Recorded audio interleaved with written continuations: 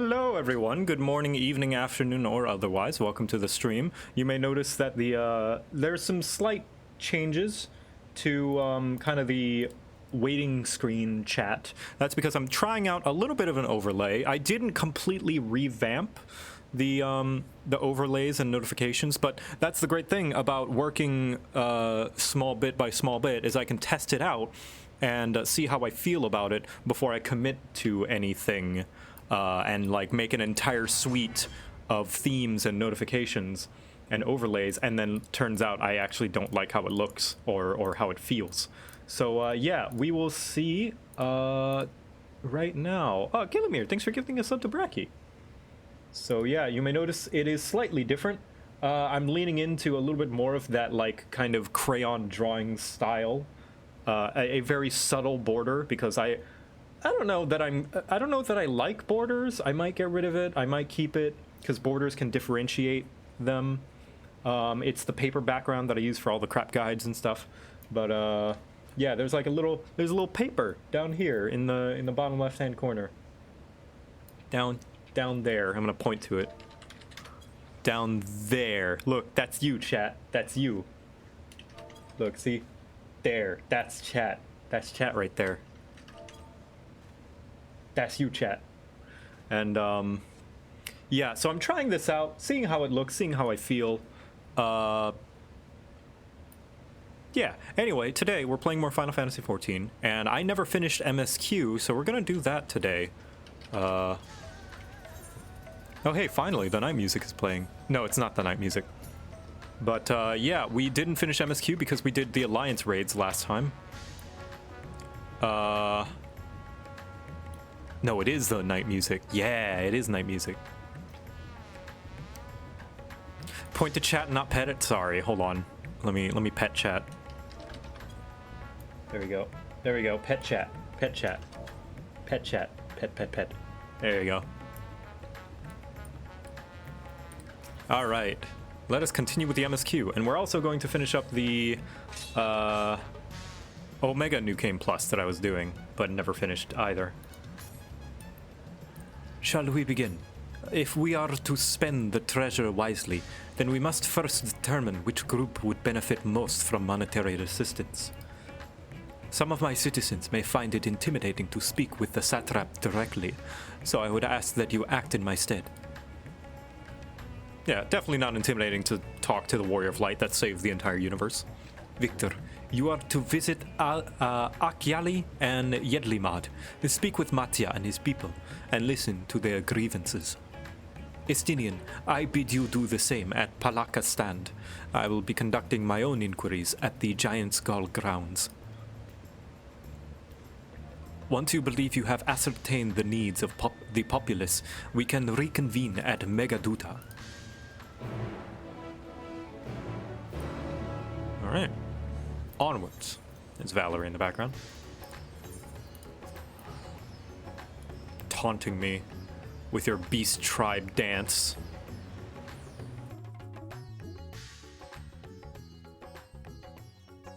But I don't know, what do you guys think of the overlay?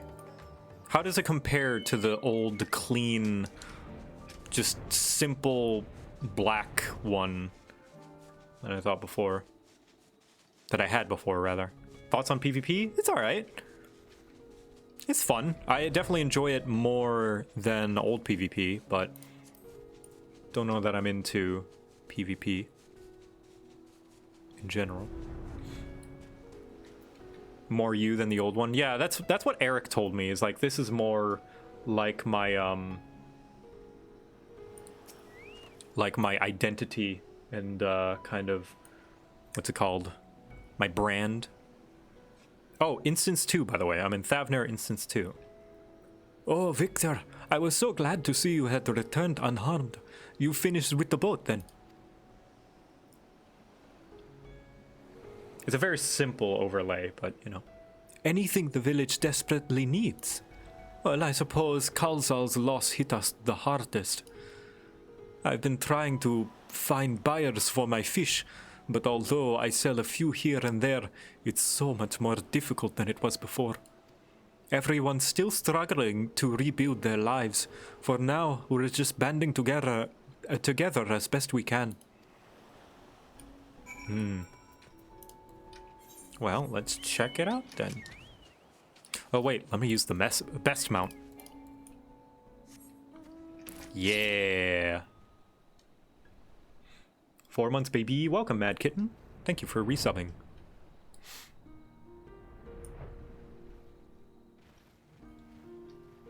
A little thick for my taste, but probably just me. Yeah, I could probably make it a little thinner. Like, you know, what is it? Let's see, paper border. Like, just bring it out just a tad. Like, there, maybe. And then center that. Center. There we go, like that, maybe. I don't know. I'll play with it.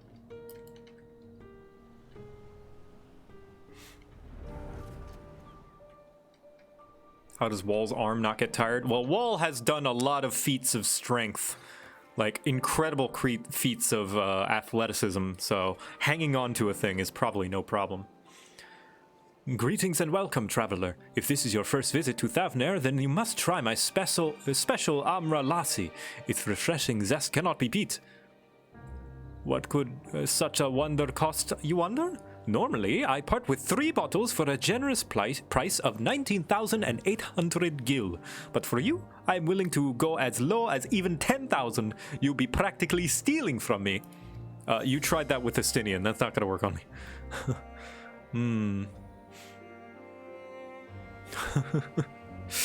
I'm not Estinian.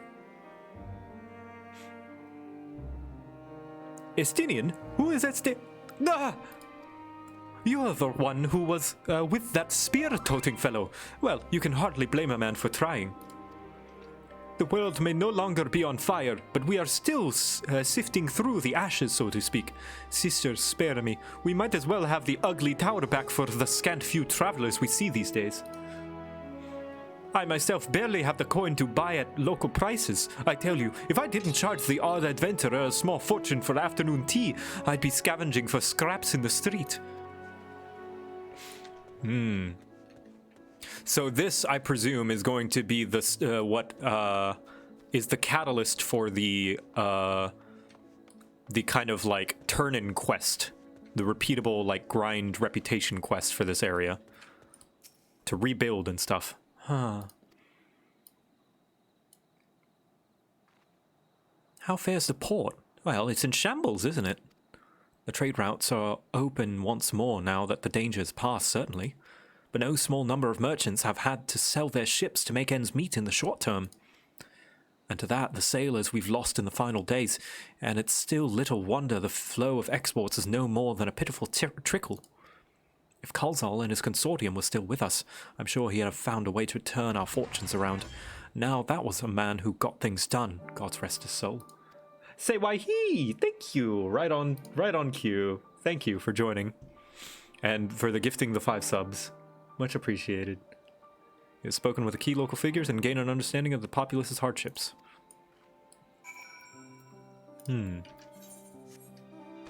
Megaduta. Back to Razatan. Why he? Hey, give the sub in the chat. Can I ask what necklace glamour that is? This is the Namazu necklace. You have to grind the Namazu Beast Tribe quests and get reputation, I think, all the way at the top. I'm pretty sure. Reputation. Stormblood. Yeah, you have to be allied, which is the max out reputation.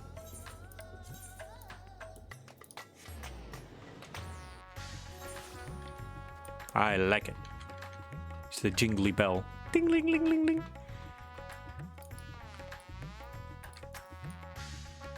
Twould seem my stint on Vritra's back did not go unnoticed. I couldn't take 2 steps before another Thavnerian was thanking me profusely for saving their home. Aw, you're a celebrity. See ya, Saywahi. Have fun with the raid. Ah, my advisor's return. I've just made it back myself.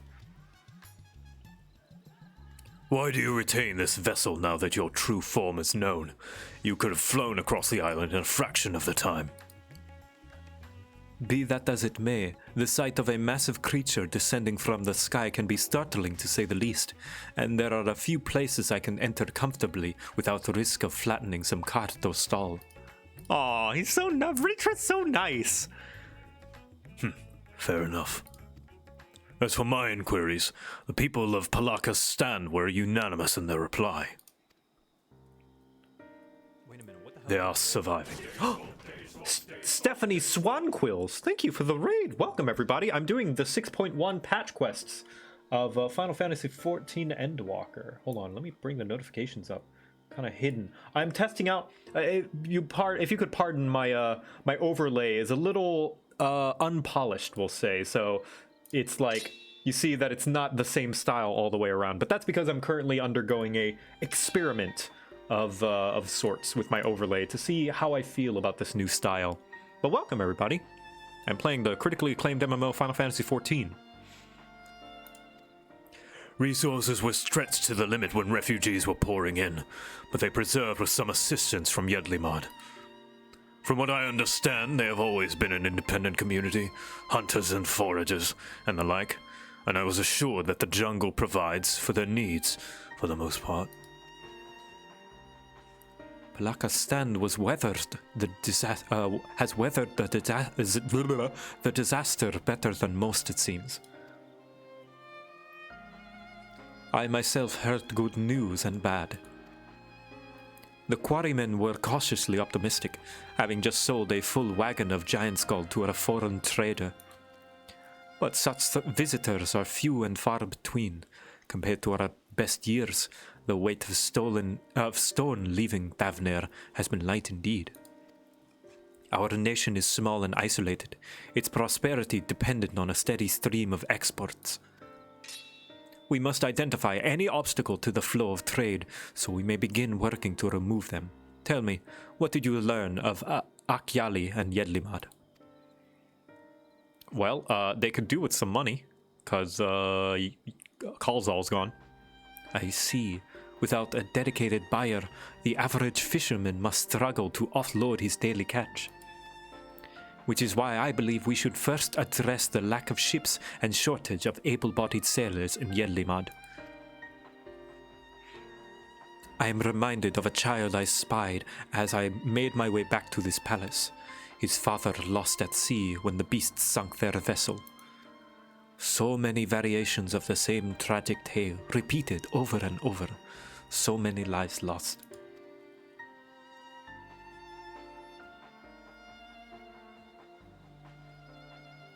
Yeah, that boy who's starving.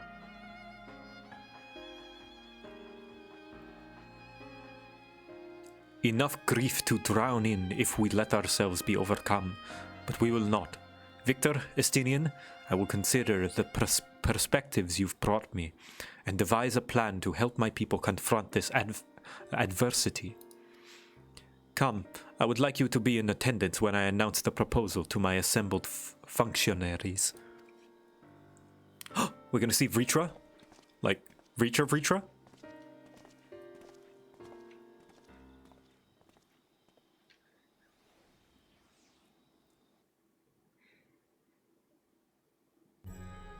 Yeah, there he is. Dragon Man. Vritra was a dragon! He was a man! I thank you for your attendance. How's the audio, by the way? I'm gonna turn it up a little bit. It looks low. The riches the Radiant Host have retrieved were hoarded in Al-Zadar's name. A fortune I set aside for a future day of need. And lo, that day hath come. May it aid our wounded city in reclaiming its vibrancy and vigor. In better times, I would leave such a task to our capable Ahawan. God's rest his soul. Finding myself bereft of his counsel in the here and now, I will assume the responsibilities of mine office directly. Firstly, the treasure shall be sold for more convenient currency. Thence, invested into the trading port of Yedlamad. Our merchants must have their operations restored, their ships rebuilt. Commerce must flow once more. None were spared the tragedy of the final days. Of this, I am well aware. But an absence was created by the loss of Khalsal's consortium. And by filling it, we provide new means for our fishermen, our artisans, and others to bring their wares to distant markets.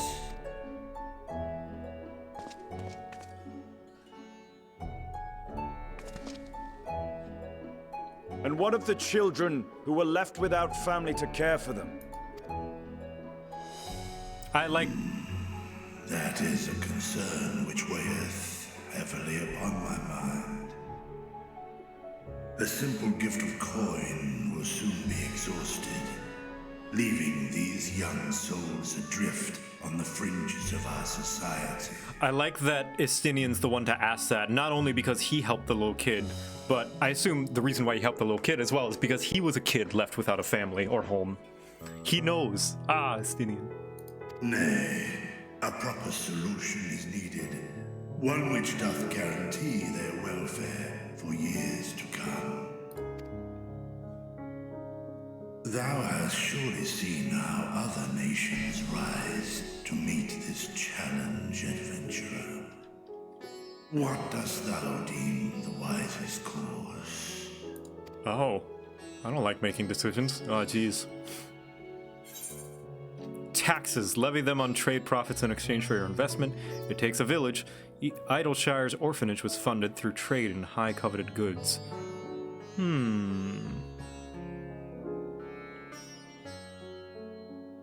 I like that one. Tax the children. Of course. We can draw on trading profits to build a new institution. Let us put this idea into practice. A contract shall be written, requiring all who receive of Alphascape's treasure to commit a portion of their future earnings towards the running of an orphanage. Oh. You had to do deliveries for that option? I don't know what deliveries I did for Idleshire. Huh.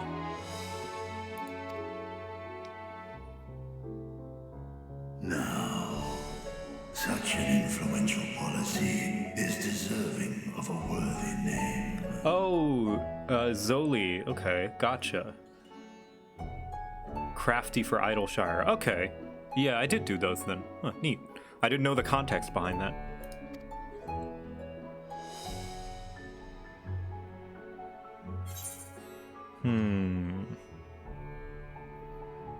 Something with Khalsal seems appropriate. Khalsal's cadaver. A fitting candidate.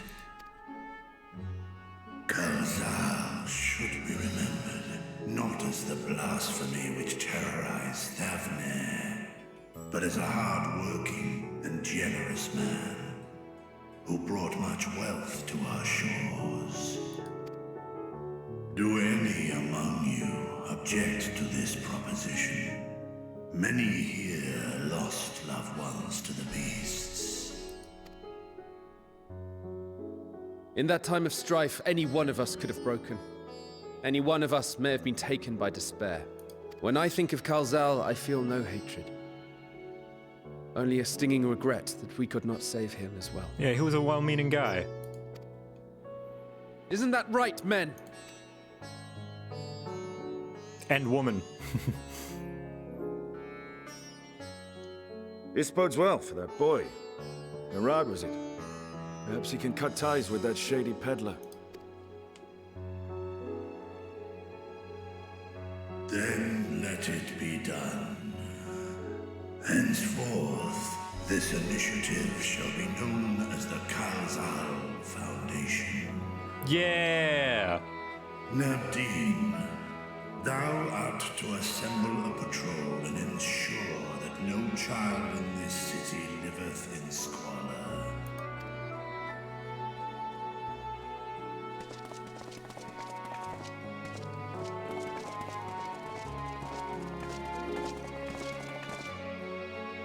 Clerks, see to the management of our funds and make haste. Our citizens must not suffer a day more than is necessary. Based Vritra.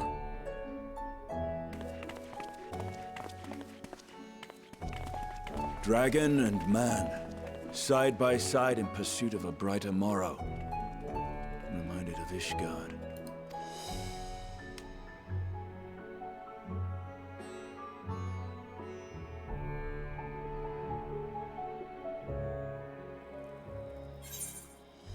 Let's see. I want pancakes. I'm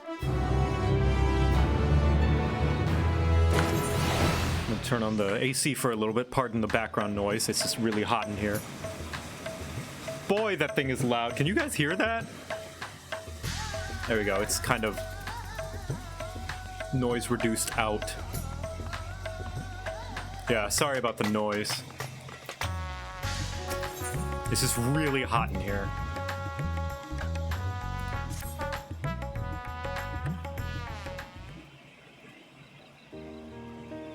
Thank you for putting forth Khalsal's name. Those whose lives he enriched will take comfort in seeing his legacy honored. You will forgive me for not speaking sooner, but I bear a message from Archon Y'shtola. She asked me you to meet her at the High Crucible at your earliest convenience. Oh god, she's gonna talk to me about that sass I gave her, isn't she? Understood. Thank you. Y'shtola must have finished her study of the Void Gate. Shall we hear what she has to say then? I will go with you.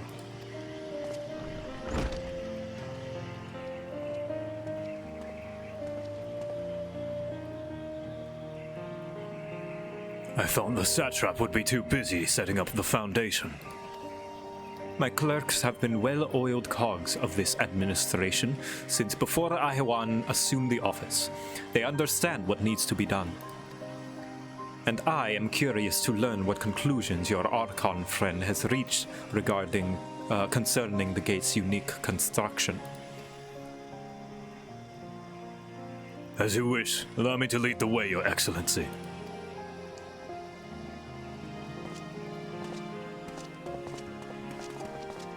Yeah, it's in the VODs.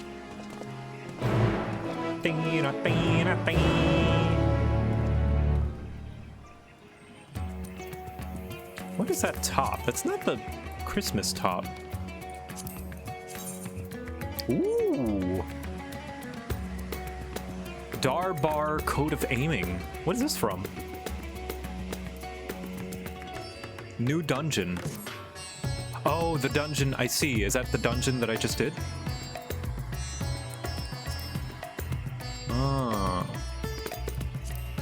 So that's aiming.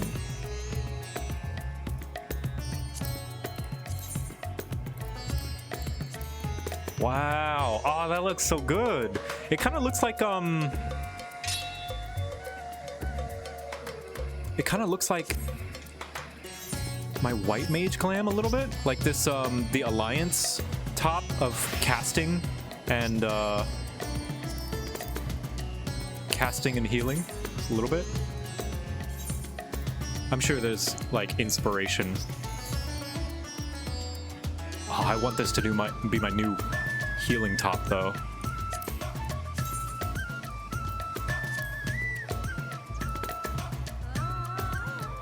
God, it looks so good.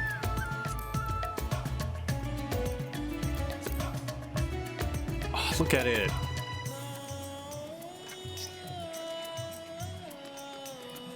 Sweet. Okay. All right, running around Radzatan.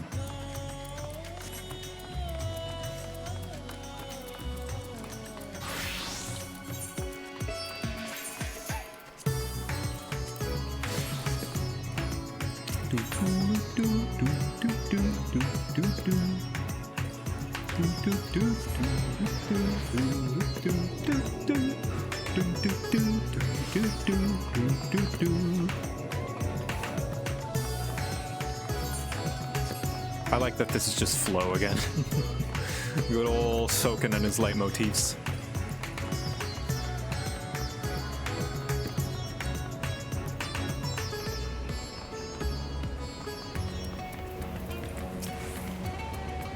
Shall we hear what your scholarly comrade has to say?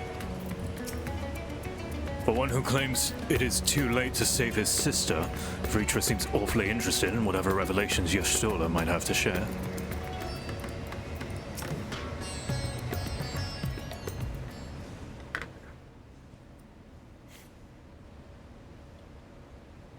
Right, here we all are. You discovered something new. I took a closer look at that device.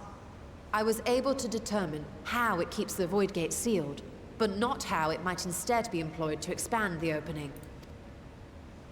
For that, I would need to reference the technique developed by Vritra's alchemists, no records of which appear to have survived Hold the on. intervening years. I'm gonna go turn on the house air rather than just this one AC, because it is like, it's gotta be throughout the house.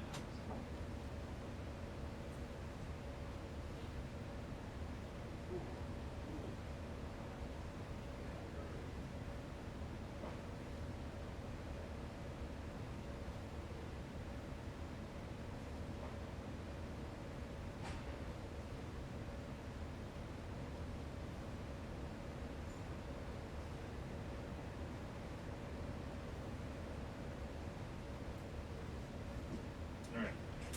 Turned on the air, and I also got some snacks. Got some Skittles. I'm gonna munch on them while this cutscene goes.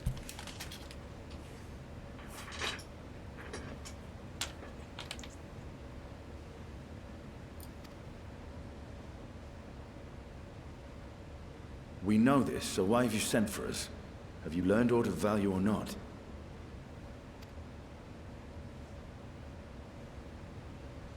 Patience, good sir. One must introduce the subject before launching into specifics. From what we understand, travel between worlds is accomplished by passing through the nebulous rift which exists between them. Picture, if you will, the moment you were called to the first.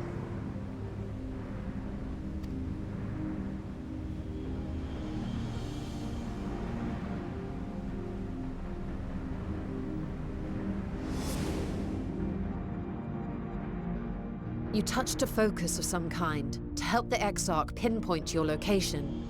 His summoning spell then channeled the energies of the Crystal Tower to begin your journey to his world. Yes, we got a Ironworks piece from the future. This is not the Ironworks that we know.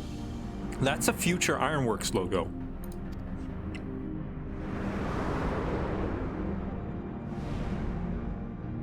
The magics tore a hole in the wall separating source and shard, and cast you into the intervening nothingness. In that place, the laws of nature hold no sway.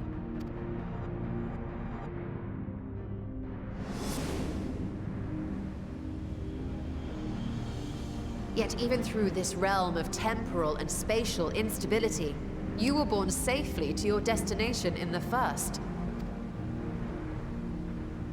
The feat that guided you across such an unimaginable distance, both physical and metaphorical, was nothing short of a miracle.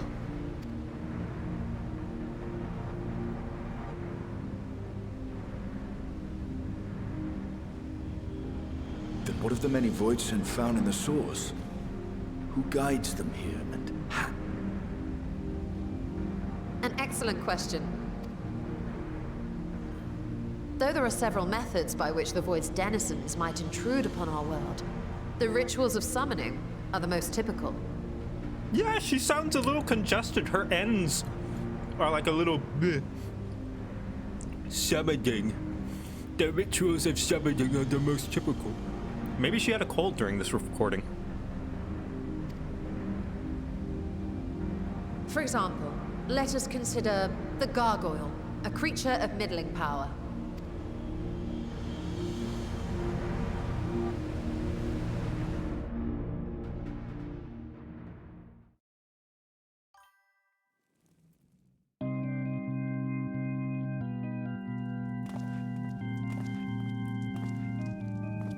Oh, it's the Lambs of Dalamud or whatever.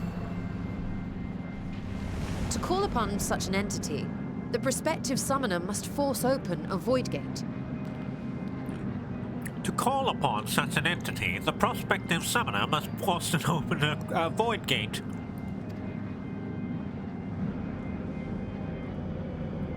The portal lasts but a moment and is relatively small, allowing only an imp or other lesser beings to squeeze through with their physical body intact. Radiant Soul, no! I'm eating Skittles right now. Hey, hello. Hi.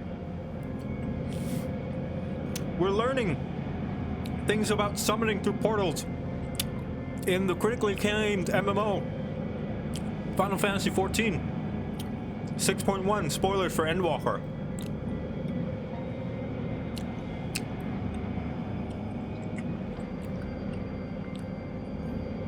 We're thinking with portals and how they work.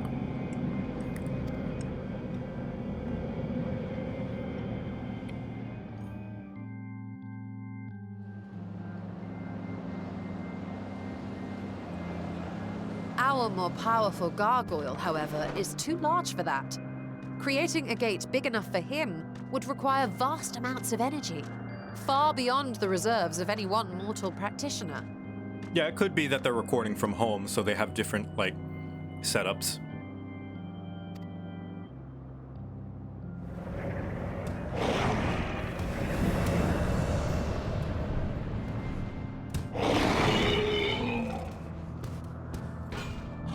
Instead, 'tis far more common to bring over only the entity's soul. We had a taste of that ourselves when a certain exarch dragged us to the first. Right, because summoning the soul over is easy since it's not physical.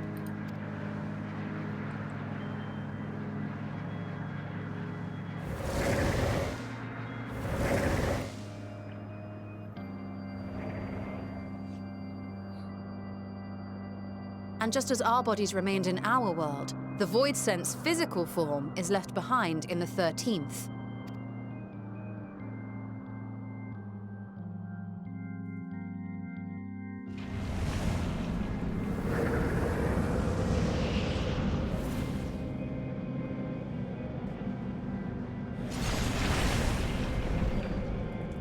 Once at its destination, the summoned soul is granted a temporary shell to inhabit. In the gargoyle's case, a stone effigy has proven a suitable vessel. Just like the porksy that Alize made. She had to make the body out of clay.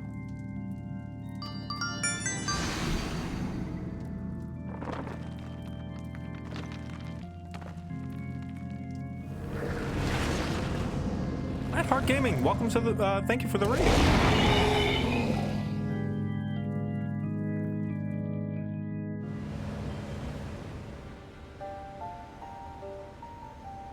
Wait. You said that Voidsent must be called here deliberately by someone in the source, reeled in like a fisherman with his catch. Exactly. For a being to navigate the chaos of the rift, with or without form, there must needs be a guiding agent on the other side.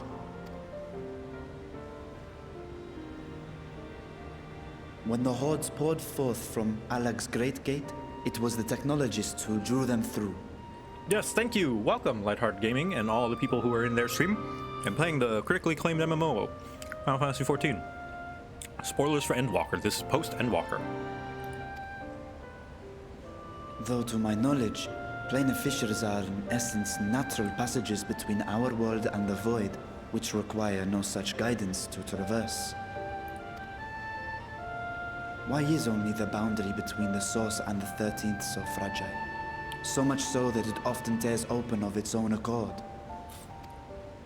I believe solving that mystery is key to understanding travel between the source and its reflections. Yeah, the science How didn't do you need intend clay. to get your answers? I assume that's what Y'shtola is trying to figure out. Then again, also, their bodies were deteriorating while they were in the first without bodies.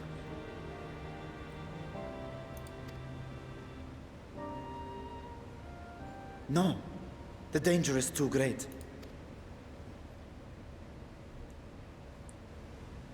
Perhaps. But what some call danger, others think of as adventure. Oh, so you're not mad? Were you not listening to my tale? Never mind that the means to expand the gate has been lost to the ages. Even could you force the portal wide enough, you would be greeted by an army of murderous horrors the very instant you step through. Hey, that's what I signed up for. I assure you I was most attentive. And I agree that to go alone would be certain death. What is it? What is it that Momodi said? If you had two doors, one of them said untold riches and the other one said certain death, adventurers would have a hard time picking, right? But if I were to bring along one who has already braved the 13th and humbled the cloud of darkness, well, I imagine my chances would be much improved. Hell yeah, I beat the cloud of darkness. I'll kick her ass again.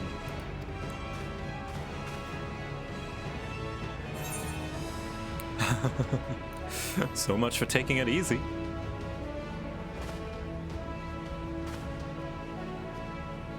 Since when were you one for the quiet life? When the firmament happened.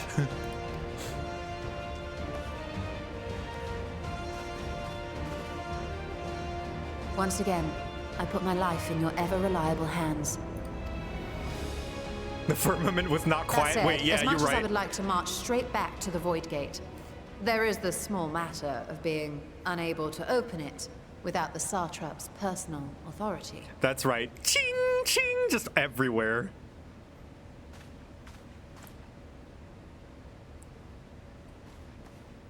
As I've said before, I will grant you and yours any boon you choose to name, provided it does not endanger my people.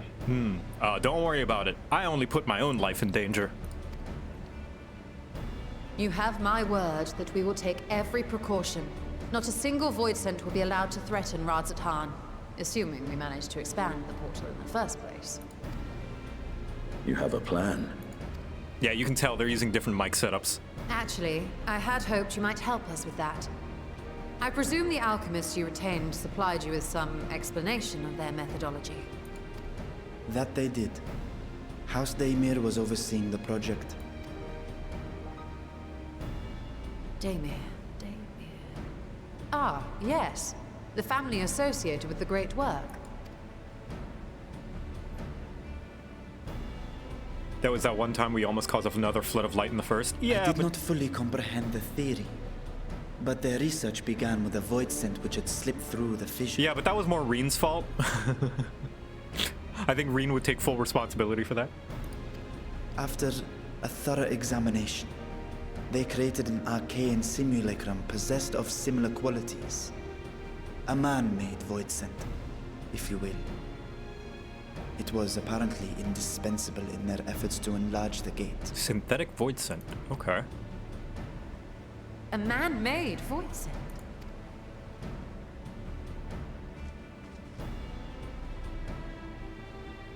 Yes. Being great admirers of the Archons, House Daymir submitted detailed notes to Charlene's official committee. They expected praise and accolades for their simulacrum, and were thus devastated to be informed that their work had been classified as prohibited material. Assuming this is carpet underneath us, he would not be echoing this much. And how much, like, jagged edges and stuff are around. His voice would be very muffled. If that's true, then those notes might still be stored in a forbidden archive somewhere. Not Google, of course, since that library had yet to be built. Which leaves us with... Wait, don't tell me. We are in a big echoing chamber? Maybe. Let's see. Not Google Library. Charlian? Not Google, of course. Forbidden Archives in Charlian.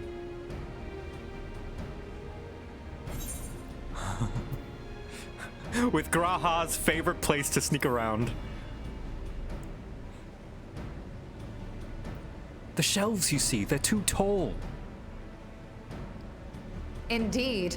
Numenon's restricted stacks may very well hold a copy. In which case, I say we head directly to Charlian. I mean, there's tile behind us, but what we're standing on right now, I assume is carpet, but maybe not. I could be wrong. The texture looks a little funky. Maybe it is tile. If it's tile, then yeah, it would be very echoey.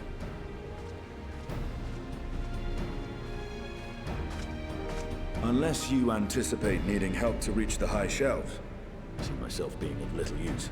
Go on ahead. I still need to find Mirad and tell him about the Khalsal Foundation. Maybe I could I sit on your shoulders? Give me a piggyback ride. Yeah, sorry, rug, not carpet. Oh, same material. Let us be on our way as well.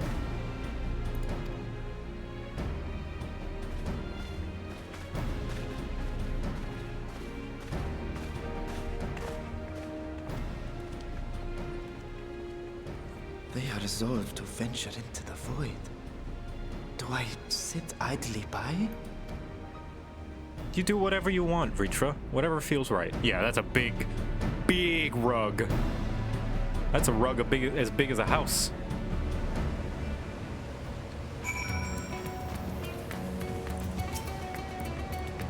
Dots. All right, to Charlian. Wait, Charlian is my home point. There we go. Hold on, before I do. Voice, let's bump voice up and then bump the game down. There we go.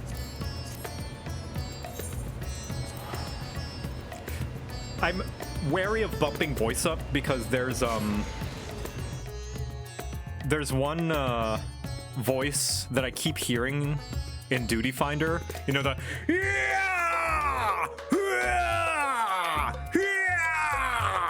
just like all the time.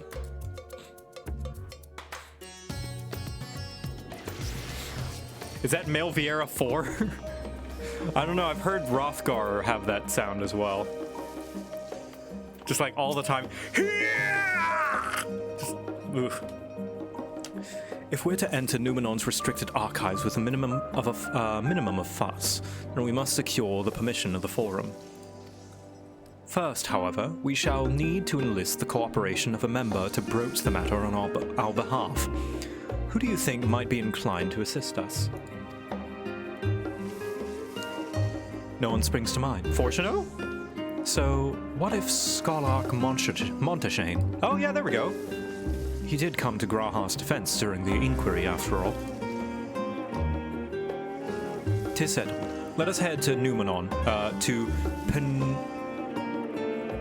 Phenomenon, and see if he's willing to help us once more. Yasala follow! So here's a new thing that new players will have it really good is you can see all the talking points on the map now. They're marked. That was not available when Endwalker first came out. Man, the quality of life that's been added to this game really makes the new player experience a whole lot better. They get a better Praetorium, they get a better ARR, they get better Castrum, they get better Ultima weapon. The one thing that is worse is they don't get better, what's it called? Camp Westwind. So, Cape Westwind, sorry. They get worse Cape Westwind, which I am not mad about. Suck it, new players. You'll never experience the true Cape Westwind.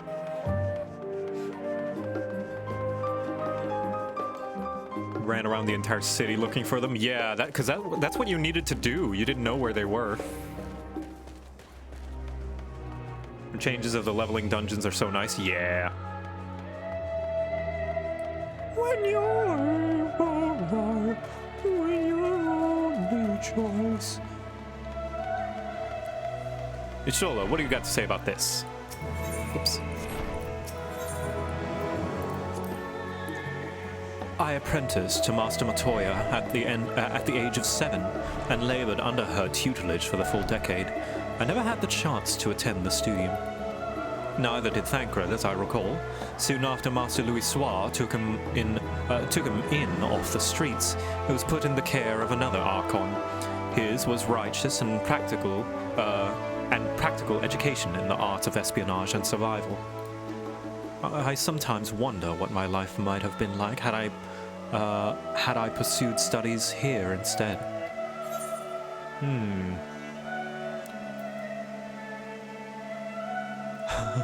Should I wonder as well?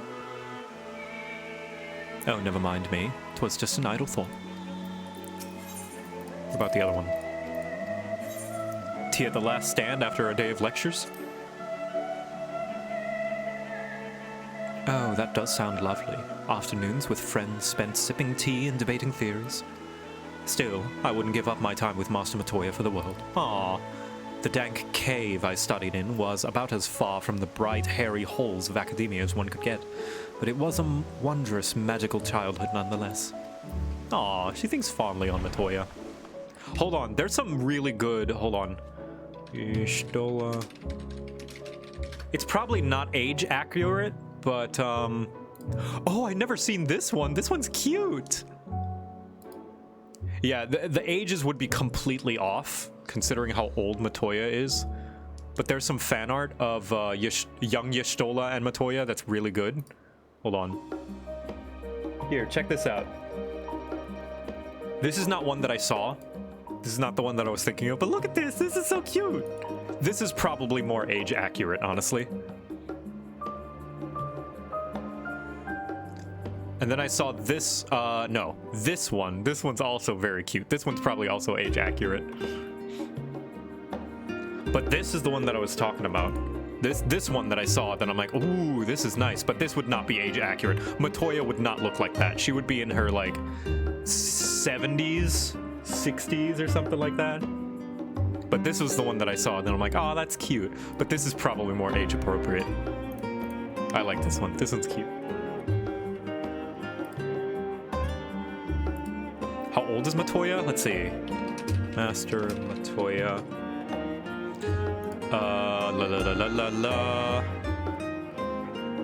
Race, hair color. I'm gonna look up age. Due to her advanced age, she has short stature. It doesn't say. Age is unknown, and woe betide any who ask. Yeah.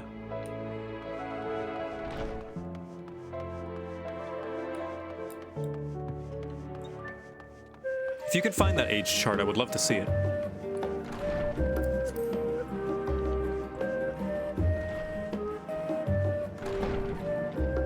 Hey, lecture time! Sitting in, getting lectured.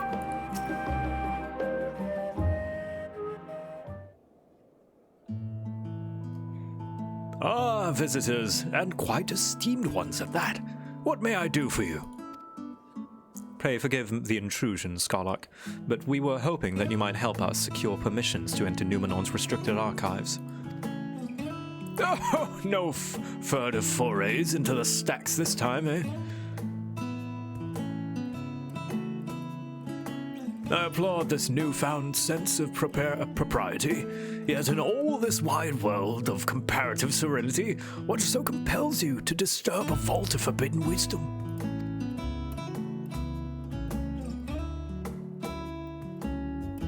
So we want to go to the Void. You know, the 13th reflection?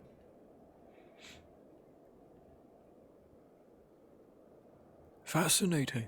I had no idea such a technique existed. I would have been surprised if you had. If my assumptions are correct, the research left behind by House Demir has lain dormant in Sharlayan's archives for many centuries. And if you unearth this research, what then? Surely you don't intend to cross over into the Void? That is, in fact, precisely what we intend.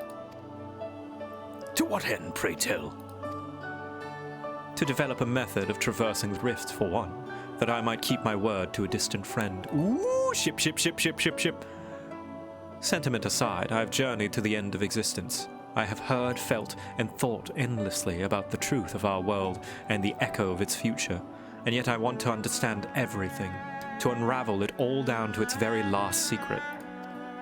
What scholar worthy of the name wouldn't force open a void gate or two if a grand revelation was the promised reward?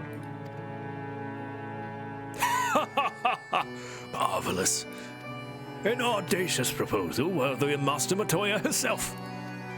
And after hearing the whys and wherefores, I for one do not believe you would use the knowledge for ill. I see no reason not to present you your request for the forum's consideration. Oh, thanks, Grandpa. You ever think about becoming a voice actor? All the time. I've never been given the opportunity. Aside from stream, I guess. Although your petitions would be better received if you also had the support of another, well-placed acquaintance.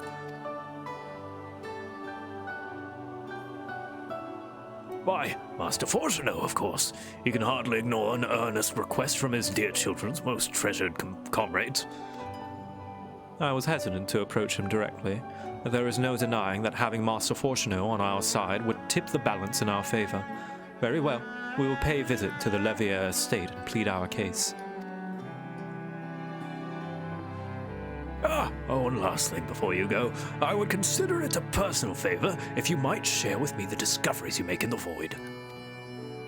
My appetite for knowledge is every bit as insatiable as yours, I'd wager. So, if you could see your way to indulge an old man's curiosity. Of course, Skolak. We will be sure to pass on any revelations. If you're going to hell, could you bring me back some milk and cigarettes? The forum can be cantankerous beasts. One needs a persuasive voice to get it moving in the desired direction.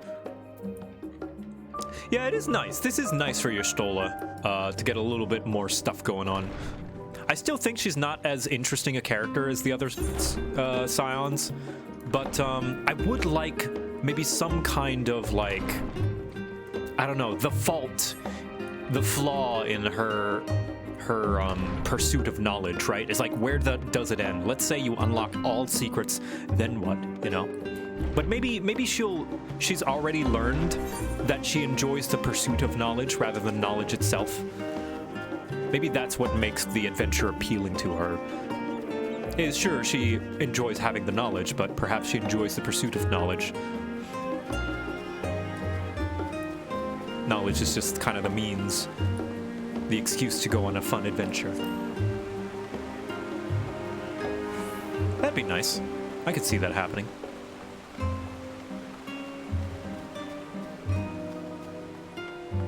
Wasn't that the whole thing with Ultima Thule and her? Kind of, yeah, when she was talking to the other creatures, and the Aya? The Ia, I think they're called. They were like, you know, the heat death of the universe and blah, blah, blah. That is the true end of all things. And she's like, all right, well, anyway, I'm going to pursue knowledge anyway, even if there is no reason to do so in the very end. You can use Aetherites with a follower now? Oh, okay, neat. That's good to know. EA Sports. E.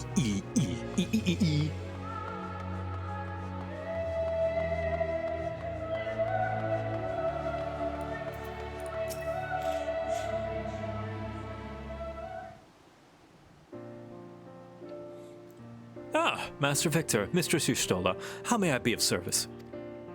We've come to speak with Master Fortuno. Is he home by any chance? Yes, the Master is in residence. I shall inform him that he has guests.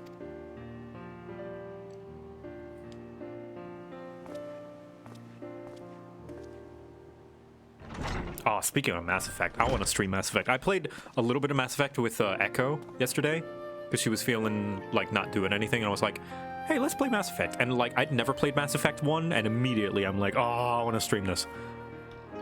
Well, a millions would invite you inside for tea. But I assume this is not a social visit. You have some matter of import to discuss. Yes, but it does involve a millions. See, then pray proceed. You have my full attention.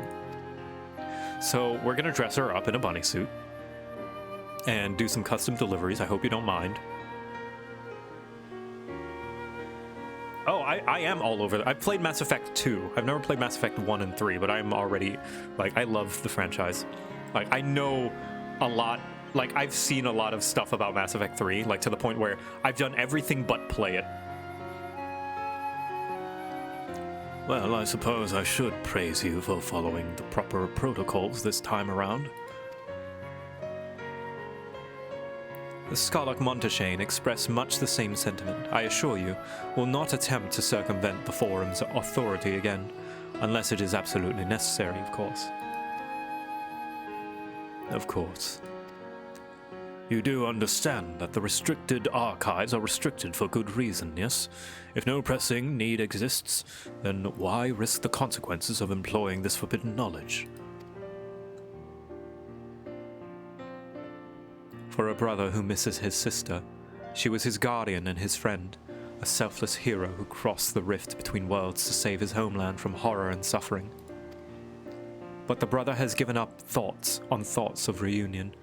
He spends his efforts elsewhere, watching over a people yet healing from the flames of the final days, loyal to his duty while betraying the longing of his heart. Wow, that is such a poetic way to put it. 'Tis no vital mission, perhaps, reuniting these siblings, but it feels a worthy cause to pursue all the same. As one who feared losing his own loved ones and spent years in research to prevent it, surely you appreciate how painful such a separation must be.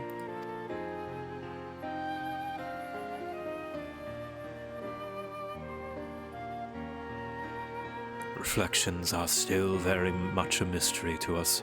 Offering to share your experience in the first would constitute a fair exchange for our cooperation.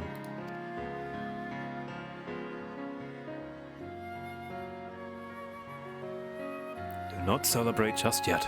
The Forum must still be convinced. I will add your request to the list of today's deliberations and deliver the decision to you at the Baldessian Annex.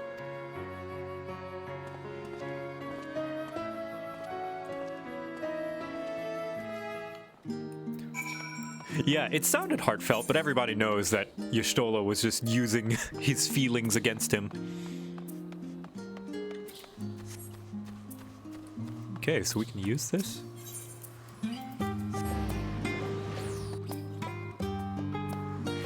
Yeah, wow, such quality of life.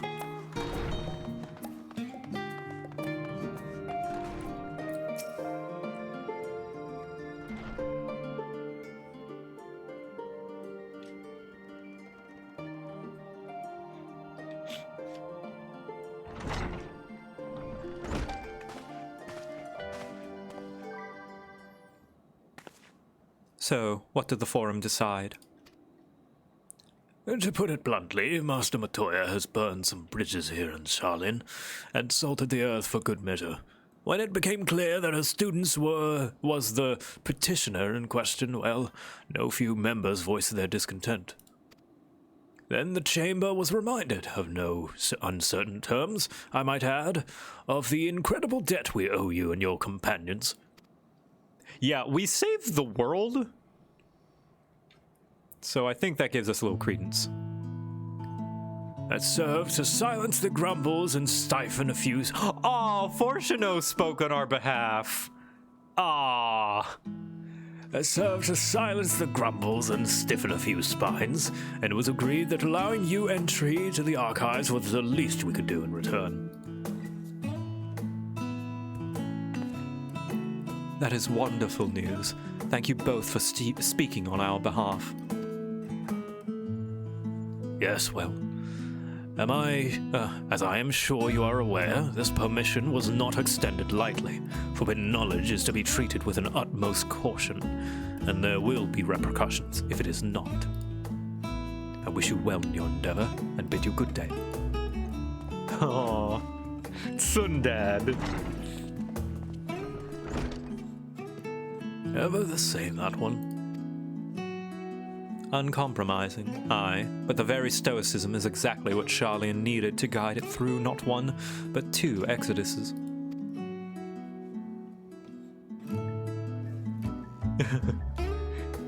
It's not like I wanted to help you get into the Forbidden Archives, Baka.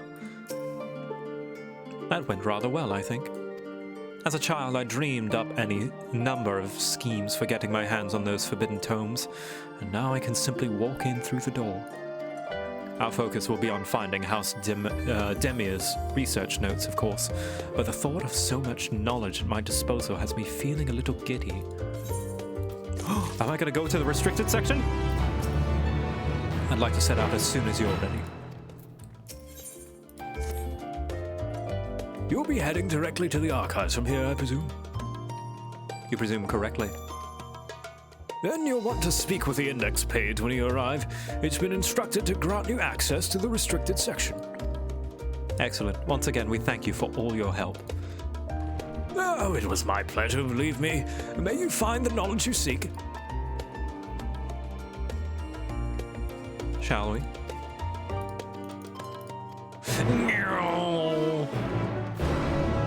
Cat boy, cat party. Cat boy, cat girl party.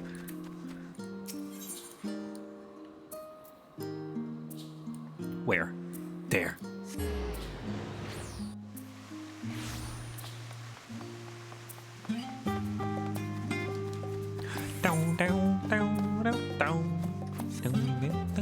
I would love for Hildebrand to stop in Charlene. He's probably a scholar himself. Imagine he's got the Archon tattoo like hidden away somewhere. We just couldn't see it before. To think the set of instructions I laughingly imagined may actually exist, but yawns away from where you found me napping. If I had known Alzadal III's exploits sooner, I could well have saved myself days of research. Even a children's book might have pointed me in the right direction. To achieve the impossible, one must needs be flexible of mind and look beyond conventional wisdom, a lesson I had already learned but clearly not taken to heart.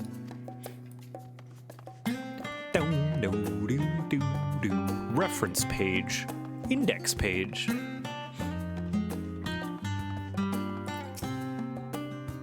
Archon Yashola and guest identified. This is like the SpongeBob mocking text. Do you wish to proceed into the restricted archives? Follow me if you would. Watch your step, and please note that the use of naked flames is discouraged. Excuse me? Ooh.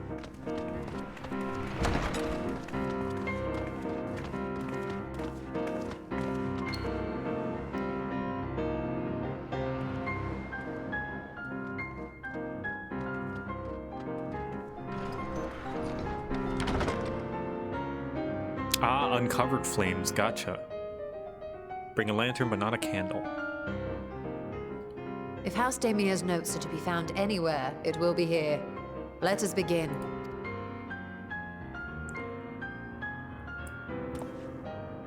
All right, Warrior of Light. In order to find forbidden knowledge, you have to grow an appreciation for freeform jazz.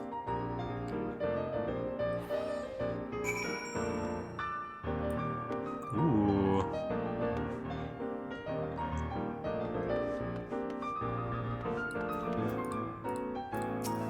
So many books I've yet to read. Yes, we are here for one specific volume. You needn't remind me. She's like, oh, she's drooling at the mouth right now. Leather-bound log.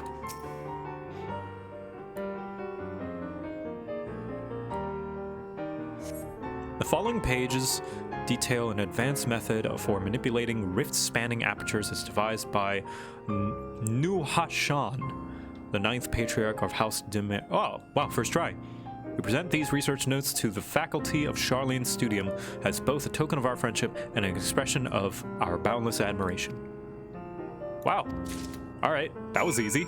Oh, but I wanted to look at all the other books. Oh, man. Fuck.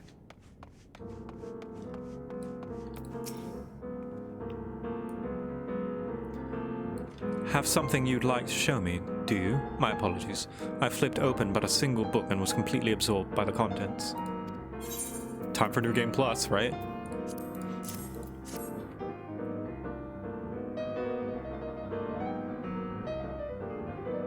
Well done, Victor. I think you may have found our prize. Shit. Is there a place I can see all the other books?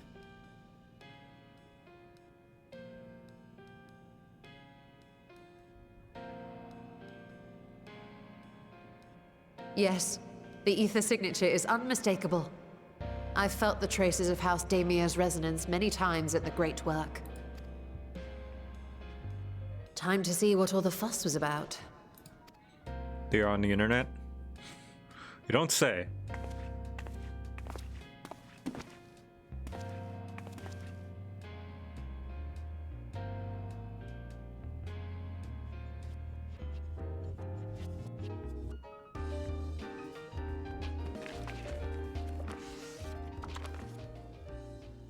Ooh. Hey, those are the things in World of Among Darkness. the ranks of the Voidsent, there exist entities with the power to call forth their brethren from beyond. The species known as atomos, however, is uniquely prodigious in this regard. From its distended maw, it can expel an endless procession of void-born creatures. A talent which sorely tested the Radiant Host in its battles against these abominations.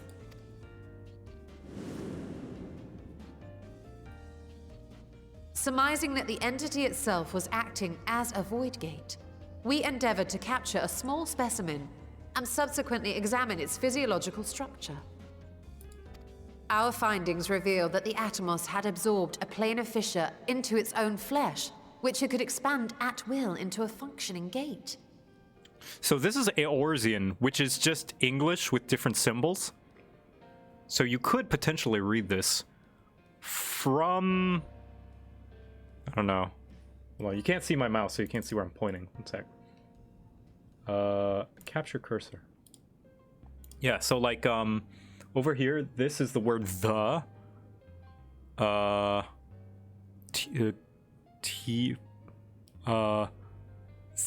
the... Oh, wait. I think she read it out. No.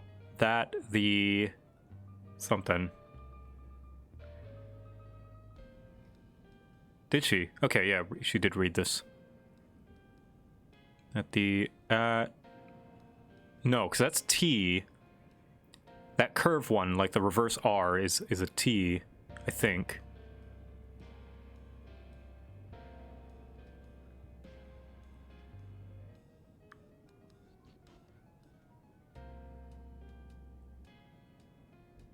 She is reading this book, I know, but I'm wondering if she read this sentence yet. Our findings, however, it is unknown. Wait, however, is unknowingly grotesque? No. In its findings.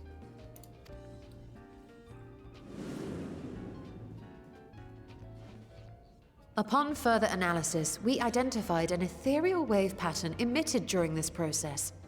A pattern we were able to emulate by passing crystal-stored ether through a specially designed prism. We proceeded to embed said prism into an arcane simulacrum, thus completing what we have dubbed our artificial atomos.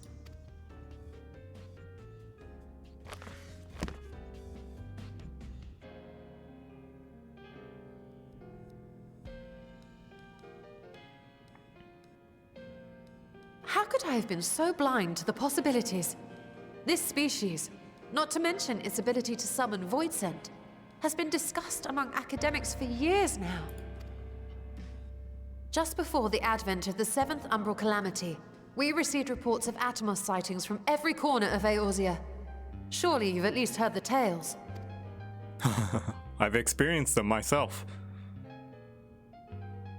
And still, House Damia went and built a mock atomos of their very own. I'm not surprised the Archons consigned their work to a restricted archive. It was no easy task, but at last we've unearthed the volume we've been searching for.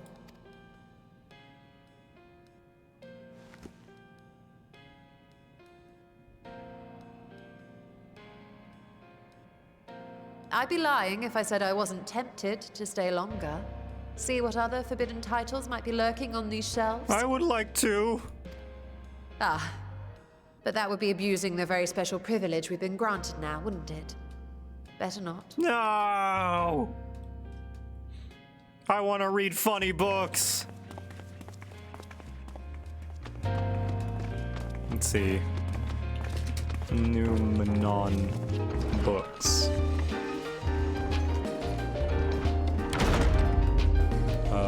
Restricted books.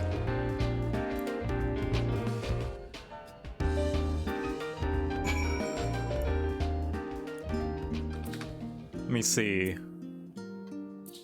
14.6.1 restricted books. I want to find... I can't find it. Is 6.1 available in New Game Plus?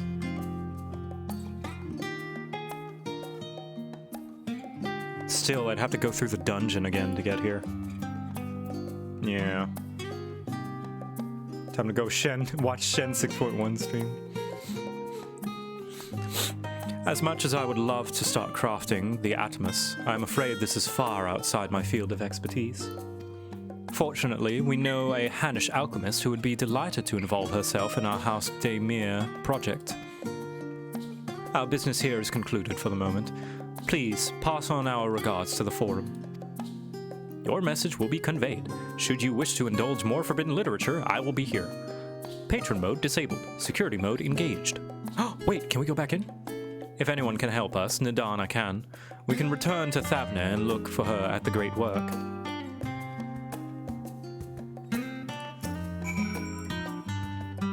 You can abandon the quest? No, you can't abandon, MSQ, unfortunately. There's no abandon button for MSQ.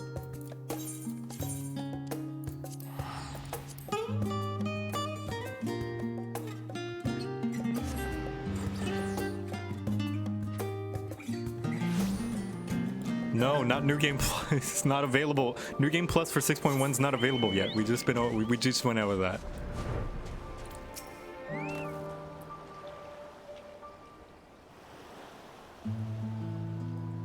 Your Stola tells me you are pursuing a most fascinating study and that you want me to be a part of it.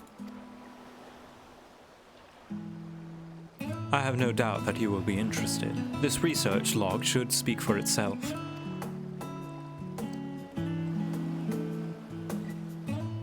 Will it now? By the sisters, this is the mark of House Daemir. I never thought... I never even knew such a work existed. Few should. It was sequestered in Numenon's restricted archives, after all. It was? But that means every word within is forbidden knowledge. A forbidden tome filled with forbidden research, and you put it right into my unsuspecting hand. I can hardly wait to read it.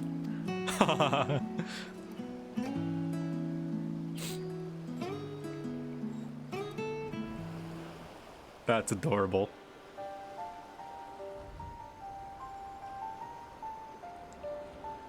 If you abandon the current quest, you will not have to do the dungeon again. You can't abandon, guys. You can't abandon MSQ. To think that Daemir were developing such marvelous techniques so long ago. How many innovations must have been lost over the centuries, I wonder. Now that you've glanced over the notes, what say you to helping us build a new mock atomos? Ah, I say yes, 1,000 times yes. Work on a Daemir project that had even the redoubtable scholars of Sharlayan trembling in their sandals. No alchemist of the great work should resist. You are a woman after my own heart. Oh, I suppose I should ask, what do you mean to do with this big-mouthed simulacrum once we've built it? We're gonna go into the 13th reflection, also known as the Void. So there's a secret void gate, and it's sealed in the ruins at the bottom of the bounty. Today is a day of revelations indeed. If the purpose of a man-made atomos is to expand this hidden portal, then I will need to see it for myself, I think. Manipulating rifts spanning apertures is not the sort of thing you want to attempt without first taking into account every single factor. Then by all means, accompany us to the vault. I plan to lead us back there shortly, once we've finished gathering the components I require.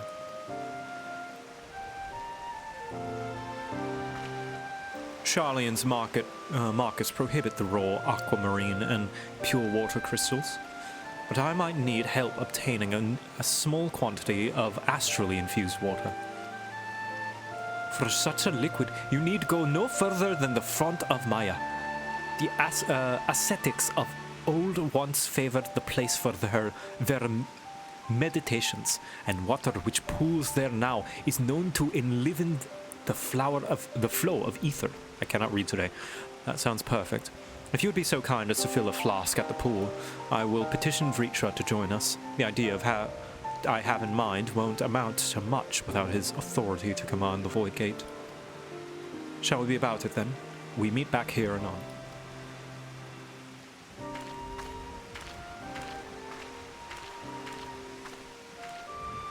Put chat in emote mode for the next part? Alright, I will do so. Once I go collect the water. To the water! Also, thank you for the umbrella. Also, I'm in instance 1 of Thavner. I didn't say. My apologies. Found a video about the books. Are you able to link it? I think you should be able to link, right? Try linking it. I think I might have links disabled.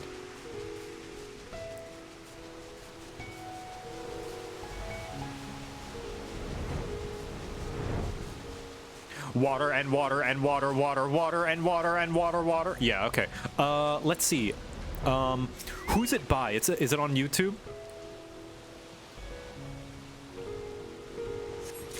Hey, remember this water where that lady died and almost her baby died too?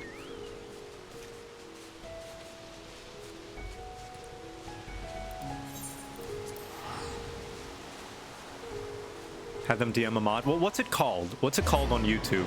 I can look it up on YouTube. PC restricted reading. Okay. All right. We will look. There we are. All right, I'm gonna mute this game. All right, and I'm gonna end this. This is, thank you to, Ardonis Rydell. Thank you for reading all the books for us. Thank you. Let's see.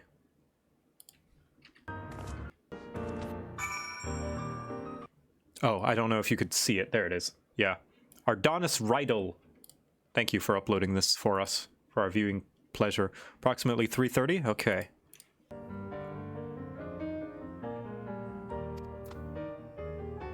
Okay, I'm gonna mute this one actually and put on some music.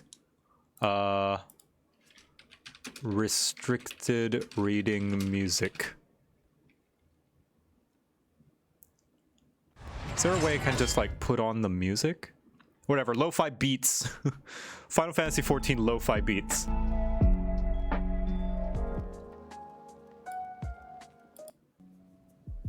There we go. Look, it's Y'shtola.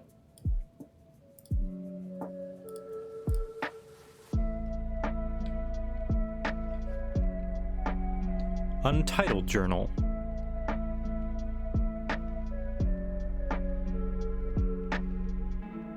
Today, in a world not my own, I met the most beautiful void-born creature. She was so unlike her ravenous brethren. Eyes blazing not with hunger, but trembling like a candle's flame, threatening to flicker out at any moment.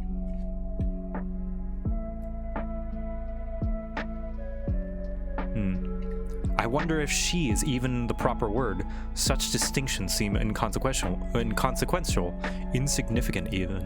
Hold on, let me see if I can like speed this up. All that matters is that the love I feel for this exquisite transcendent being. Though you are tempted to read more, this does not seem to be the volume you are seeking. Ooh, we're gonna get some, like, succubus smut. Here, let's put it on, like, 1.75. In the year 1564 of the 6th astral era, the Amalja summoned Ifrit, their patron god, accounts describing the being as a gigantic lizard-like being with a potent command of fire-aspected magics. If we consider that primal summoning is an act fueled by faith and prayer, it is unsurprising, if not expected, that the resulting deform entity should... A deiform entity should manifest the appearance and powers with which it is attributed by its worshippers.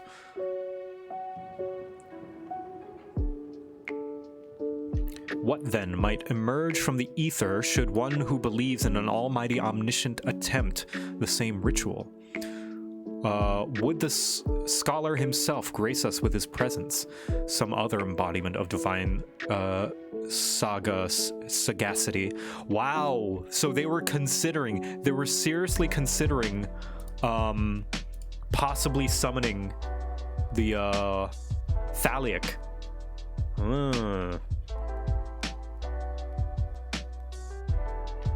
Could this man-made god truly be all-knowing? And if it were, whence would such knowledge arise? That's true. That's a good question. If they are given the powers of whatever they are believed to have, like,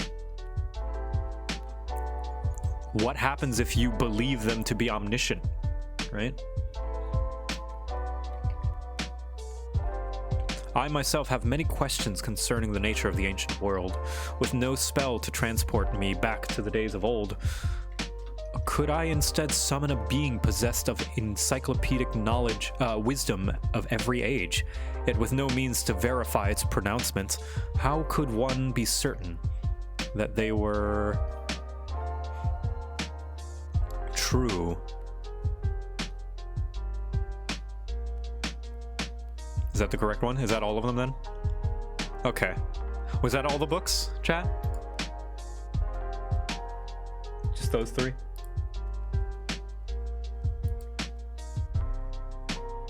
This forbidden knowledge. Yeah, so like they wouldn't want to put that idea into anybody's head. That's all of them? Okay, awesome. Thank you, chat. Thank you. Thank you, Farlang, for helping with that. Much appreciated.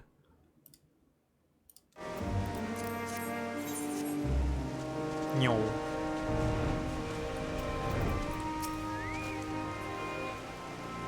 Do you have that flask for me?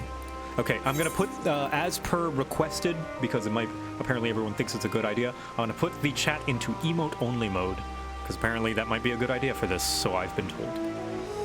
Alright. A flask filled with astrally infused water souped from a strangely specific point in the depths of the font of Maya. You know, that place where that baby almost died. Yes, this should suffice. Thank you, Victor. Oh no, piety, sure.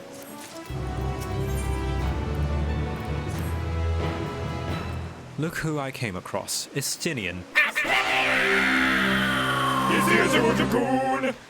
Seemed in need of diversion, and we, in turn, may have need of his lance.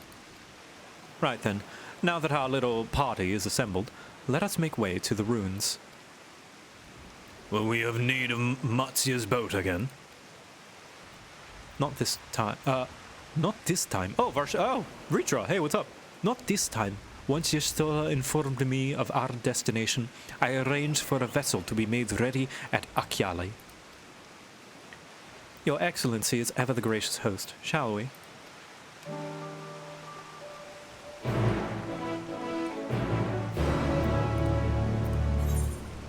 All right then, onwards. Hey guys.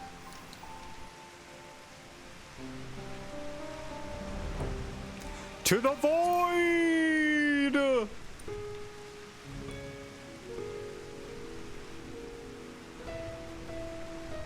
Oh, one thing that was a fun thing to think about was Emmett Selk. So Emmett Selk mentioned that he was like, you should see what else your world has to offer. I certainly did. So he traveled the world and maybe even all the reflections to see what they had to offer, right? To see if it was worth, because that was his whole deal. That was his whole speech about how he wanted to see what this new world had to offer and what this new sundered place had to offer, and if it was worth letting exist at the cost of all of his friends and all the ancients being disappeared and sundered, right? And the reason that he did that was partially for that, but also because he was inspired by Azim. Basically, Emmett Selk did Azim's job as a way to pay tribute to them, to kind of remember them by doing the thing that Azim would have done. I know! Oh, I love Emmett so much. Onto the boat, if you please. We can chat on the way there. 'Tis likely not needed when with Varshan along, but I held onto the map against the chance we might return to the ruins. The ship is yours to command. Our thanks. We set sail at once. Oh, this is so exciting. Al-Zadal's legacy. To see the truth of legend with mine own eyes. All aboard for the treasure vault.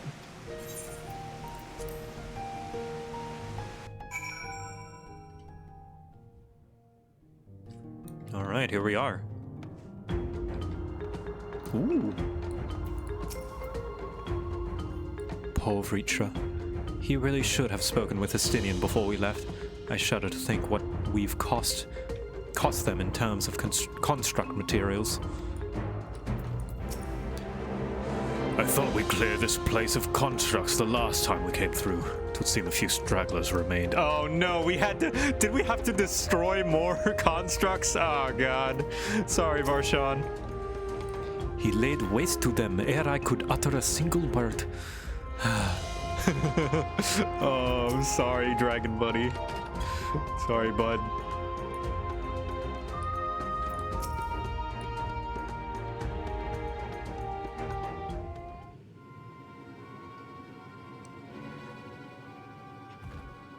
The ruins alone were impressive enough, but I never dreamed such a treasure lay hidden in the depths of the bounty.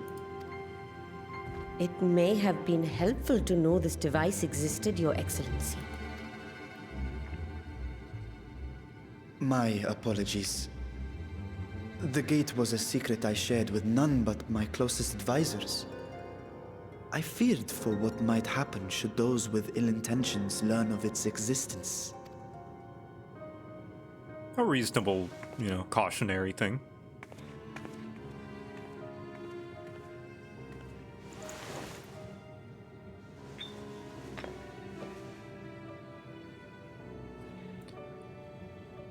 What is it you're doing now?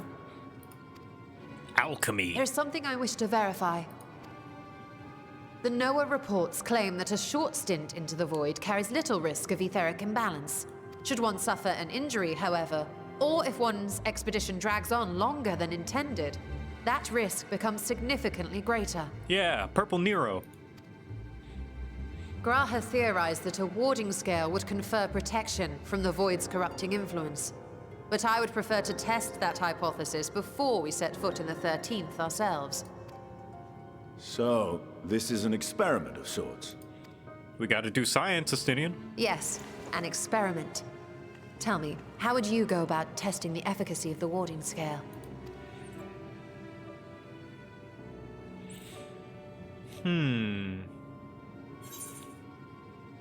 Might as well go myself.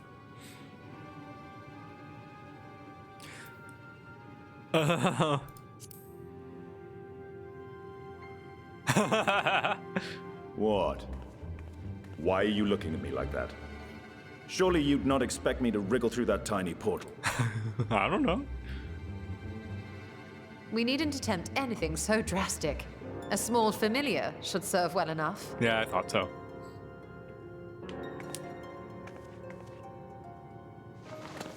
Now, a lowly imp can navigate a fissure, no matter how narrow. Which means an arcane entity of similar stature should be able to manage the same. Frog. I hadn't wanted it to come to this, but no other familiars will do, I'm afraid.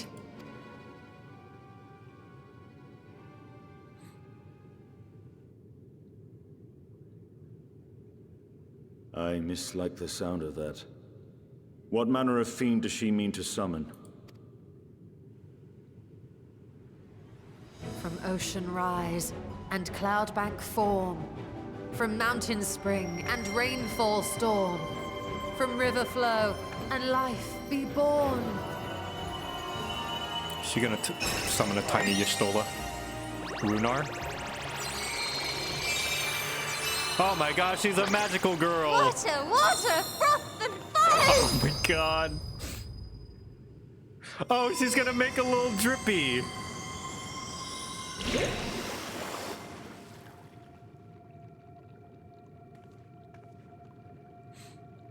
Ready your arms. I fear she's been possessed. No, that's just how she come conjured now. this. That was adorable. That's how she conjured the spell when she was little, so she had to do it the exact same.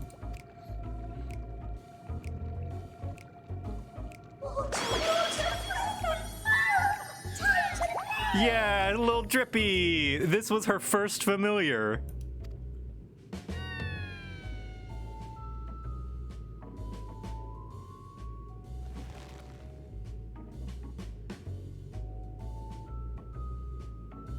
Aw, she's embarrassed. Though not my first choice.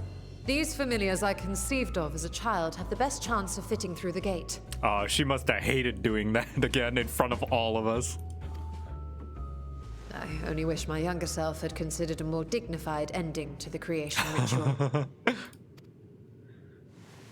I think it was great. In any case, these two should serve as well. This one will bear a warding scale.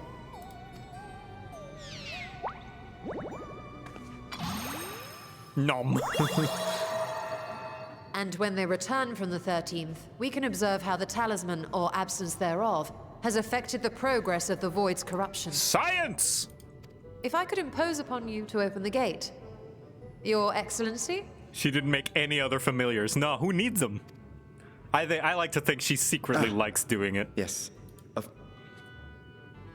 We should also be wary of void scent slipping through while we conduct our experiment. Estinian, you are to keep Nidana safe from harm. And all your hard front, your cold shoulder, really deep down, you're just a silly nerd weeaboo girl. As you say. I'm starting to like you, Y'shtola. You had best be on your guard as well. Wrath and foam!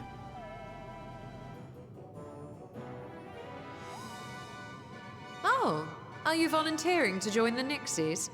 I could shrink you down, you know. Don't threaten me with a good time.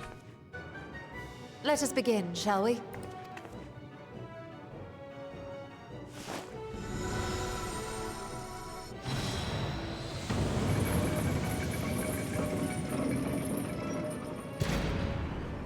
Nixies, into the void.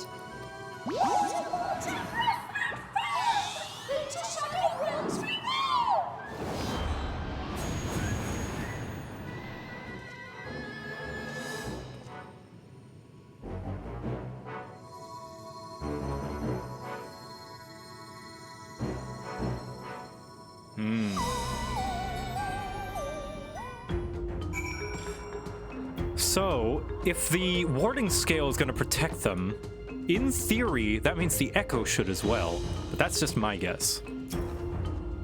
I struggle to picture Y'shtola as a little girl. Easy to believe she sprang fully formed from one of Master Matoya's cauldrons. Y'shtola, do you ever remember being a kid? No. We need to wait for a time to ensure a meaningful result. Be patient and keep watch for any intruders.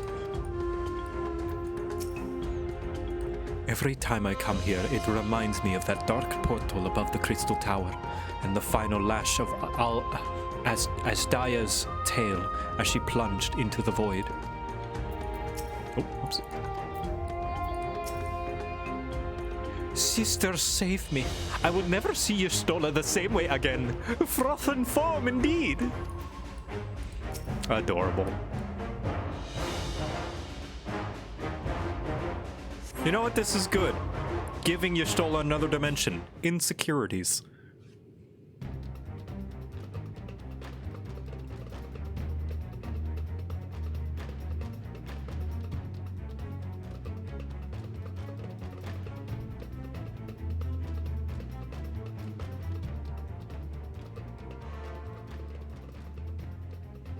I think we've waited long enough. New draw Pixies, animation. return to my side. Watch the other one come out and be like, oh god. Actually, though.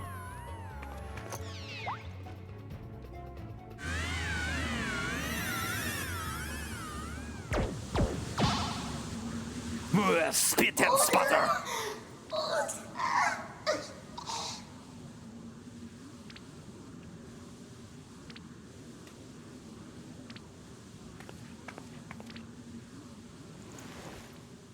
Thank you, little one. You did well. Oh, the poor thing. Its essence has been irrevocably warped.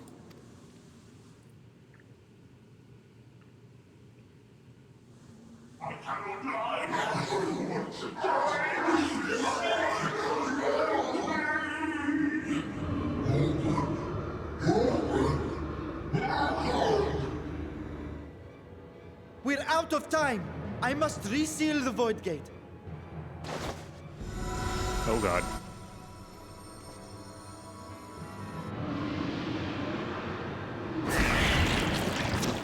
They're coming through!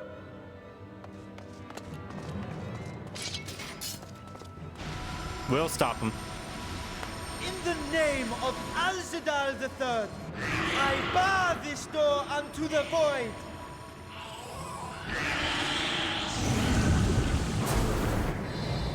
Yeah! MVP Vritra. Fuck yeah. No wonder that's dangerous.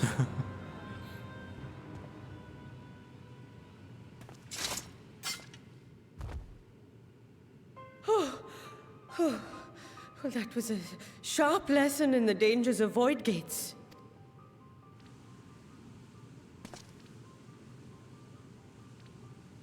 Oh, rip that drippy. And what of our experiment? I'd say the results speak for themselves.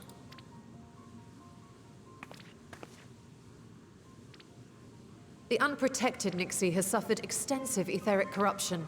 As Nidana observed, it's well on its way to becoming a void scent. The one merged with the talisman, however, appears unaffected. I sense no changes to its equilibrium. Rest now, little ones.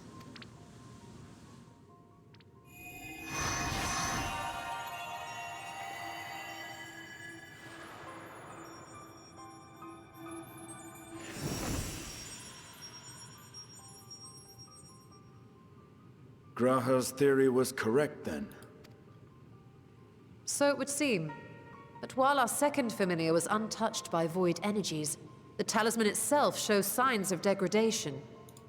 It was, of course, originally designed to shield the soul from primal tempering. It stands to reason that etheric corruption of a different sort would affect it differently. We may need to modify the warding scale's design to account for the 13th's uniquely unstable ether. You've said much of the Void's instability, but my imagination fails me. What manner of place is this broken world? Ah, my apologies. I forget that not all of us spend our days sequestered in dusty archives. Yeah, you know what? Asinian, you can join me in Alliance Duty Roulette. We'll get World of Darkness, no doubt. The 13th is a reflection of the source that was drowned in a flood of darkness.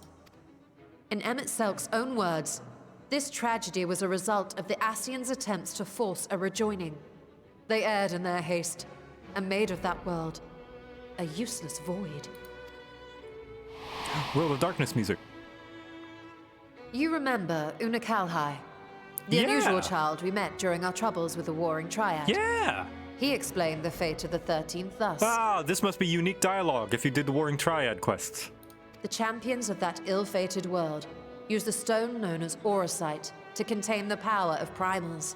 But those self-same heroes were gradually corrupted by the Auracite's bleeding energies, transforming into fiends with an endless hunger for ether. By the time anyone thought to oppose them, Light's strength had grown too feeble, and the balance of the 13th tipped into eternal darkness. Yeah, what happens in one reflection affects the other.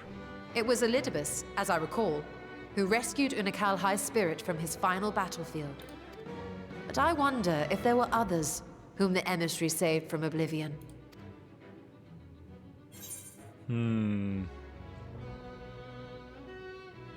Yes, Ardbert's companion, the elven swordswoman. She's from the World of Darkness.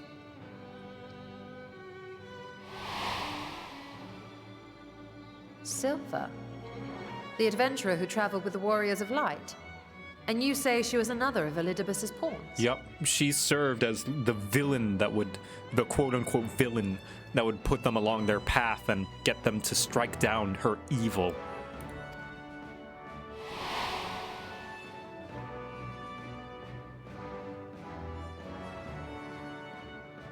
I see. So Ciela, or rather Silva, was beguiled by the same dreams of heroism as Unakalhai. And what of your own experience? Will you tell us of what you observed during Noah's expedition? So, we went into this world, we fought Cerberus, like the three-headed dog thing. He was very cute, very pettable, but people wouldn't put on the goddamn chains.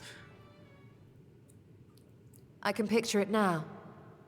The sunless, Stygian expanse, infested with legions of ether-starved monstrosities.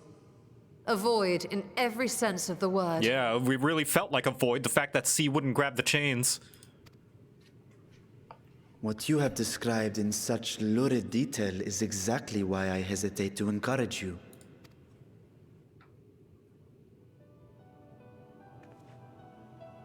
Worry not, great Vritra. Our journey into the 13th is but the first leg of a longer voyage. A voyage that shall lead us to other reflections, to new mysteries and discoveries. And I mean to be there every step of the way.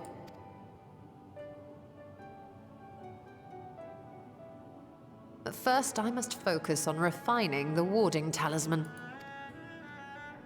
Then I can begin work on constructing an artificial atomos. Or I could if I had the relevant manuals to hand. Might I be so bold as to request access to the Satrap's family archives?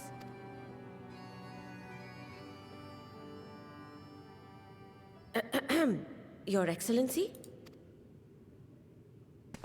He's thinking about his sister. Oh, yes. That can be arranged. I will speak to my officials upon our return.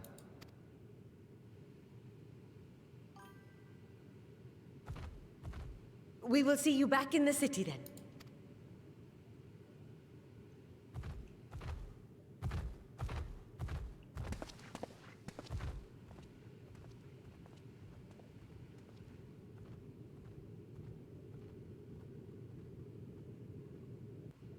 Okay, Bracky, since I trust you, is it safe to put it outside of emote mode now? Like, go back to regular chat? What do you think?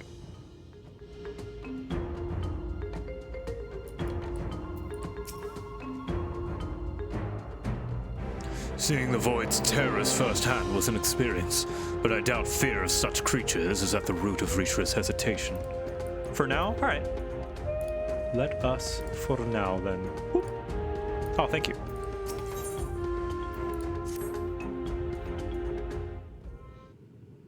Froth and foam!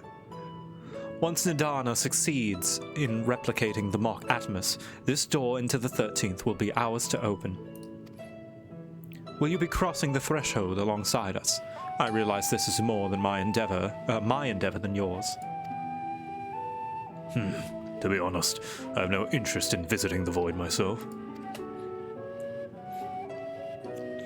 Might we discuss this later? There is something I must do first.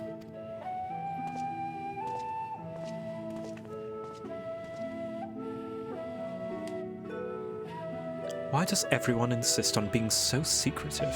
I, at least, had good reason for not wanting to explain my Nixie ritual.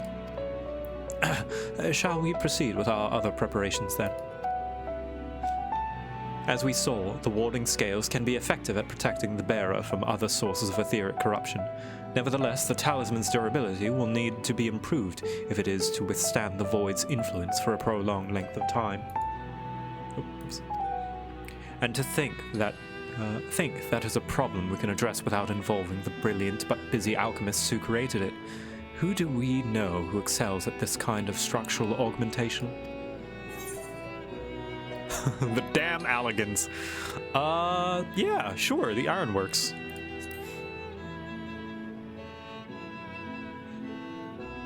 An excellent suggestion. As I recall, Sid himself is no stranger to the void and its volatile energies. With his experience hand at the helm, I have every confidence that the Ironworks can strengthen the warding scales. Come, let us visit their operation in Rolga's Reach and commission their best and brightest. The materials were only good enough for the drippy? Yeah, that's right, because we had a water crystal and a little water thing and an orb. Orb?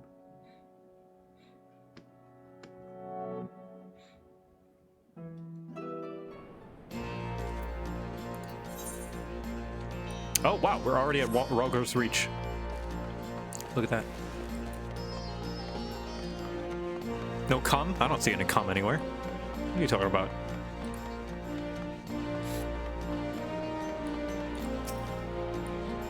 Perhaps this young man can locate Sid for us. Victor! What brings you to the Ironworks? We have a commission for you and your president, actually, assuming he's available. Master Sid, certainly. I'll see if he has a moment free. Have I done the Alliance raid? I have. I love it. Oh, la.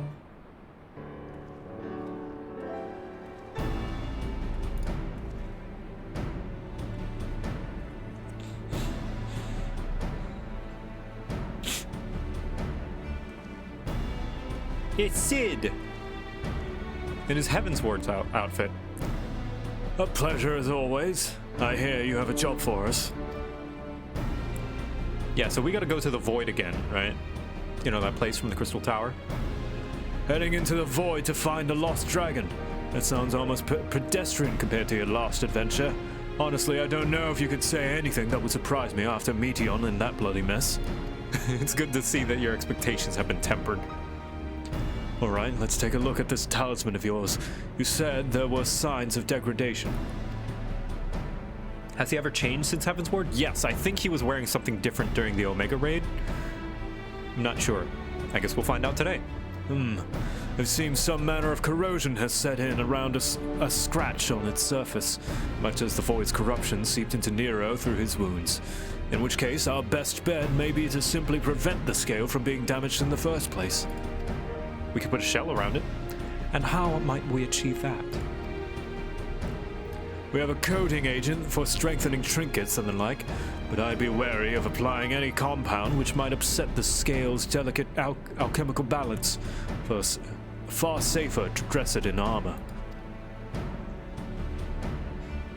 Putting in a shield. On the inside of the shield.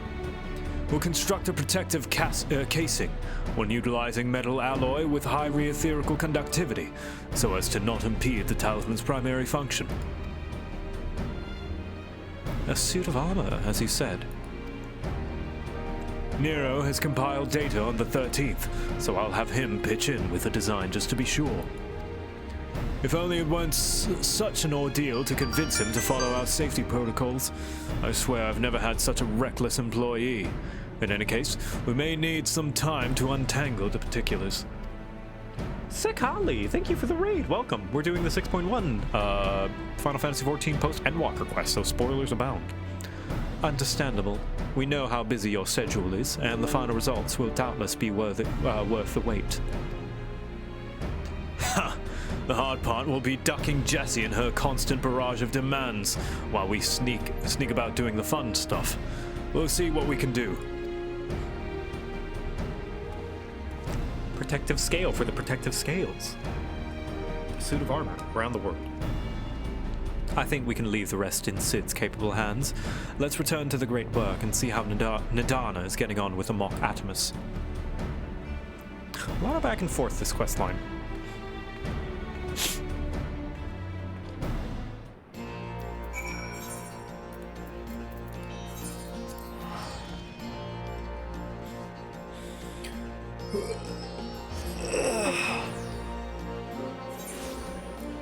We need to travel a lot, yeah. Everyone's so spread because they wrote them that way.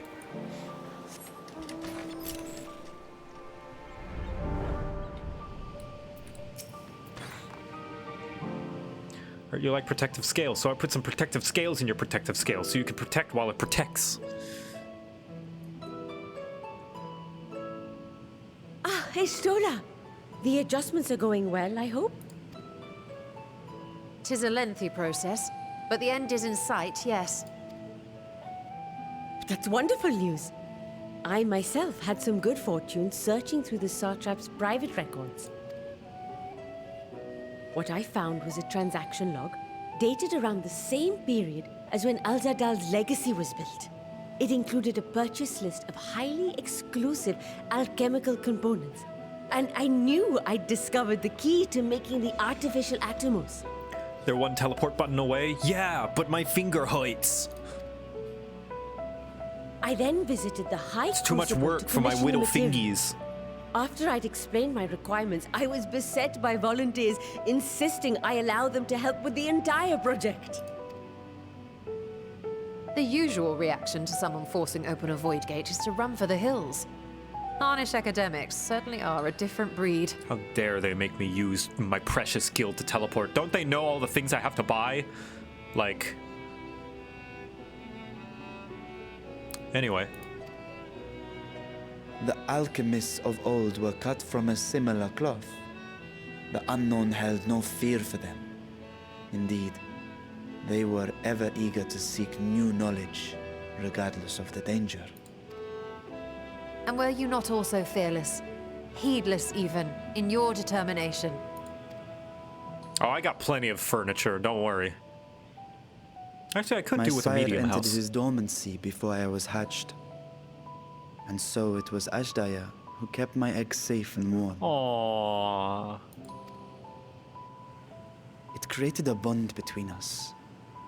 Even long after I learned to fend for myself, I rarely strayed from her side.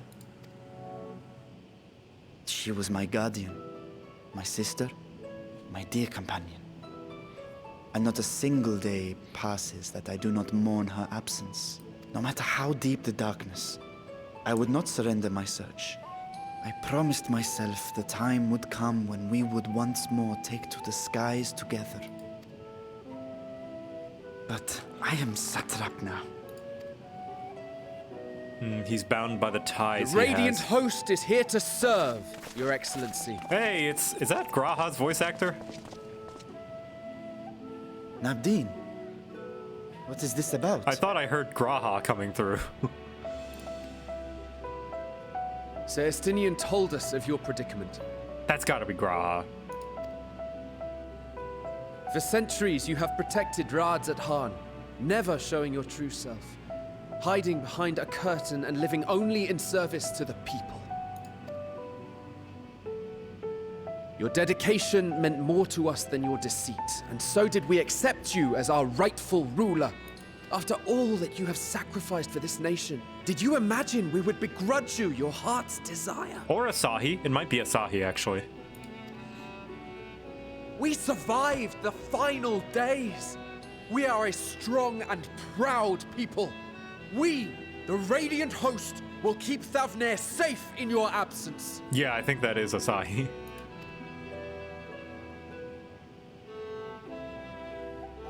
I am grateful for your loyalty and for your encouragement. And yet, Now you listen to me, Varshan. Whoa.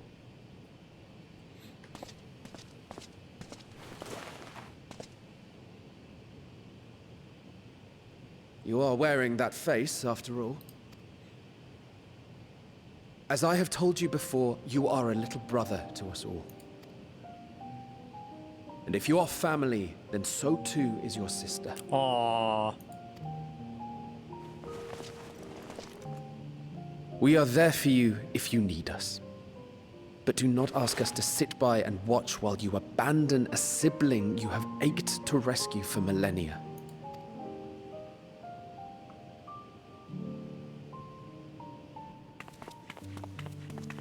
Found family, found family, found family.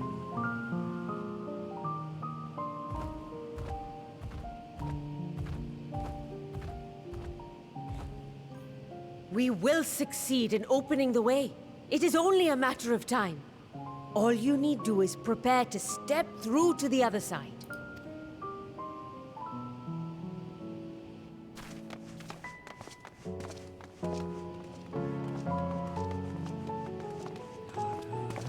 Your Excellency, I wanted to thank you for building the orphanage. It means so much that my sister and I will have a place to be together, safe and happy. And I hope that you and your sister can be together again too.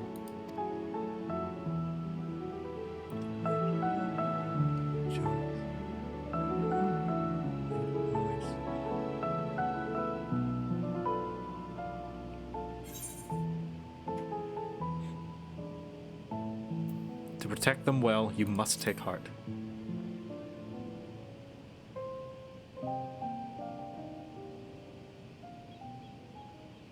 Take heart and protect them well. Such were the words I once said to you. And here I stand, failing to live up to them. If my heart is torn, I am fit to protect neither Ajdaya nor Radzatan.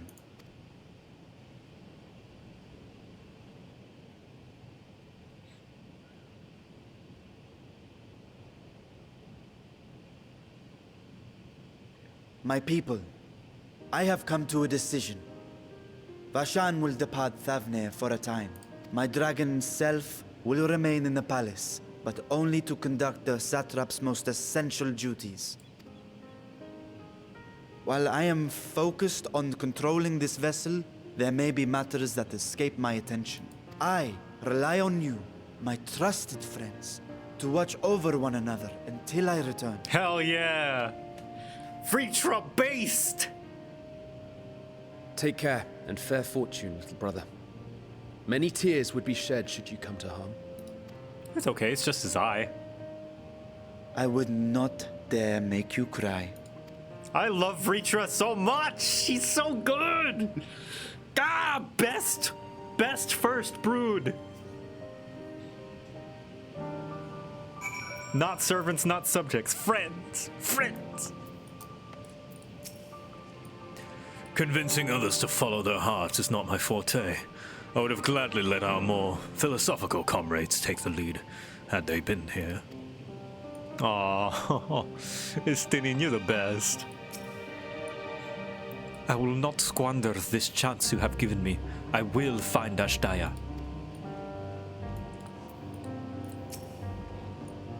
Was winning hearts since he showed up? Absolutely. Like, immediately. You surprise me, Estinian. For a lone wolf, you show an unusual degree of, shall we say, involvement in helping Vritra reach his conclusion. 'Twas for the greater good. The worm's thundering sighs were keeping his citizens awake at night, and had travelers believed the palace racked by some unnatural storm. Ah, Of course you did it for real, Estinian. What of your own answer, then? You seem disinclined to venture into the void. When I was one with Nidhogg, his vengeful thoughts were my thoughts, his endless rage my rage, and the soul-chilling grief he nursed for Ratatoska's death. I would not wish such agony upon a foe, let alone a friend and ally. If there is a chance we can spare Vritra the pain, then I will follow you. Wow. This really does show how much love is in Estinian's heart. That's why Hydaelyn was like, you have a lot of love in you, Estinian. And he was like, yeah. Well, what about it? An unusual crew we have here. Indeed, but perfect for our purpose, I should think. I'd rather not bother the Scions with aught less than a dire threat to the star. Now, on to specifics. Unlike the first, where the flood of light was halted before its devastation was complete, such devastation! The 13th has been utterly subsumed by darkness. My plan, as such, is to explore the void in stages, withdrawing to safety after each brief foray. It would be more convenient had we some manner of base camp nearer to the gate itself. One of the palace chambers should serve. Come, let us reconvene outside Magaduta. Varshana's trust? Maybe. Maybe in the future.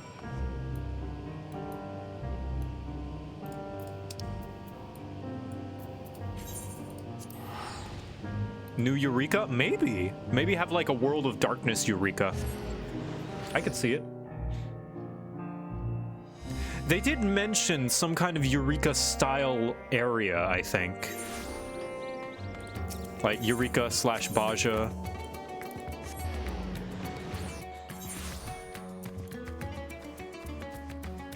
World of Darkness relic weapon? Maybe.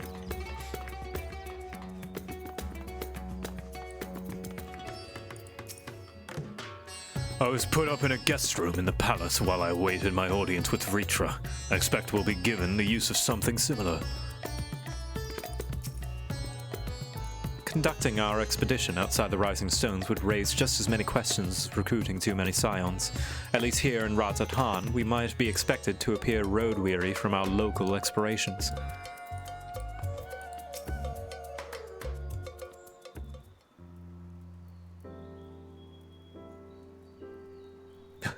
Behold! This weapon is pure edge! Forged in the realm of darkness. And so we will require suitable accommodations. Might we make something available for our guests? All the chambers are presently hosting the great mounds of treasure we carried out from the vault. Once the Foundation's activities begin in earnest, however, we can redistribute the trove and make room for two ready for habitation. Good. Please inform me when you've completed the arrangements. Full zone, maybe even an X-Pack? I don't know. As you heard, we will have settled in Magaduta in due time. As ever, you are most gracious, Your Excellency. Did I miss Froth and Foam? If you didn't, that would be a horrible way to check. You risk yourselves to aid me in my search for Ashdaya. Providing comfortable quarters is the least I can do. I only wish we knew more about our destination. The gods only know how long our exploration might possibly take. Of all, what our chances of success might possibly be. No worries. Just try and be careful in other people's streams. They don't know. If they don't know, then saying the name might be a spoiler. Succeed or fail, I am grateful to you for convincing me to make the attempt.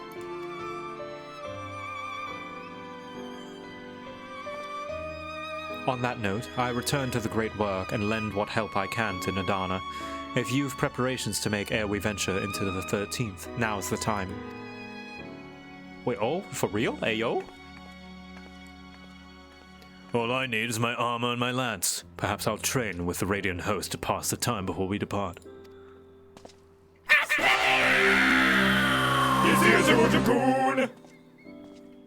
You know what this means to me, Victor, but my purpose need not consume you as well. We are headed to another world. Find what joy you can in the experience, for you are a traveler, an adventurer at heart. This I know. I know he's no longer the Azure Dragoon, but he used to be. And also, I don't feel like making another overlay. Maybe it should be like... I don't know, like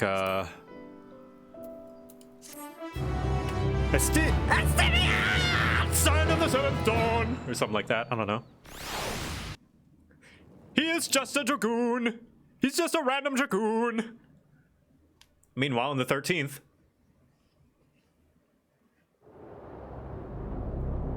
Estinian! He's just a hobo with a spear!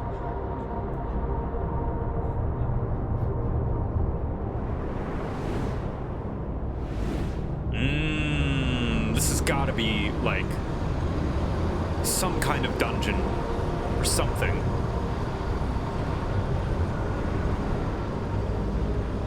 Ooh. Hello. Scythe-wielding dark halo figure.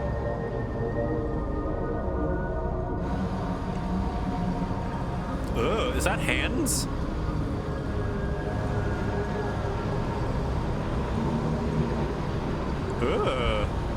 Excuse me? Whomst?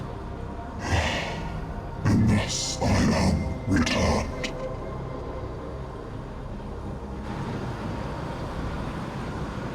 To this world, bereft of saviors.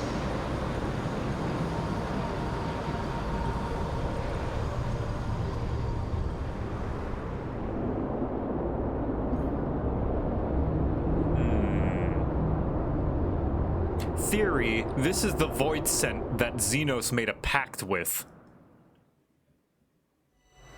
Let paths unwalked, adventures spur, pulses quicken, spirits stir.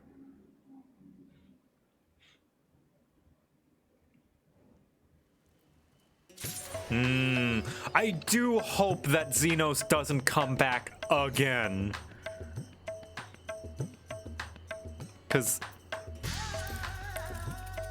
I mean, that would just be bad for the story and bad for his character.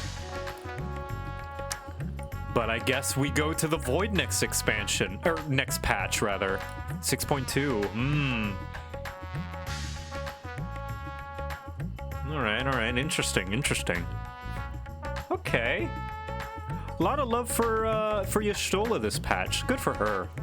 Alright, cool. I'm excited for the next patch. Heck yeah, for the next Point X patch.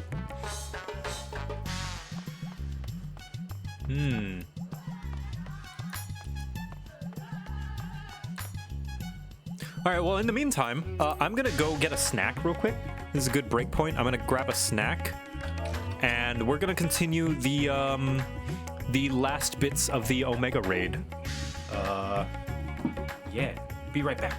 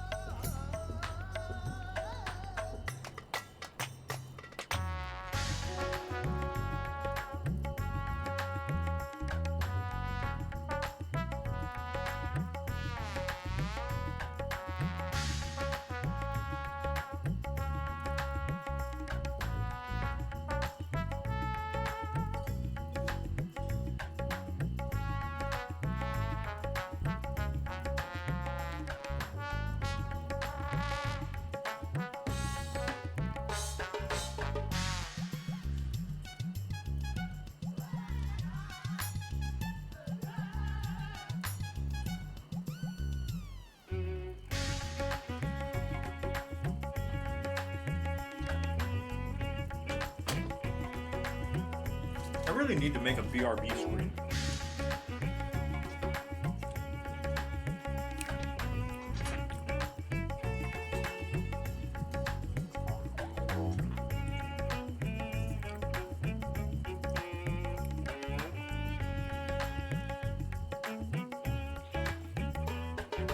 Not liking Xenos is not very controversial.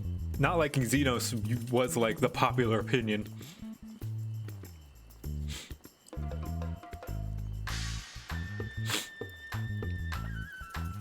Like, I just don't want him back because they already brought him back once, right? Like, his story is over. Let him rest. He's done.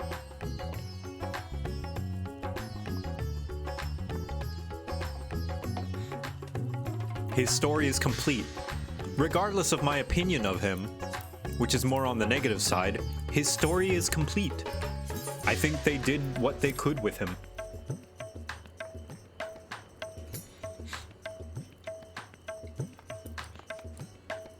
There's an issue there? What do you mean? Came back without him wanting to, and not even he knew how it happened? Yeah, like, I don't think he wants to come back. He got his perfect fight.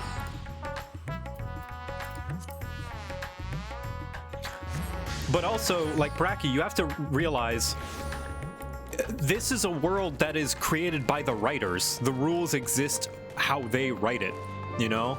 Like, it's not like they don't have control over whether he comes back. They do. They're the writers. They write the story. You know, it's like, oh no, he has to come back because XYZ in the story and the powers of blah blah blah brought him back. It's like, no, the writers wrote that to happen. Like, I would not want it because it would not be narratively satisfying. And it would rob Xenos' final moment of him feeling, you know, that would rob Xenos' story of its impact if they were to bring him back yet again.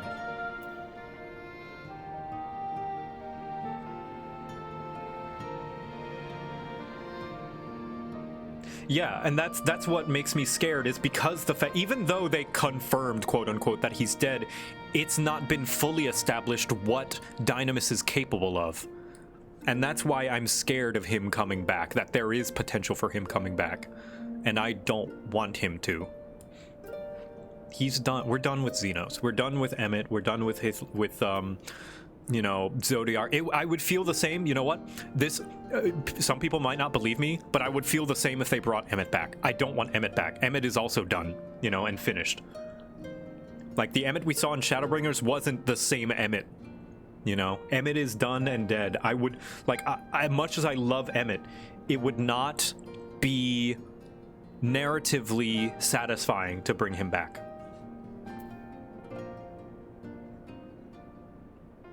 Yeah, not narratively. I do want him back, but I don't want him back narratively, because I know it would make the story worse.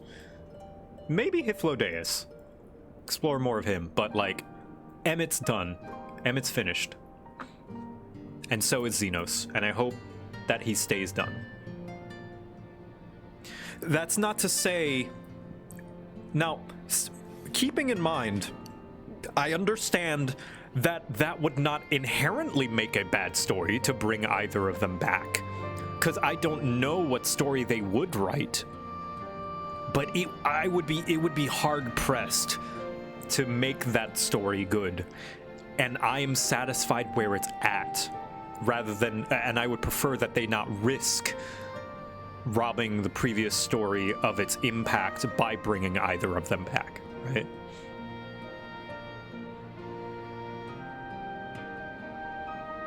Anyway, Jesse. Good timing, Victor. There's been another anomaly detected in the yawn. Assuming previous instances are anything to go by, this energy fluctuation is another of Omega's so-called invitations. If you don't mind waiting a moment or two, then we can discuss things with Master Garland. He should be here soon. Oh, hey, sorry, I'm wearing an outfit from the future. Alpha! The chief should be here by now. I bet my stock in the company he's fiddling with that research data.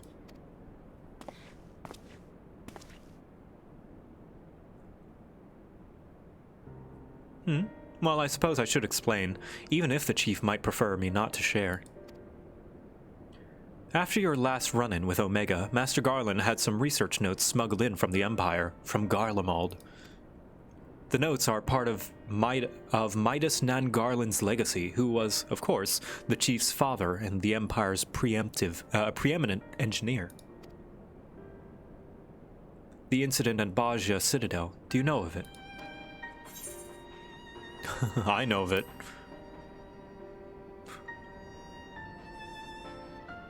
I suppose you would. Even outside the Empire, the tale was a famous one.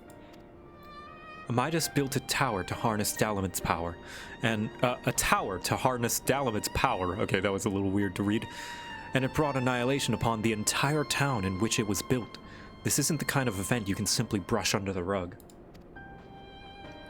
And as you can imagine, the job of sifting through the rubble afterwards was no pleasant task.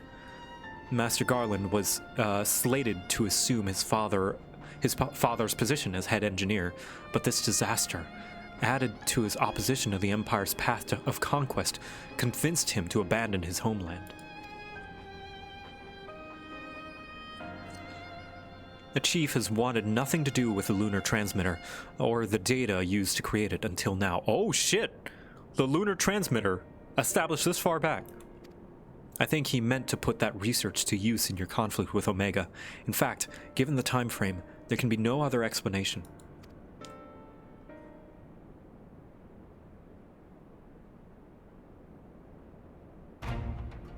Listen to me, Victor. The Chief's genius is plagued by a great deal of apprehension. But even so, once he makes a decision, he doesn't do things by halves. When the time comes, he'll come through for us. You have to believe that. Yeah, harness energy from Dalaman. Sorry I'm late. Was a little too focused on my work and lost all sense of time. Oh yeah, he's still in this outfit, this getup. That's no excuse, Chief. What have I told you about being punctual to staff meetings? In any case, I've heard the situation in the yawn with Victor here. Good. Then you know that Omega is likely ready to continue with its tests. Shall we go and knock on the door? But, Chief, Biggs and Wedge aren't fit for fieldwork yet, and the chirurgeon's given Nero strict orders to stay in bed. And what of Midgard Soma? Still taking his nap, is he? Yeah, he saved us. That was such a cool scene. That leaves only you, Victor, and Alpha. Maybe it's time I joined the expedition. No, Jesse. I need your talents elsewhere. There's a half-built device in the workshop that I need you to finish putting together.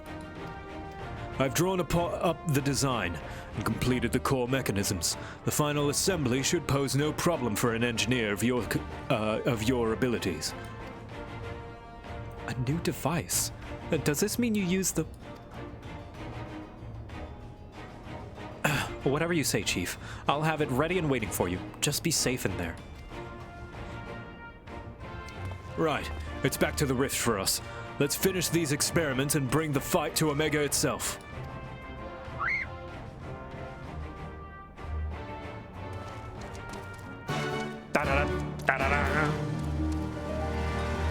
Stormblood has the best dungeon boss music, don't at me.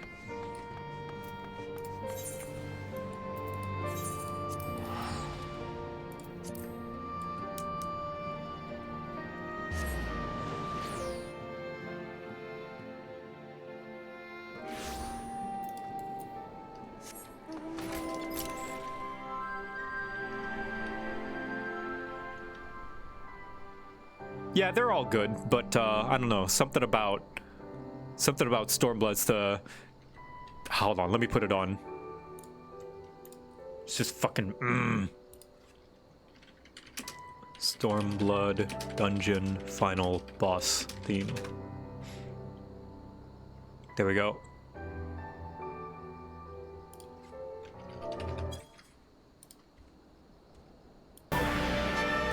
Like, especially the beginning of that da da da da da da da. Just gets me in the mood. And it's a little like oh no, it's dangerous and dark right now, and it's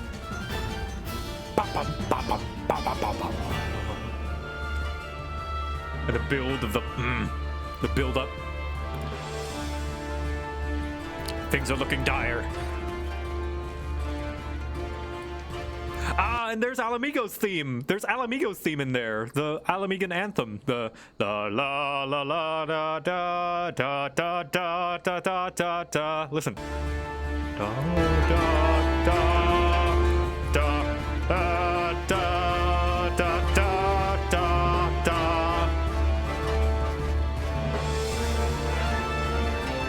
Da da da da da da da. Blood for blood, all our fallen brothers. Oh, it's so good. Oh, and the it's storm of blood for blood of our fallen brothers.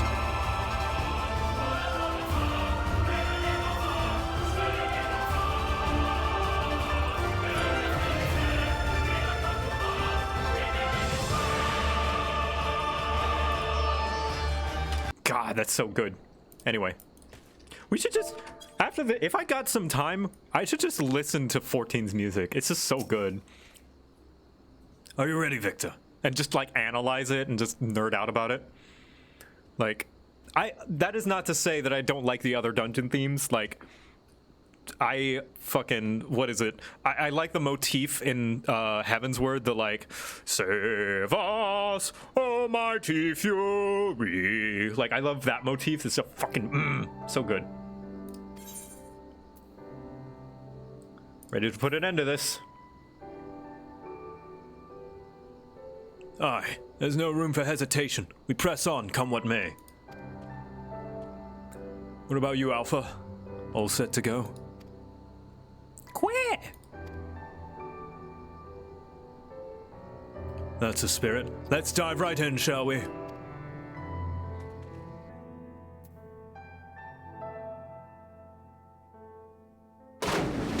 Yeah, I can't wait for Halone. She's gotta be the final boss of the next alliance, right? She's gotta be.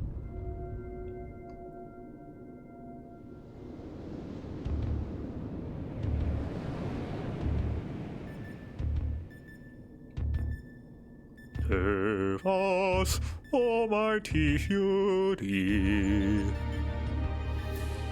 Help us from misery. We're missing some test worlds. Omega's experiments must be nearing an end.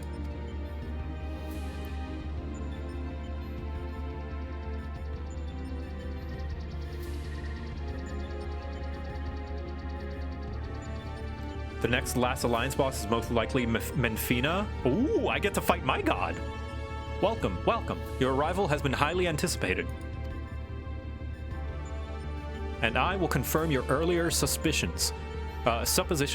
My experiments have indeed reached the final stage. Of the 89 test subjects I trialed, 4 Psi Group combatants emerged victorious. Of those 4, further conflict determined the strongest among them. This surviving specimen shall be your opponent. We've come to the last round of testing then. And should we win this battle, are we to finally face you in combat? Affirmative. Such an outcome would allow me to pursue my objective to its conclusion. I would continue to analyze the qualities which allow you to prevail despite your frailty, and integrate said qualities into my own arsenal. I will be pleased if my experiments yield the relevant data, but engaging you directly is still the most efficient and reliable testing method. I don't subscribe to the theory that the raids are going to be based on city-state patrons.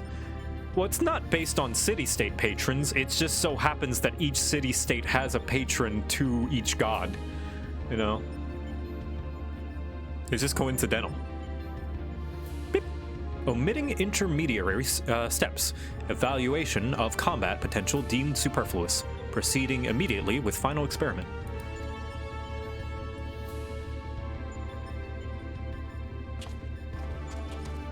Stop. Alpha, your task is complete. Your presence among these test subjects is no longer required.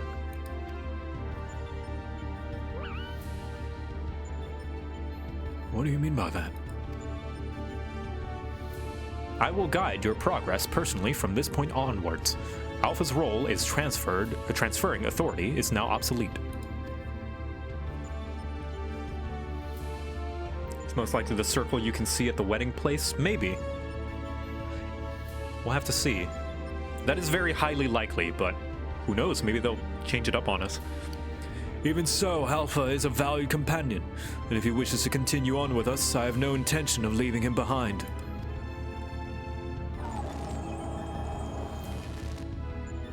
Companion. Companions are those who provide mutual benefit. The instant Alpha's authority became redundant, he lost his sole qualification to be regarded as such. Beep. Furthermore, the primary function of Alpha's existence was to lure you into my domain. He would be more accurately described as bait. What? He would never! Test subject Alpha can neither confirm nor deny my statement. He possesses no memories prior to his encounter with you. He was the first entity I created here in this realm. My first and only attempt to recreate a being who shared your mundane parameters. Hey!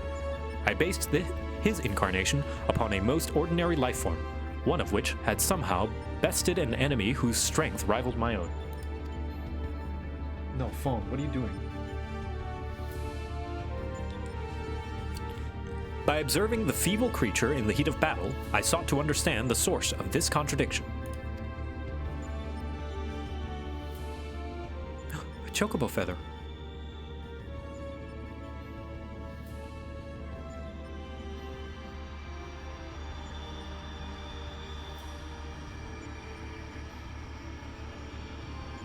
I repeat the experiment once, twice, 1,000 times, yet the results never deviated from estimated projections.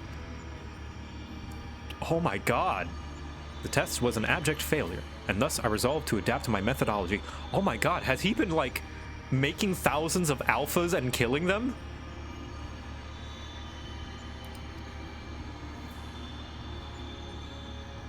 I would focus instead upon simulating powerful opponents and summon mortals of natural origin here to combat them. God, that's so fucked up. Creating a living creature just so you could test it in combat and kill it. Jeez. For Alpha, I devised a new purpose. I erased his memory, implanted a compulsion to return to me, then ejected him into your world. Weak beings exhibit a tendency to form groups. I surmise that this instinctual behavior would aid Alpha in bringing me the test subjects I require, a function he has performed with adequate competence. Fuck. Iterative testing.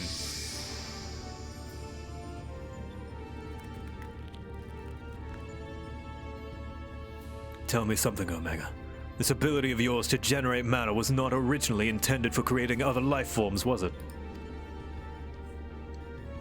Beep. Your query bears little relevance to the topic at hand.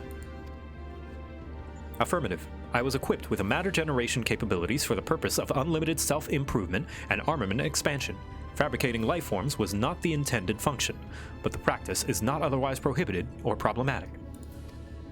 It is most certainly problematic. I disagree with you there. As an engineer, I would advise against using such technology for purposes outside its design. From the very start, you've been making the same mistake. Even the powerful subjects of your test worlds were made crippled and incomplete.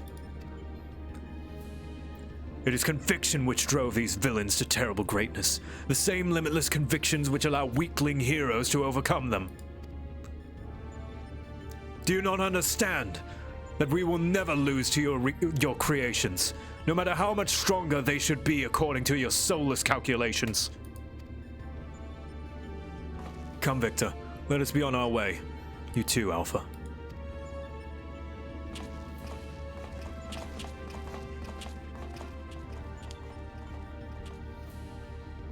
Come on, Alpha. You're still friends? You're still part of the team.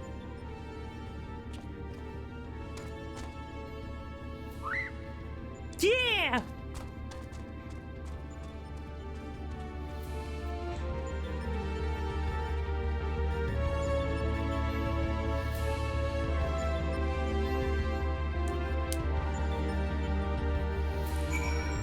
Alright, can I clamor here?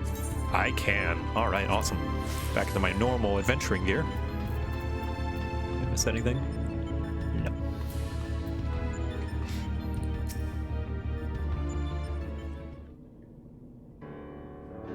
How's the coffee? I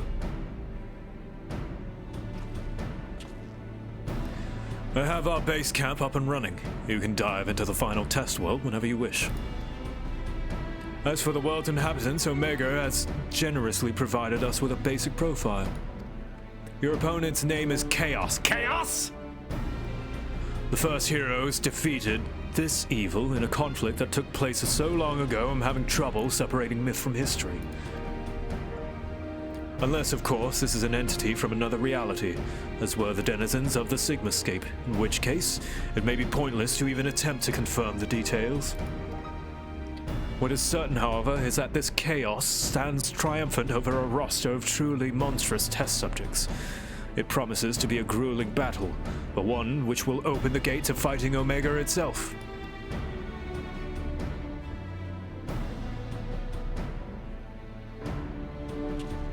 Alpha, you and I will need to provide support for Victor. Will you be my assistant? You're bothered by what Omega said earlier.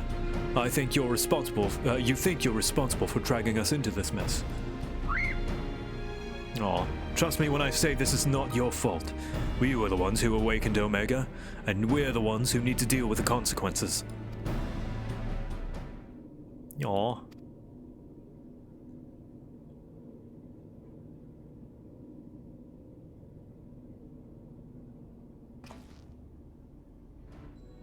By the way, do you still have that card you used to boil water in the kettle? It's been brought to my attention that I'm a spoiled blue blood who can't even refill a pot without constant reminders. If you could take charge of that, then it would be most helpful. Quit!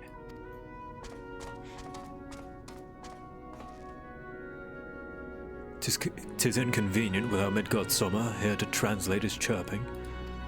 Still, the best medicine for his worries is for you to win the next contest. Let's show him we're on top of things, eh?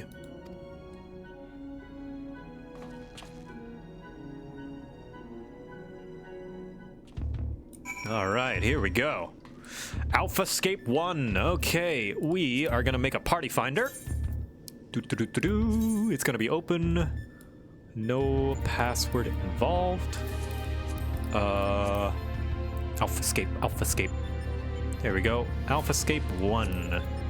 And a recruit. It is in Party Finder right now. Boop, boop, boop. Hey, it's Graha and Zeke.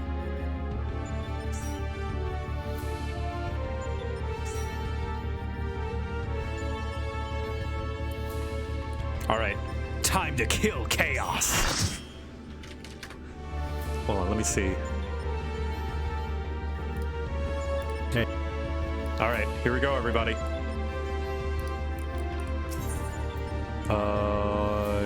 What? Alphascape 1, alright.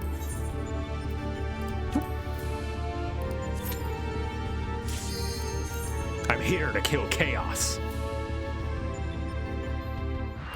We are here to kill chaos. We must kill chaos. My quest is to kill chaos. Hold on, I want to see the opening cutscene. Sorry, everybody, I'm gonna leave. Sorry. I forgot I had cutscene skipping on. Sorry.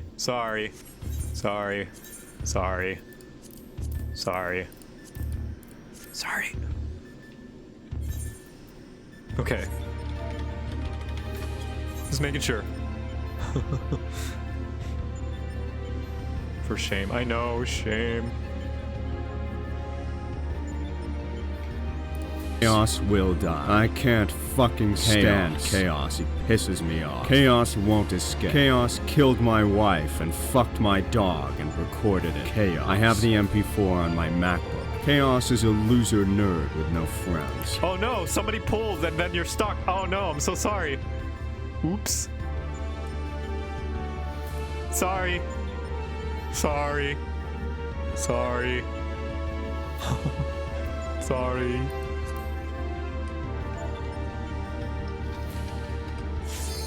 There we go. Yes, thank you. There we go. Okay, sorry. There we go.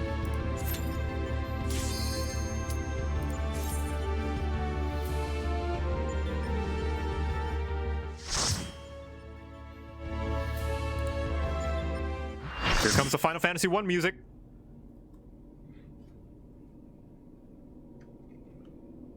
Chaos. This is the shrine of chaos. Chaos. We're here. Mom said it's my turn to kill chaos. We are here to kill chaos. Chaos. That's my mission.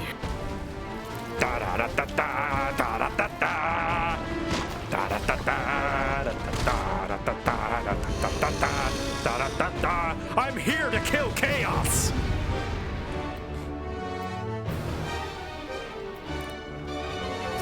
All right. Ba ba ba ba ba ba ba da da da da da da da da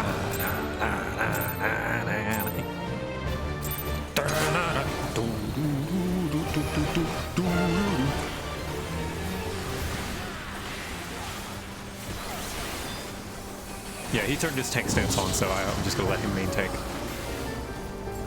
Chaotic Dispersion. Chaos! Yeah, this is a remix of the Final Fantasy I battle theme. Fun fact.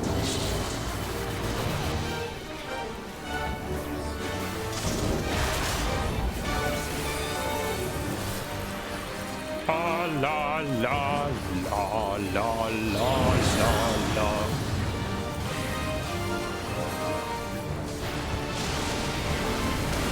Oh no, I don't have I don't have what's it called?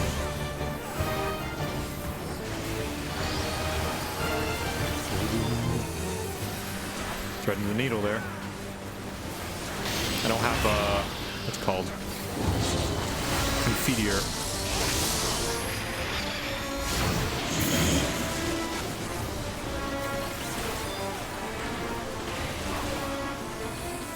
Kept pressing the Confiteor button, wondering why it wouldn't go.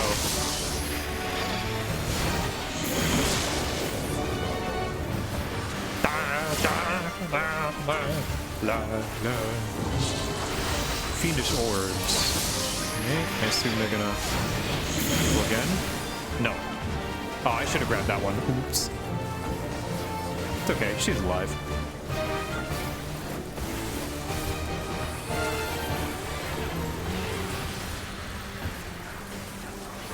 Am I killing Chaos now? I'm killing Chaos. Chaos fucked my dog and recorded it. Chaos stole my chocolate bar. Chaos said Hitler had a point. God, I hate Chaos. Chaos ate the last slice of pizza.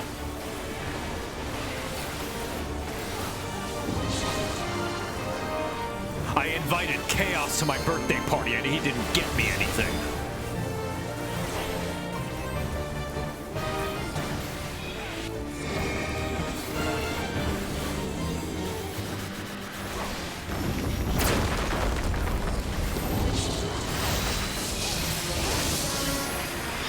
Chaos didn't tip the waitress.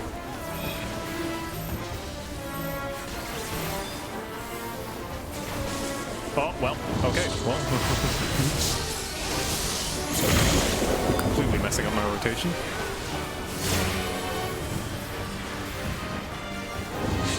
Chaos didn't say thank you to the waitress when she refilled his drink.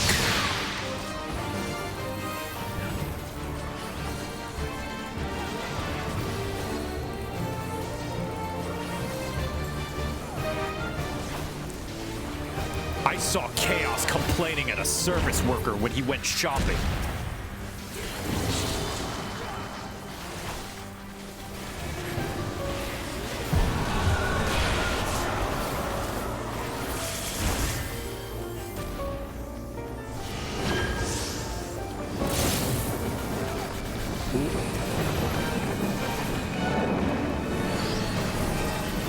Get in, squeeze in close, thank you. Chaos used bread to make toast and he left the bag untied.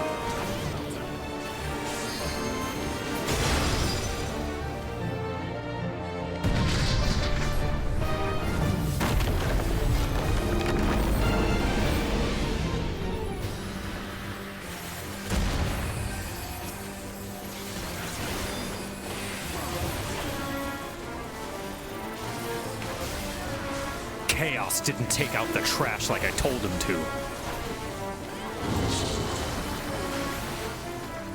You're supposed to tie the bag after you make toast? Well, yes. Don't you tie your bread bag, like, up when you're done with it?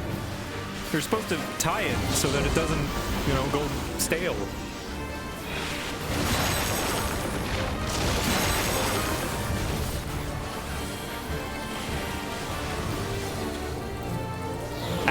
I saw Chaos dipping his finger in the dip bowl.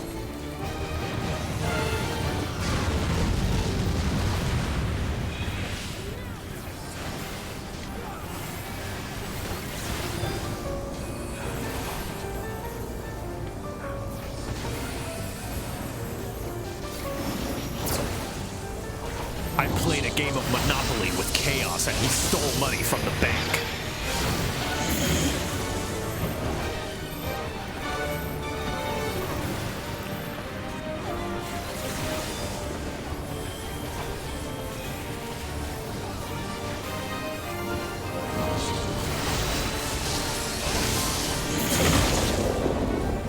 Played a game of Dota 2 with Chaos, and instead of finishing the game, he drew it out and started killing us in the pool.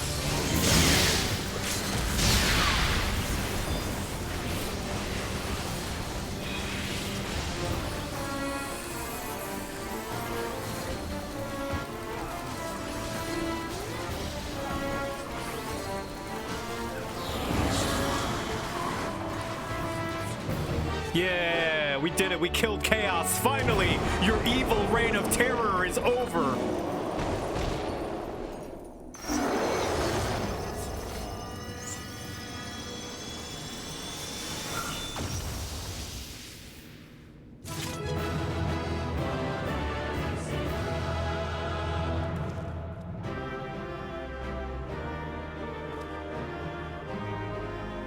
Chaos drew fan art of the female Rothgar and made them skinny like a Makote. Thank you, everybody.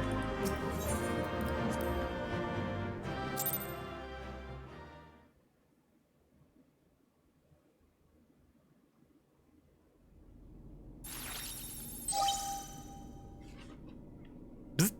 The battle is concluded. Alpha Group is victorious.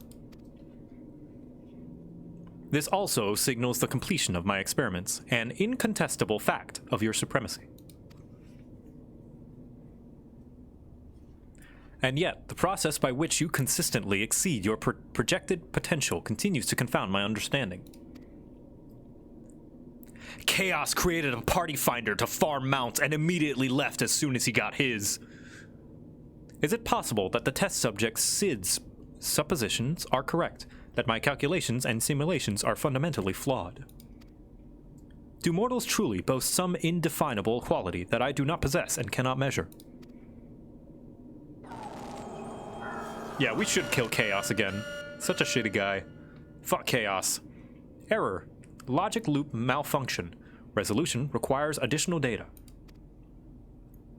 In the nature of your existence defies standard reasoning. Then I must examine you for an illogical angle.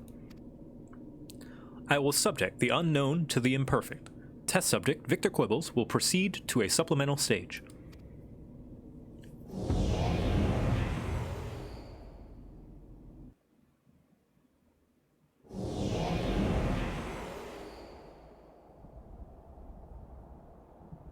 Chaos buys games off G2A. Beep. I have altered this test world to reflect a recorded memory. It originates from a time when war had erupted on a distant star. I was deployed on the battlefield, and it was there that I engaged an enemy of unmatched strength. Yeah, it does look familiar. This is the place that we saw at Ultima Thule. This is the land of the dragons. The contest ended prematurely, and I failed to bring down my foe. Subsequently, I lacked the data to fabricate a completely accurate simulation.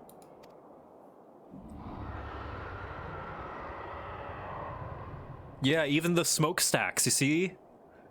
Those same, like, bright-colored smokestacks were in that area, the like, dragon zone. The Dragon Star, yeah. Results stemming from such a subject are unreliable. Even should you be defeated by this incomplete creation, I will still honor your previous victories and engage you in combat myself. That is, of course, assuming you survive. According to my past observations, this opponent will accept only death as a condition of defeat.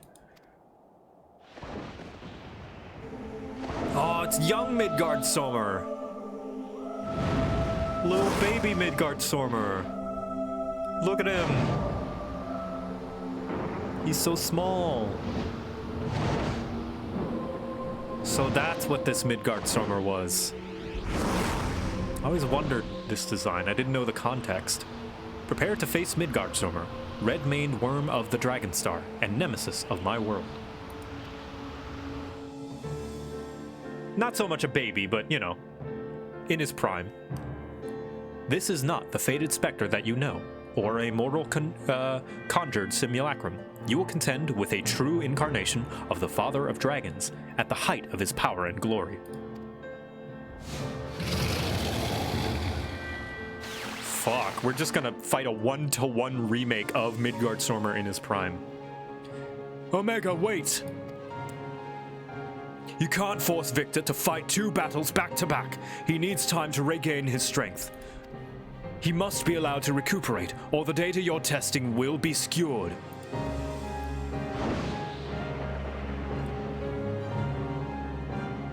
Bleep. Acknowledged. Test subject Victor Quibbles, you are permitted to leave. Re-enter the test world when your strength has returned to optimal levels. Whew. Quick thinking, Sid.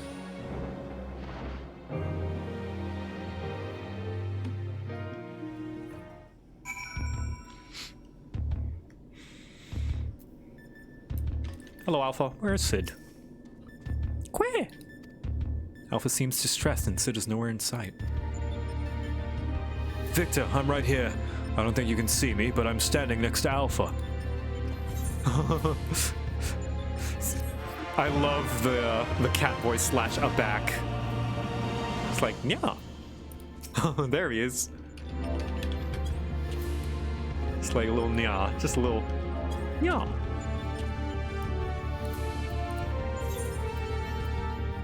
Sid has vanished from view. Sid is a ghost. Ooh, I'm the ghost of all the mechanics you hit. Ooh. Come to haunt you again with 50 Voln stacks. My apologies. It was not my intention to undermine the gravity of the situation with this diversion. I noticed the kettle was boiled, and thought some tea would soothe my nerves. I poured myself a cup and was halfway through drinking it before I realized my hand, not to mention the rest of me, had turned invisible. I understand the situation is unsettling, but I assure you I can still work unimpeded. Now, we had best discuss how to approach...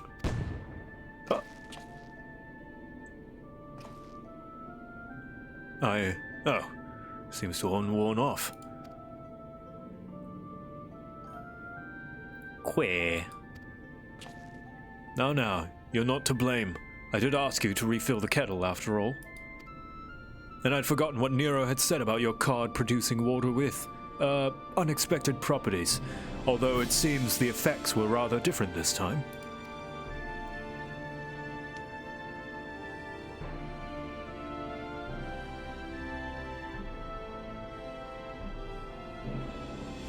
In any case, 'twas pleasant to have a distraction from our greater woes, however brief. We'll set the rest of the water aside for now, and decide what to do with it later. Oh, he's trying his best. Right, Victor. We need to talk to you, talk about your forthcoming contest with Midgardsormr.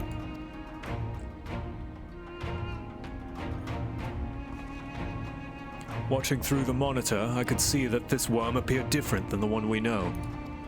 From everything we've heard thus far, it seems that Omega and Midgardsormr both hail from different stars, two distant worlds at war with one another. As a result of that conflict, the worm was forced to gather his offspring and leave his home behind. And after evading Omega's pursuit over the course of an unimaginable journey, the Father of Dragons arrived here on our world.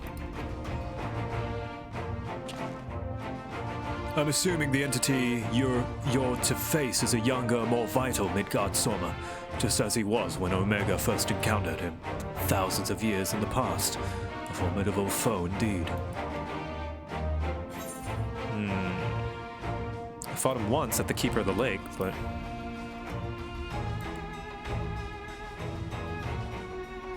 Wait, you fought against Midgardsormr before?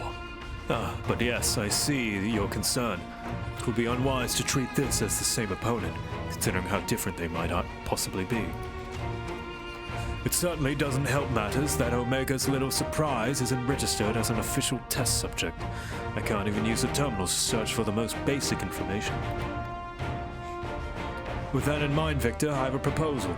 I wish to leave the completion of this supplemental stage entirely in your heroic hands. Rather than twiddle my thumbs whilst you prepare to contend with the dragon, I mean instead to work on a strategy for our inevitable confrontation with Omega. And then, my friend, we will put a stop to this mad machine once and for all.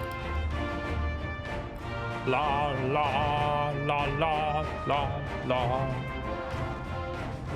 I'm glad we're in agreement. I'll ready my tools and you ready yours. You've a worm to slay. Da-da-da, all right. So, just in case if there are other people who wish to join us, I'm going to unmake this party and start a new party finder. Thank you, everybody, for joining me in this. We'll wait. If there isn't enough new people to join an entire party finder, feel free to join if you already have. But until then, those who have joined me already, please make way for new people if they possibly wish to join.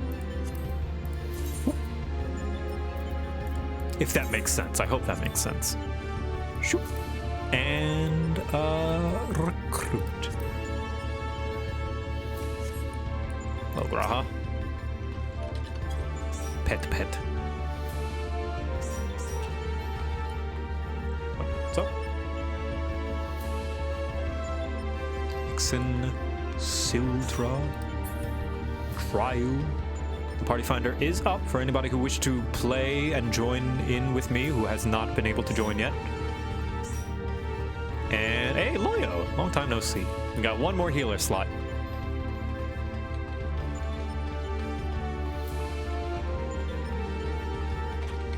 One more healer if there's anybody who wishes to join us as a healer.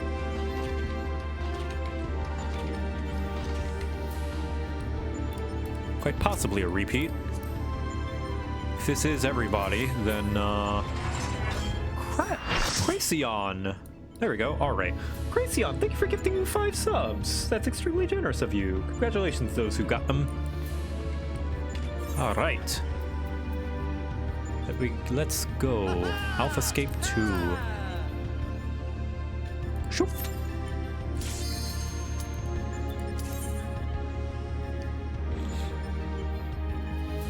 Time to fight Midgardsormr in his prime.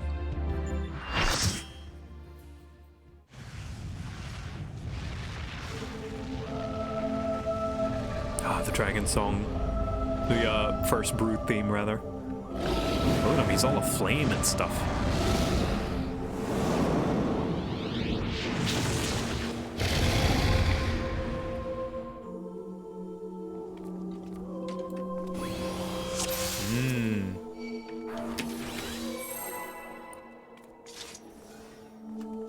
Here we go. I kind of remember this fight.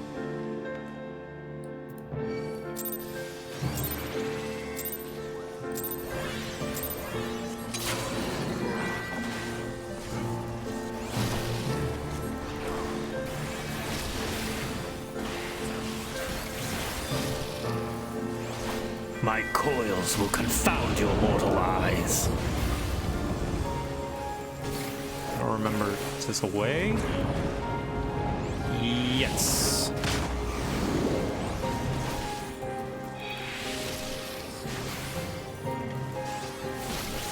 I think I can max melee that. Like here. Oh, that's not max melee. Yeah, no way I can max melee that. Ah, damage down. No!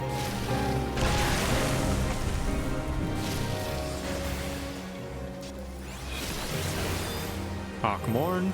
Remember, don't move. It's multi-hit. Yeah. Very nice.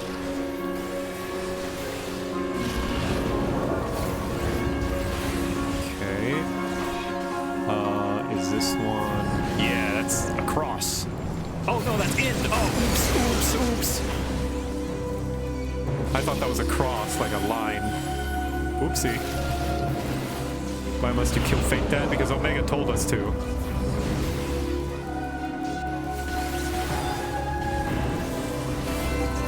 Oh, oops. I did wrong. I did wrong. I was expecting him to do the vertical one again. I have damage down and vulnerability. I'm just the worst tank.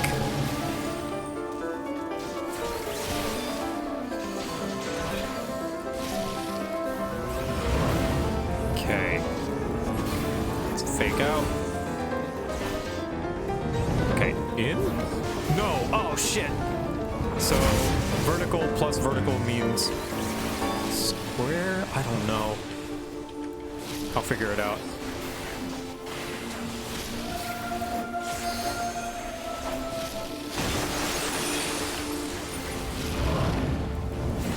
So vertical plus vertical is more cross, yep.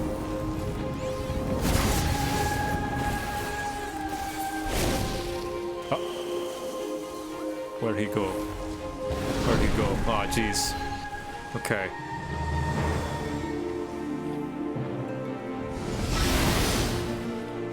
There. Dodgy.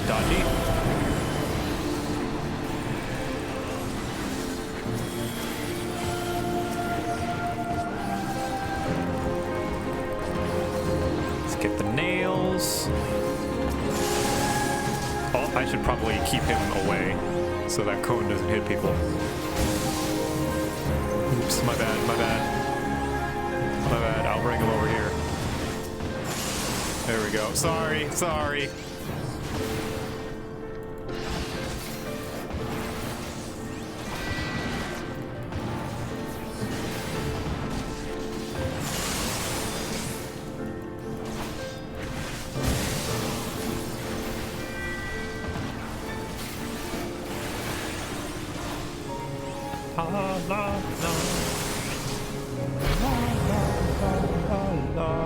From the heart of the eldest star doth weep the light of oblivion.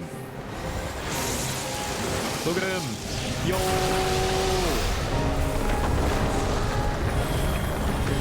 He's so big!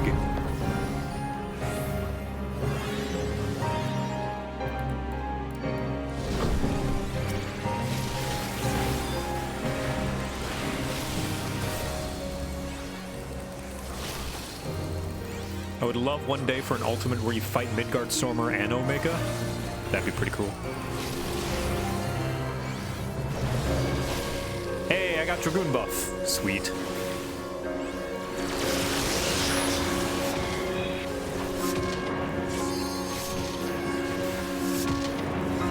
I need to go over here.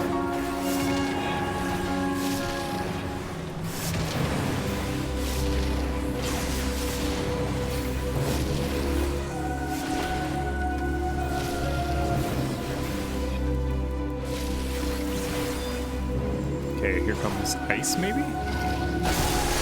Yes. Okay, that. And in. No, away. Aha!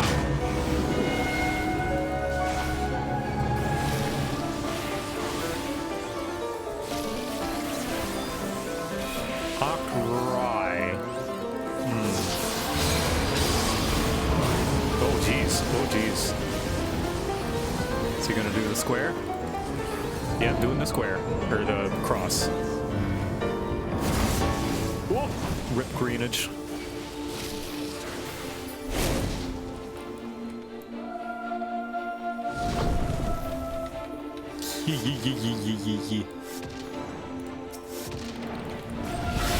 What?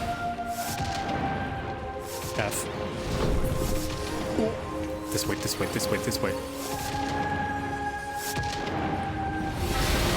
I'm just gonna eat that one, huh?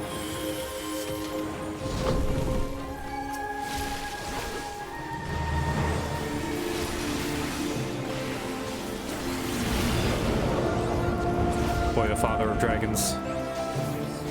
You are one tough cookie.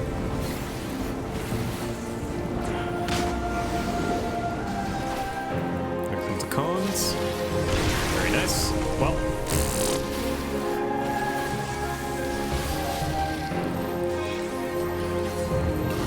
I can't believe Midgardstormer died of Ligma.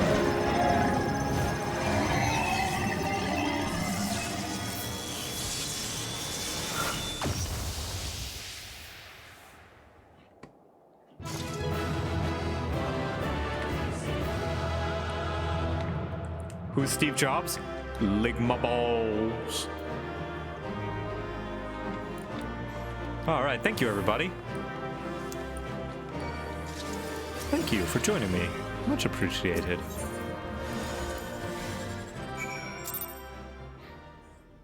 Sid, I did it! I beat up Dad! Another stunning victory, Victor. I felt the breath catch in my throat on more than one occasion. Yet even as I watched the battle rage, I was struck by an idle thought. Did you notice the resemblance between Midgardstormer and Shinryu? Unlike most primals, Shinryu had no basis in any system of belief. I'd heard the theory that the summoner was simply influenced by the majesty and power of the elder primal Bahamut.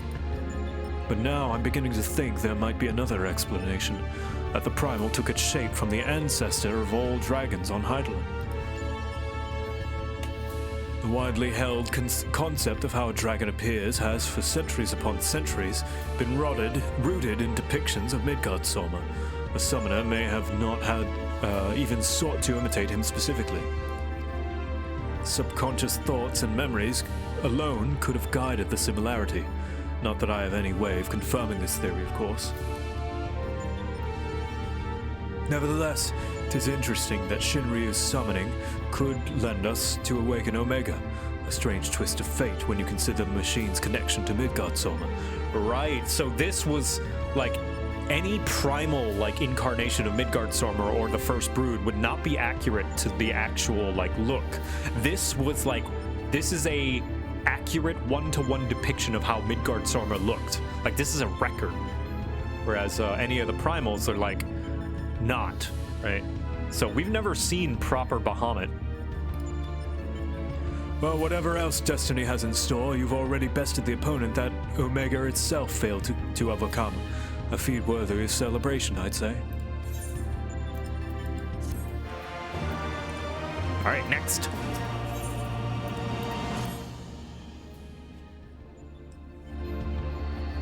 Yeah, noodle dragons came first. Odds are, real Bahamut looked like a noodle dragon. Just like the rest of the First Brood. Your move, Omega.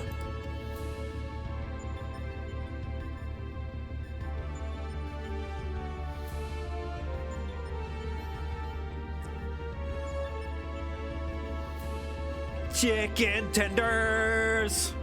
I'm ready to fry! Yeah, similar to how Tiamat, Racevelgar, Nidhogg, and Vritra look. Yep, more like them. Beep. Shutdown initiated. All core experiments and supplement testing concluded. Discarding test worlds. System resources rerouting to primary operations.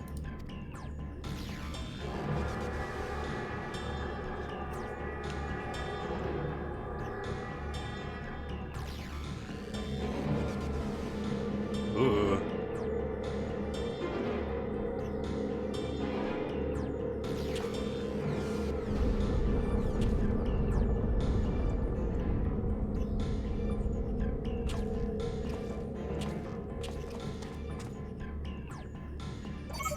Congratulations, Alpha Group. As the last surviving test subjects, you have removed every challenger on your path to reach me.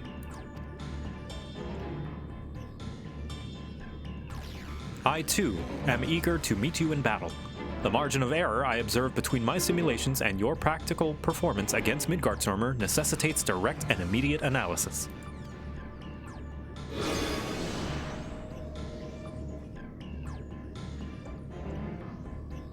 Bleep. Confrontation imminent. Prepare for unmitigated hostilities. Then activate the relocation device to enter the arena.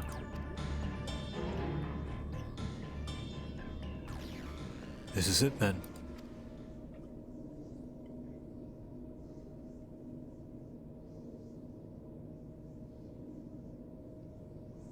Omega's power might seem overwhelming, but trust in old Sid. I have a fair idea of where this weakness lies. And I've been working on something to exploit that vulnerability. I just need a little more time to spare.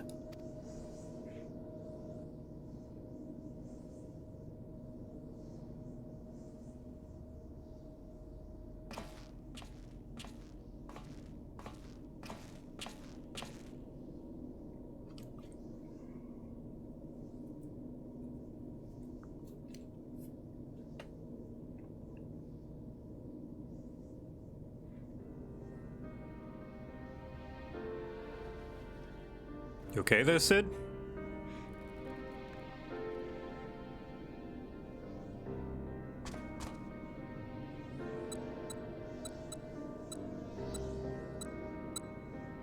First things first, we make a few adjustments here, like so.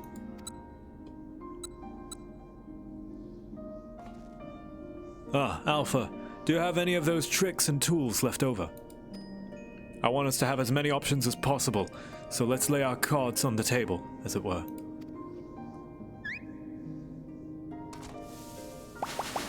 Oh. Okay then. Well. Embiggening!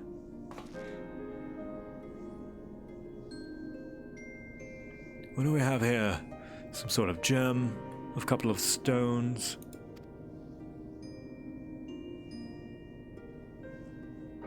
And one single card. This makes things bigger, does it? Or is it smaller?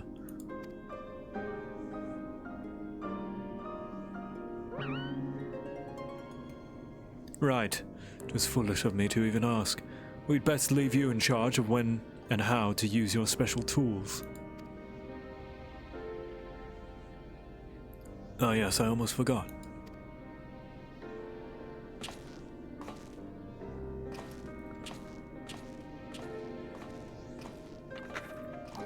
Coffee, coffee, coffee, coffee, coffee, coffee, coffee.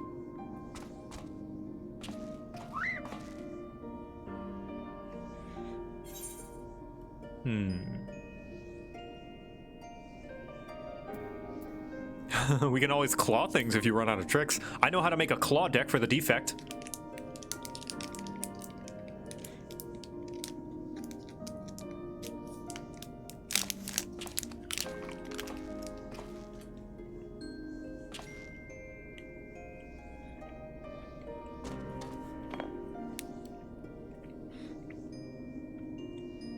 Here, you should carry this as well. I've filled an empty bottle with the invisibility water from the kettle. Might just prove useful in the right situation.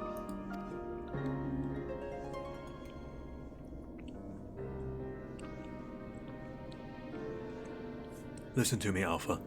Up until now, Omega has spoken, has poked and prodded us from one mad experiment to the next. And honestly, we have no idea what might happen in there. But between us, I believe we have the knowledge and the skill to prevail. If you see a chance to make a difference, I want you to take it. All you need is faith in yourself and a little courage to see it through.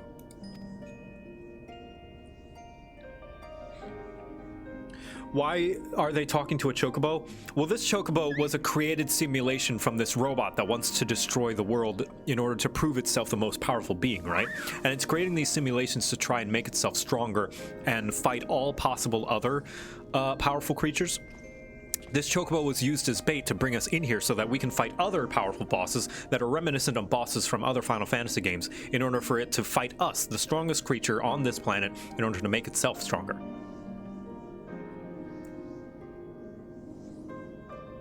Does that make sense? Right, Jesse should have that device put together by now. Let's head outside, shall we? It's very Final Fantasy, yep.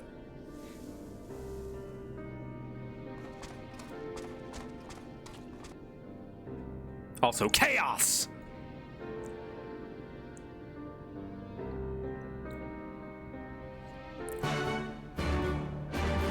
Chaos played with my Lego bricks and didn't put them back in their bucket.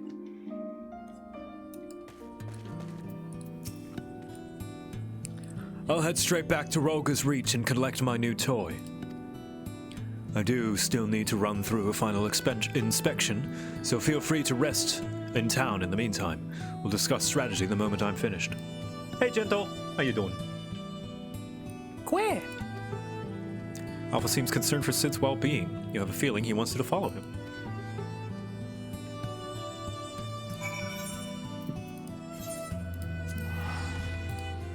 Chaos used my bathroom and didn't put the seat down after he was done. Chaos didn't lift the seat when he went to pee.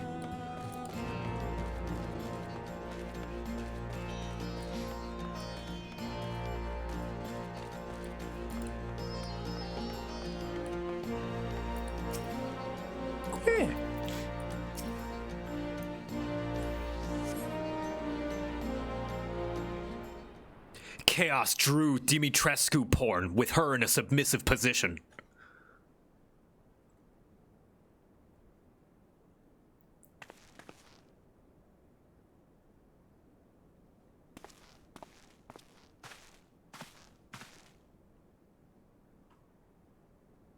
New coffee maker? Oh, you okay, Sid? What's wrong?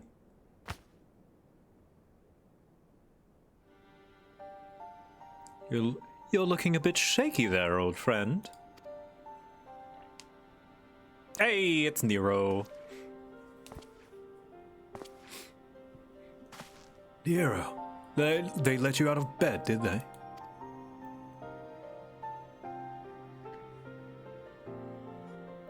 After studying the data collected from the battle between Omega and Shinryu, one is led to a certain conclusion. Of all the Primal's attacks, Shinryu's burst of lightning was one thing that pierced the machine's defenses. Omega, it would seem, is vulnerable to electrical energy. Aye, all the available evidence supports such a theory. 'Tis likely an intrinsic weakness that even Omega itself cannot fully compensate for. Yet be that as it may, I imagine it can still shrug off shocks generated by ordinary means. We'll need to hit it with a truly gargantuan blast of energy. This is why when we were on Ultima Thule with the Omatron stuff, we shot it with a bunch of lightning. And so you made that, and based on Midas's design, didn't you? The plans from the lunar transmitter. When my father was establishing a connection between the transmitter and Dalamid, he invented a method for accumulating and converting energy on a vast scale. Too vast, as it turned out, but the technology which leveled an entire town may be exactly the tool we need for the task at hand. I've made my own improvements and triple-checked the calculations. On parchment, the idea is sound, and Jesse has done a fine job assembling the parts. I fail to see the problem. What are you afraid of, Garland? Well, that it might level the entire town. I don't know. That if I should give us the edge we need, 'tis just... Whenever I look at it, I'm taken back to those dark days after the incident. I remember bodies melting by searing heat. I remember the bereaved and feel the weight of their silent accusations. I remember the Empire's remorseless response. We turned outwards in search of answers, but the inventions we created to ensure our future were used instead to destroy lies, to wage war.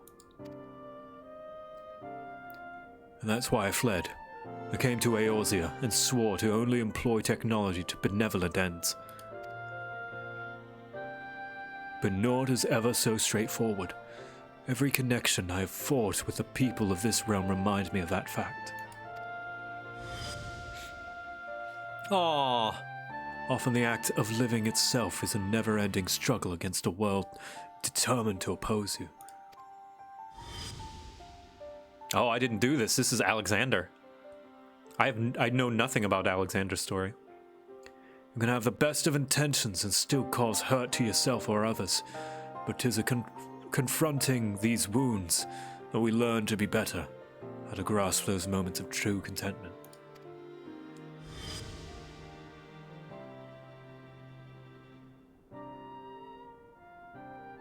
What a drivel. You never used to bother with all these tedious introspection. Feeling our mortality, are we? Mayhap I am. I had no such hesitation when I was a student. It was all bright and shiny innovation on the double, and later consequences be damned.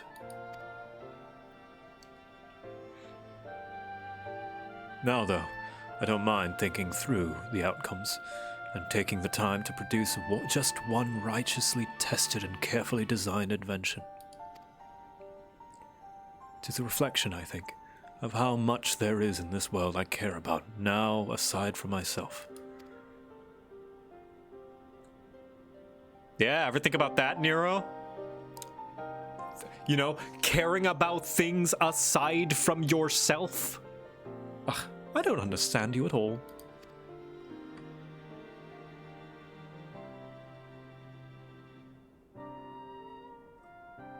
But I suppose, if anything, Omega and its unfettered testing methods represent the student you once were. And if you insist that your present self is a better one, then you best prove it with that device of yours.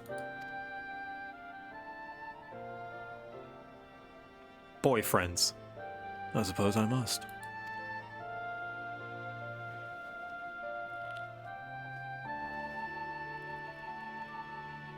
He's got a big hand, I just realized.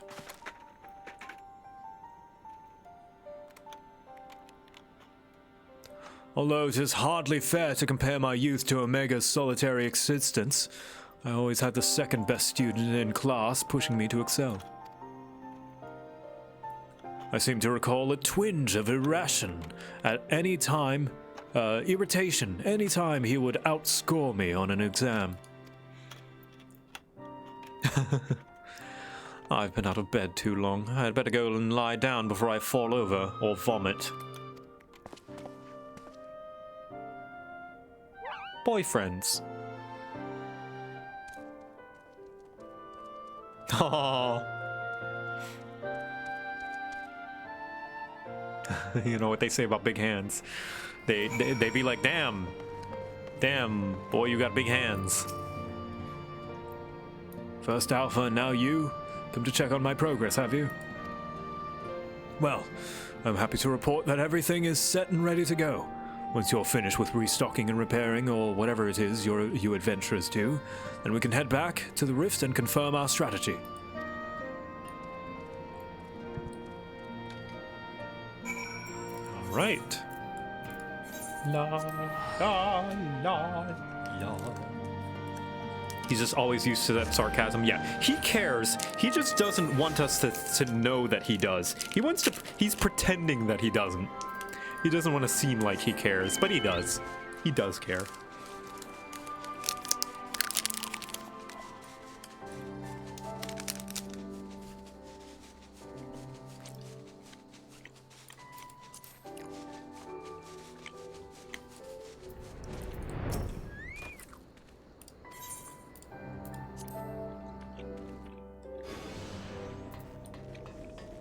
Hello.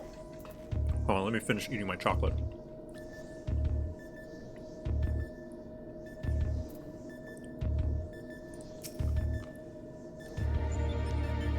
And to get a sip of water, hold on.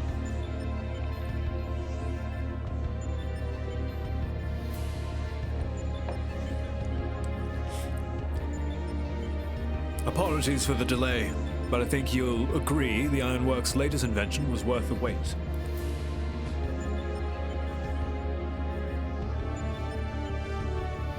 This is the control module for something I've dubbed the Omega Jammer. It will allow you to generate a colossal burst of lightning at any point of your choosing. The effect won't disable Omega itself, of course, but it should be strong enough to knock out its armaments. I'll remain here and operate on the main body of the device. I want to do everything in my power as an engineer to ensure that you emerge as the victor. Hey, that's your name. It all comes down to this. The Omega Germa. Alright, let's party finder this one. Alphascape 3. Yup. And a go. Recruitment has begun. Gotta get my chicken tenders. Get ready to fry. 3 times divorce and going strong. Oh, I guess Neon left. Hold on, let me party finder and fix that. Hold on. Oh, well, never mind. I guess somebody else could join as a tank. Awesome.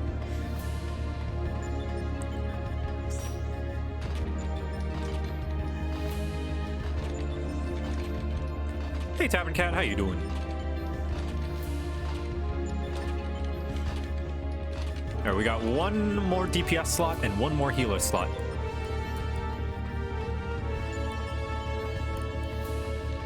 I'll say, I think this possibly could have been everyone, so repeats, feel free to join if you have joined me already. And, yeah, there we go. Awesome. Alright! Oh, wait, we need a healer. Hold up a minute. We need another healer. Somebody, there we go, Zeke. Thank you, Zeke.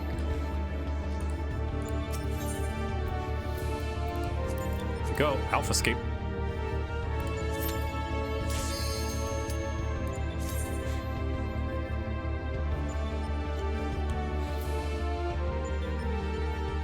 La la la la la. The red mage could be a healer, right?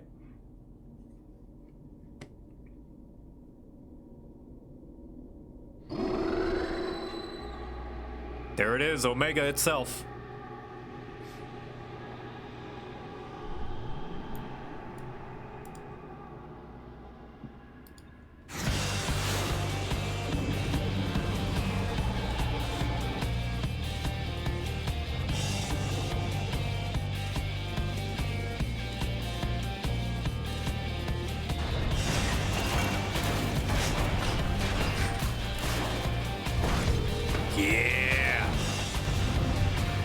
What class would be best to start playing Final Fantasy XIV? I would highly recommend one of the tanks, because tanking, I think, is the best way to get like an easy starter experience. You get to set the pace for the dungeons, you get to face the boss, you got a lot of health, so it's okay for you to make mistakes. But if you want to go healer, I would say Conjurer, the White Mage, is another good one. Kind of like your starter to healing, although healing is going to be kind of difficult to get used to since you're dividing your attention between healing and damaging, so it can be a little overwhelming. Alternatively, if you want to play DPS, I think Dragoon is probably the most starter-friendly DPS, also known as Lancer. Pretty straightforward.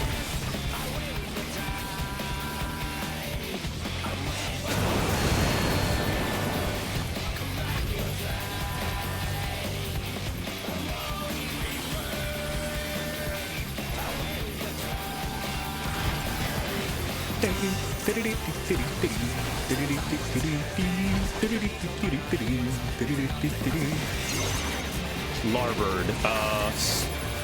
Larboard, right, okay. Larboard and starboard. So larboard is... Oh. Okay, larboard means left. Left for larboard. Left is where he is attacking for larboard. Larboard and starboard. I'm used to port and starboard, but... Okay, fists. Alright, fists. Gotta hit the fists. Yeah, there we go. Gotta hit the fist with these things. Hold on, let me put this... duty. There we go, we're gonna put this here.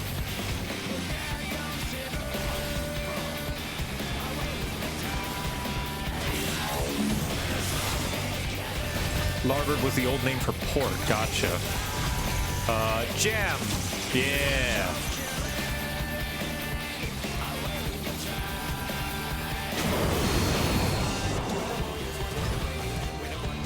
If you want the easiest class to start with, probably Marauder / Warrior. Like, for the... Not only is it a tank, it's also the simplest tank. It is super duper easy. Yeah.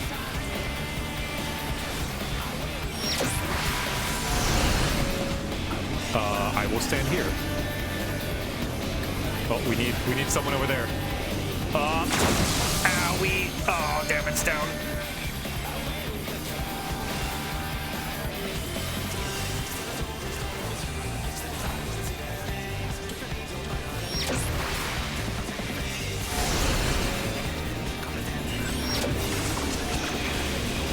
Go. Bum bum again.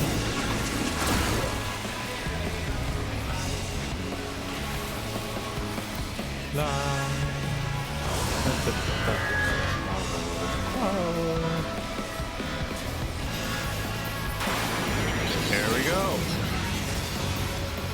Critical error. Program failure detected. Engaging Delta attack protocol. I got it. Oh wait, conductor focus. Zap, zap, zap, zap it. I think zap, yeah, right? Zap, zap, zap, zap, zap. Zap, zap, zap, zap, zap. Yes. Yes. You ain't gonna do shit, Omega.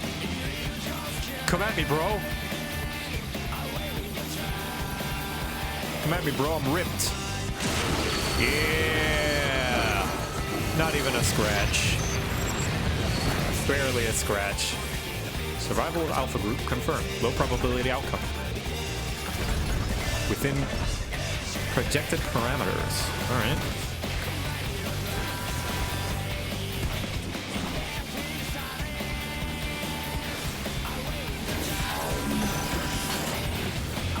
Oh, big fist. Big fist.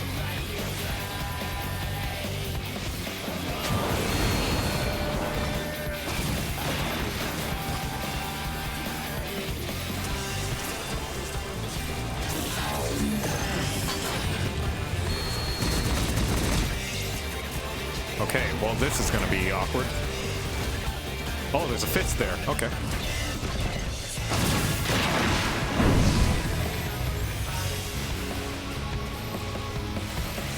All right, protect, protect, protect. Oh, good, good, good.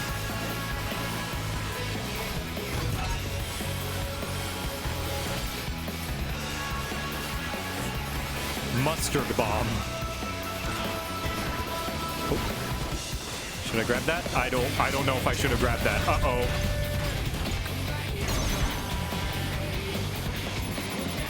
Oh well.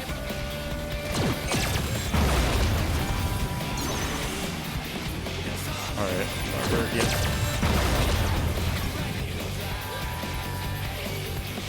Oops.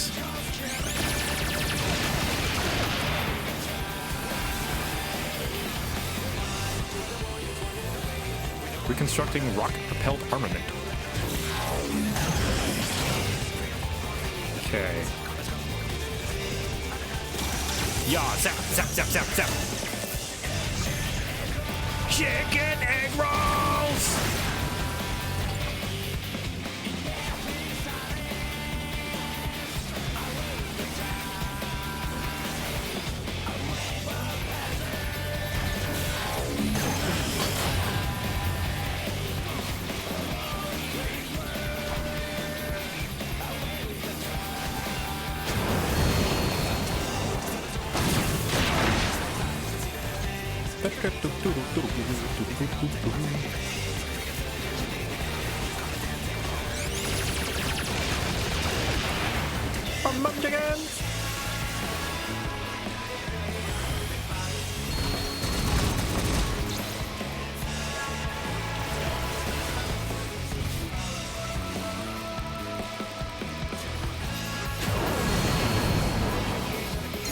Yeah, see, I planned that.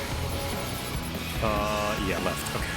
I planned to put it there so that I could come melee range. Starboard. Okay. Oh shit. Oh, rip. Whoa, rip the party. Okay.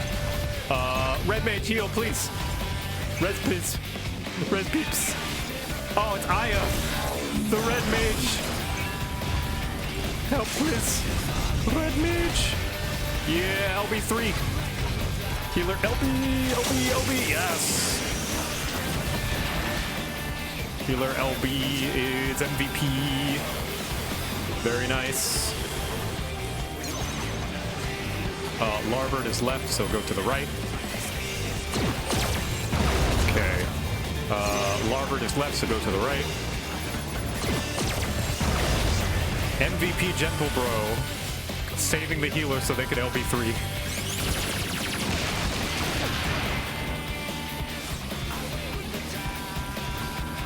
Hot damn.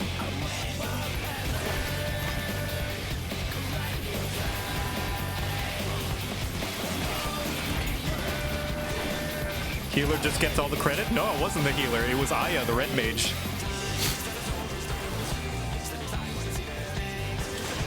The red mage saved everyone by saving the healer.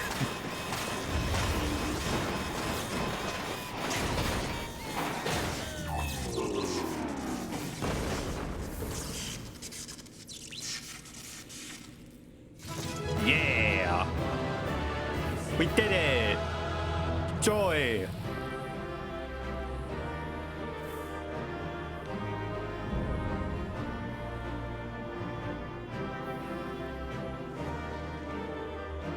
Red mage walks so healer could run. Yeah, it's like that. It's like the that one art of like the soldiers, like all the dying soldiers holding up like the like beach and people laying on the beach. Aya is the soldiers, and then the beach is the white mage. Or whoever the healer LB was. Thank you. Just doing what I do, and what you do is great.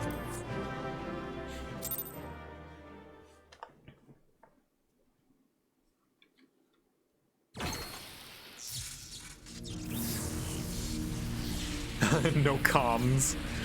Sorry. Listen, you didn't charge LB3 a second time and blind the party. That is the mark of a good red mage. Victor! By the gods, you've done it. You've defeated Omega. We've won.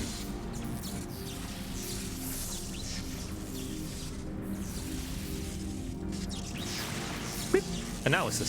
Subjects displayed erratic levels of combat capability. Failure to exploit opportunities to inflict unavoidable damage. Noted tendency for isolated errors to compound and adversarially affect performance. Conversely, subjects observed to launch attacks at sporadic intervals with unexpected force. Stated phenomenon increasingly prevalent once my structural integrity reached critical levels. Adrenaline-infused frenzy suspected.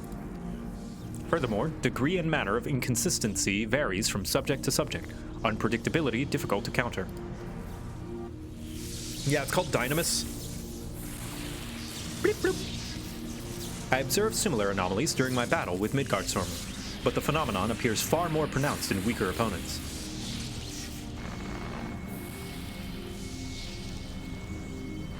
I do not understand. Your physiology must include some enhanced function that I cannot detect.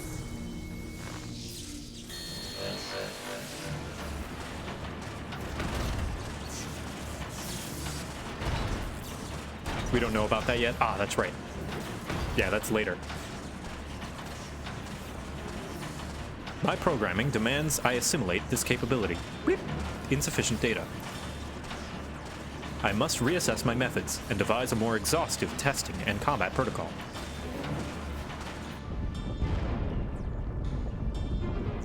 Yeah, I really like that the fact that we're not as dense in ether like other powerful beings inadvertently makes us like have the capacity to be stronger than them because of Dynamis, right? Because Dynamis is potentially stronger than ether. It can be anything we put our, like, the believer puts their mind to. It's literally the power of friendship and belief. What in the rift?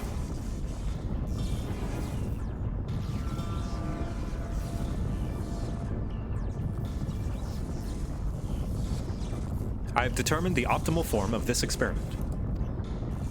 Prioritizing physical reconfiguration, diverting energy from interspatial maintenance, collapsing rift. Omega, wait! There's nothing outside this rift but empty space. We'll be cast out into the void. Dynamis anime bullshit? Yeah, it's literally anime bullshit being not even measurable, just anime bullshit into a pure and essence and form and power, which is awesome. I kind of love it. Affirmative. Your demise was factored into my determinations. The probability of hostile subjects interfering with the reconfiguration process was unacceptably high. I acknowledge your value as test subjects, but you are not irreplaceable. Once my reassembly is complete, I will send Alpha to lure in new mortals. Testing will continue. Bleep. Ending communication.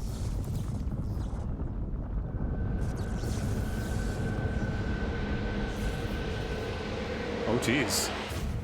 Oh, he collapsed into a singularity.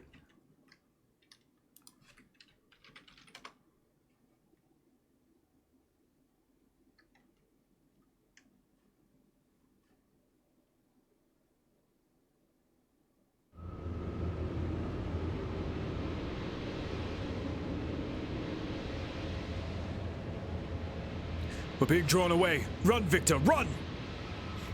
Oh no! The Looney Tunes eraser is coming for us!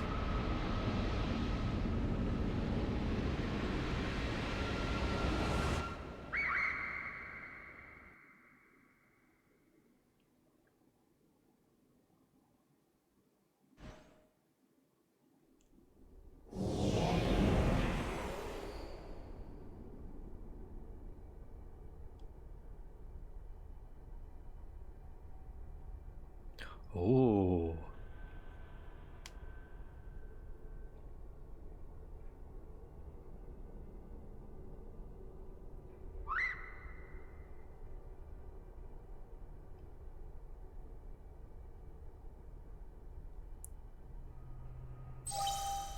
Space. The final frontier. I've actually been watching the Next Generation. It's pretty good. Beep. Interspatial domain. Resources cut by 82%. Entering dormant mode. Commencing automated memory scan.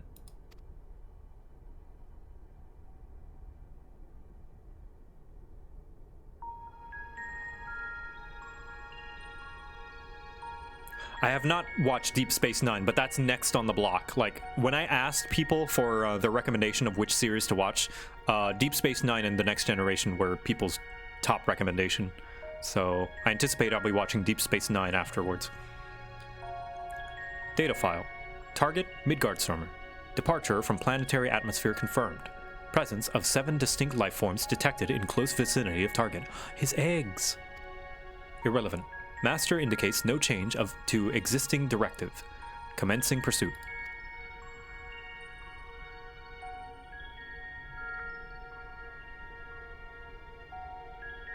Data file. Bzz. Distance to target increasing. Velocity insufficient. Dismantling and reconfiguring chassis. Velocity increase achieved. Overall performance maintained at 96%.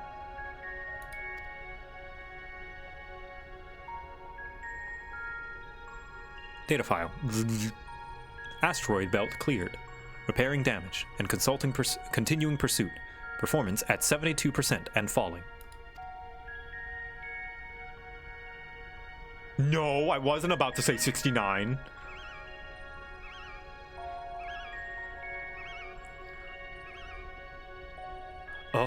he's getting older. So fun thing about chocobos, when they get older, the tips of their feathers get white. Data file. Signal from lost. Local interference suspected. Attempting to re-establish contact. Failure. Executing current mission directive until communications are restored. Performance at 59%. Oh, it might be frost, actually. Yeah, you might be right. Data file. Struck by electromagnetic pulse while navigating quadrant. Partial system failure. Homing coordinates lost. Assessment. I am an evolving weapon construct. Acquire adaptations through combat. Repeat until capabilities enable rediscovery of return route. Mission directive unchanged. Oh no, Alpha. You can do it. Keep going. Data file. Data file. Data file.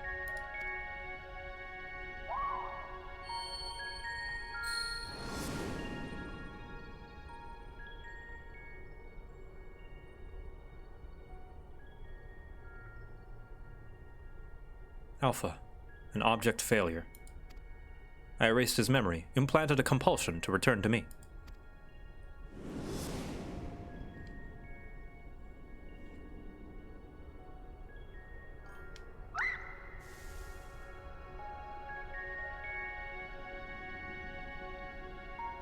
Data file. Damaged. Repairing. Damaged. Repairing. 33%. Data file. Passing frozen star. Passing barren star. Passing vortex star. Passing dying star. Operating on minimum energy. No signal detected. No response to...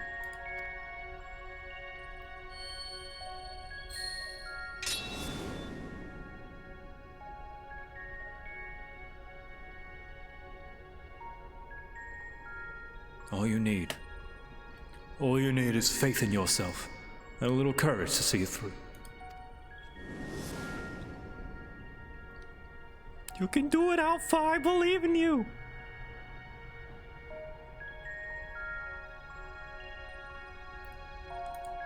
Go, my boy!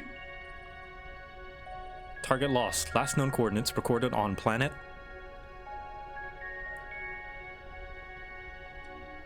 Yeah, Omega chased after Midgardstormer and couldn't find its way back.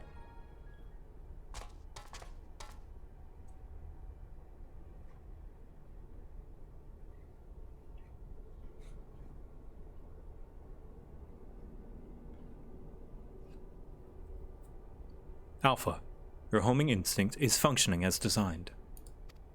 Wait, that's not the same voice. Look, the text box is different. Evidence suggests your fellow Alpha group subjects perished when the rift contracted.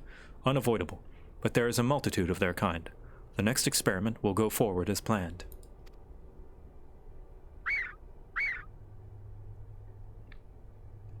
Such protestations are wasted energy.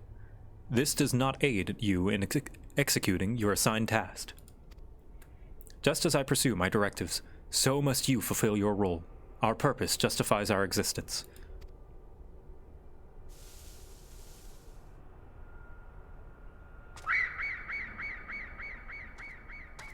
He defies his purpose. His purpose is his own. Oh, big Alpha! Woo!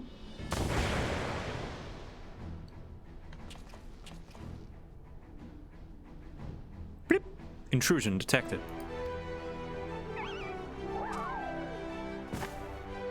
Oh. Oh, thanks, Alpha.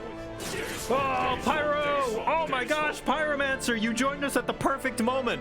I'm doing the Omega raids for Stormblood. Because I hadn't done them before, because I skipped them. So I'm doing New Game Plus to kind of get back the story that I never paid attention to. And we're at the final moments of Omega.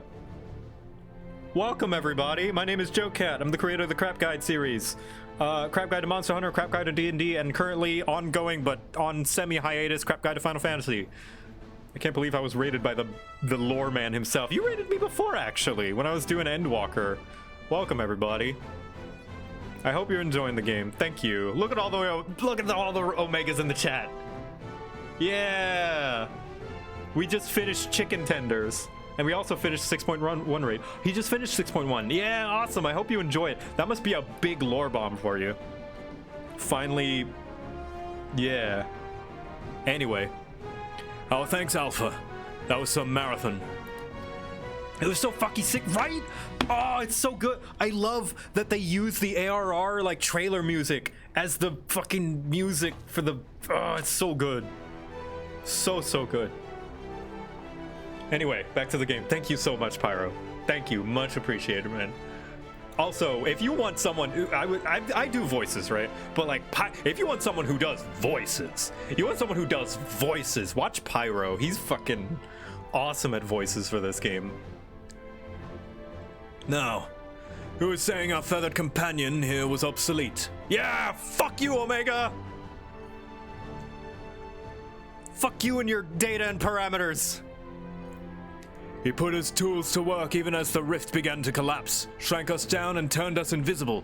Also, he could bring you a little surprise. But he had to keep it quiet, or you'd realize we'd survived. He had to trust that we were still clinging on, even as he ran through that endless freezing void.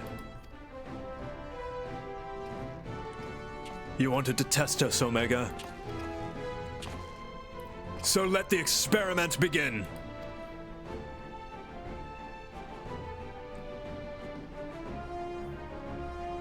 Illogical. Alpha had no reason to take such an action. How could you continue to defy my projections? My voice over for the Crystal Exarch. Aw, thanks. Yeah, I'm still very proud of that. I don't know that I was very close to Exarch, but I'm still proud of that sequence. Because, I don't know, I feel good about it. Error. Insufficient data.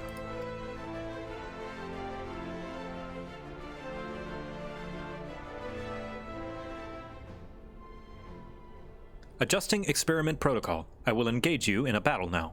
I must have my answers. It was literally friendship. Yeah. It's a T-1000 from Terminator. Yeah, me too, Sid.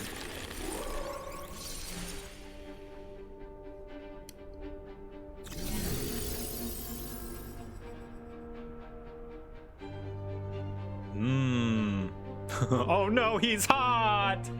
Wait, do I have that? Ah, no, I don't. I don't have that overlay. Fighting in this form should provide me with a new level of understanding. Insight into your physiology, your mindset, your mortality.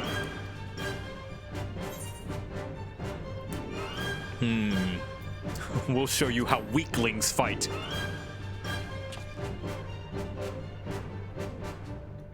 Acknowledged. Do not practice restraint. The more I learn from you, the stronger I will become. The closer the distant stars will grow.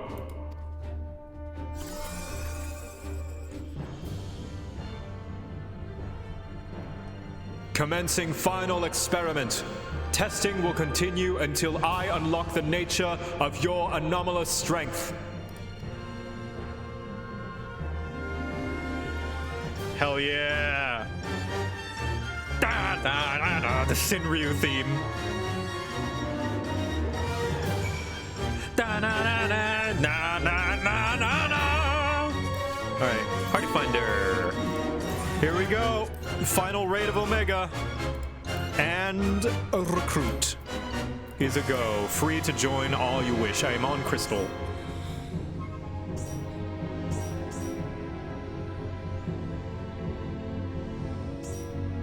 He's like an original series Star Trek villain. Nice. The beatings will continue until morale improves. All right. Here we go.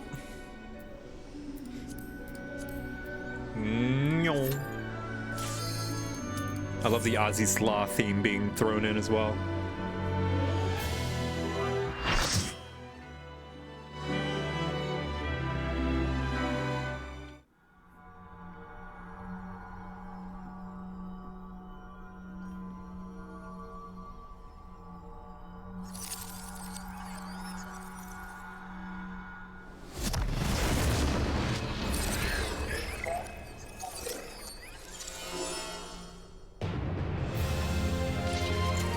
La la la la la la la. God, I love that. I love that motif. The like Warrior of Light Scion's theme. All right, everybody. This is it.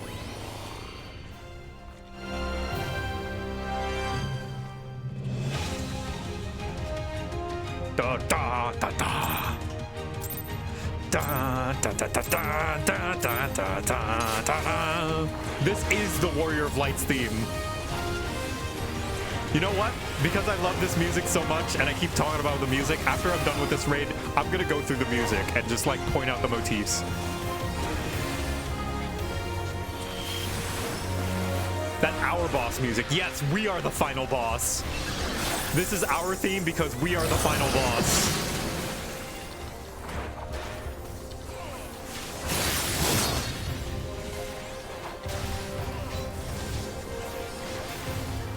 Yeah, Maker's Ruin.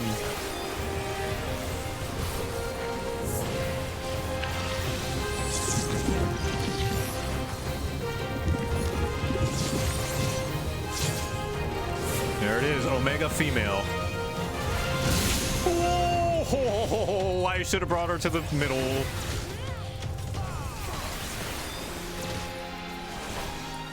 La la la la, and then Turn of the Heavens.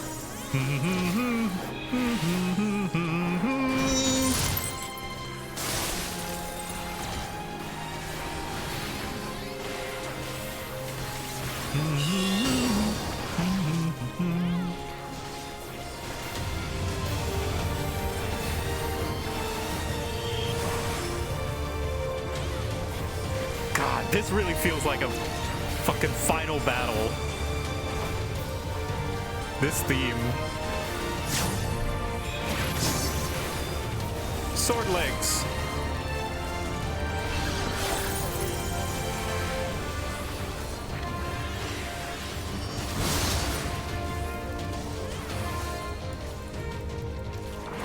Optimized Blizzard. Of course, a machine would optimize it.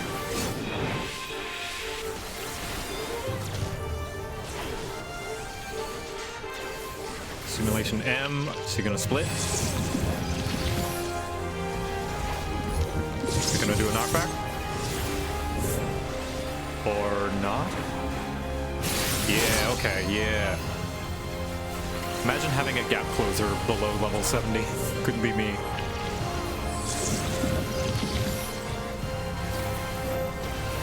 Okay.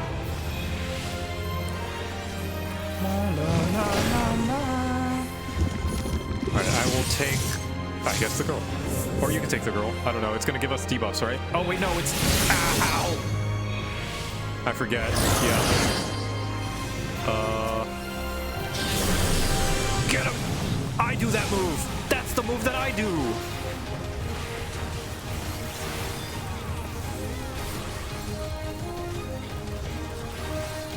That's me!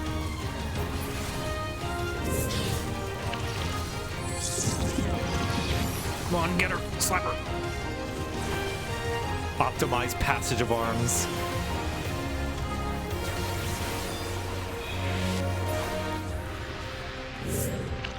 And that can't be it. That's not it.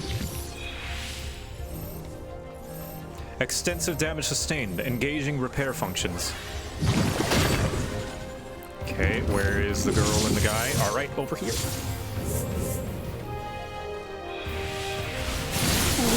All right, awesome.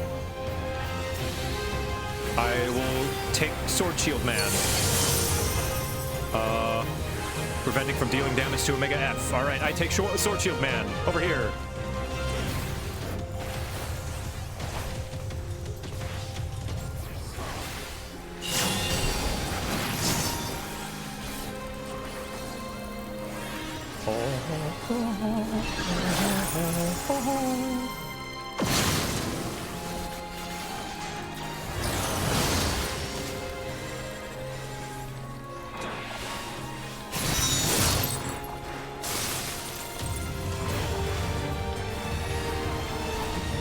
Yeah, I like that Omega's idea of like the perfect and most optimal destructive being is basically the Warrior of Light. Okay, here comes the eye. Because this looks like, you know, old school, what's his name, art of the old Final Fantasies. Like, looks like old Final Fantasy Warrior of Light.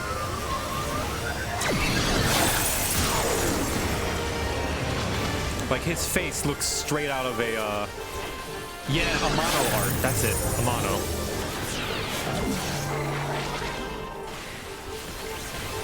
Straight up an Amano design. Which I'm sure is on purpose. A lot like Heidelin, yes. Like, this was Warrior of Light before we got Elidibus Warrior of Light.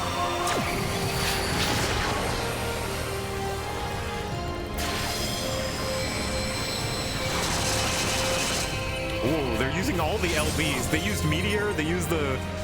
Jeez. They're using our moves against us. And that was the melee LB. God, this fight's cool.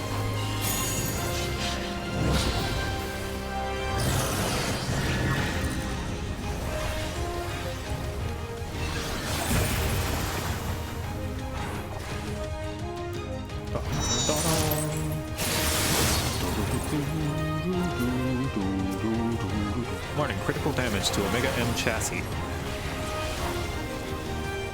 Come on, kick her ass! Yes! I am the Alpha, I am the Omega. Two!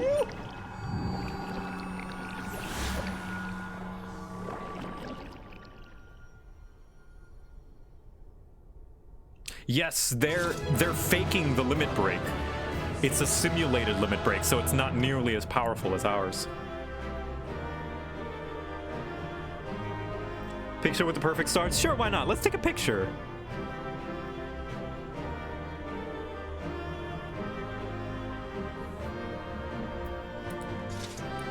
Yeah.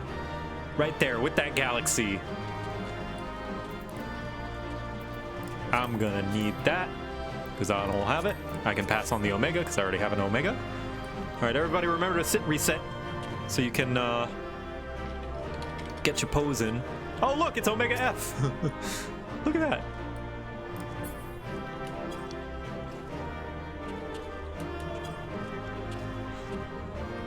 Yeah, you don't have to sit, but sitting will reset your emotes so you're not doing your ability. There you go, at the edge of the universe.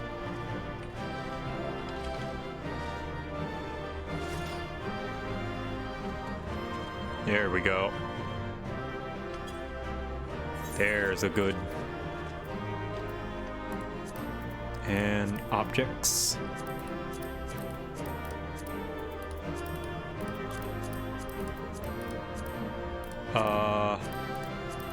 Is there a way to get rid of the chest? Oh well, I guess there's going to be chests in the image.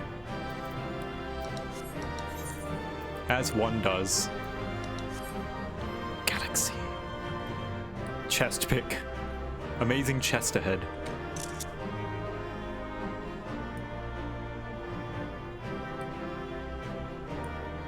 There we go.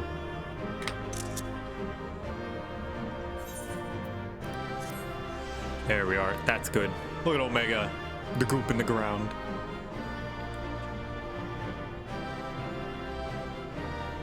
Chests can be good. There are many fine-looking chests worthy of admiration. I'm quite fond of chests myself. Yes, agreed. Agreed.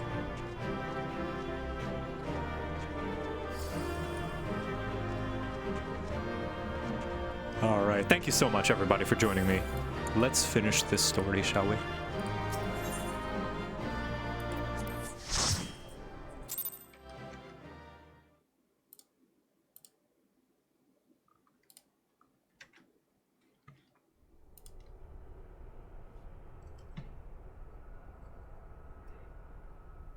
I love how old raid is so important. Yeah! Despite being optional content, the stories are very, very integral, almost. Well, maybe not integral, but they're really good and useful and give additional context and enhances the story. That's the word I was looking for. It enhances the story. The only raid that's integral is, you know, Crystal Tower for obvious reasons.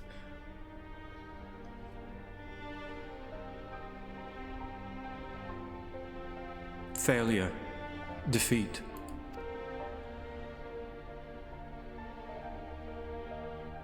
I wanted to understand you, to assimilate your strength.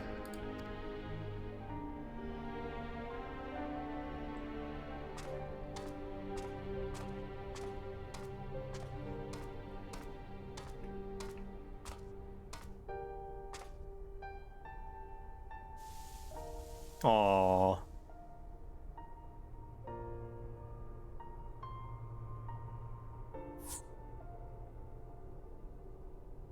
Alpha, your gesture serves no logical purpose. You are as incomprehensible as these mortals. But you did not fight them. How have you become like them?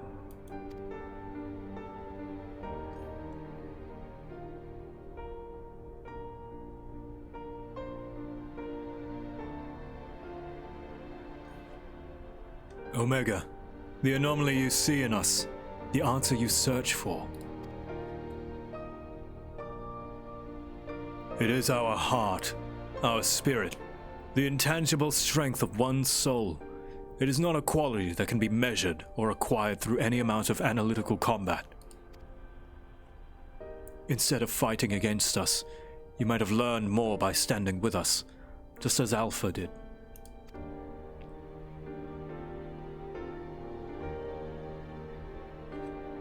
Heart, you speak of something more than what beats in your chest. The inconstant, immeasurable factor behind your victories. Midgard Soma displayed it too, but such unpredictable potential was never part of my design.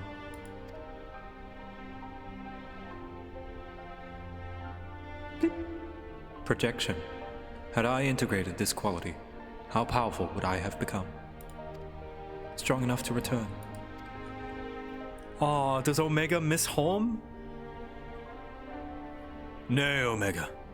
I'm afraid it doesn't work like that. 'Twas a long, lonely path you traveled to arrive here. To return across the vast distance alone, anyone with a spirit to break would find the journey more difficult, not less so.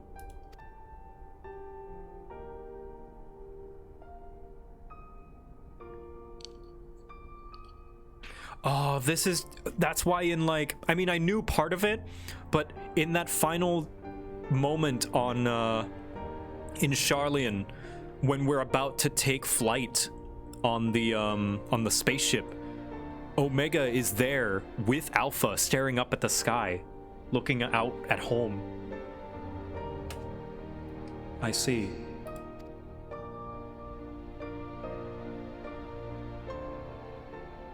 I think I understand.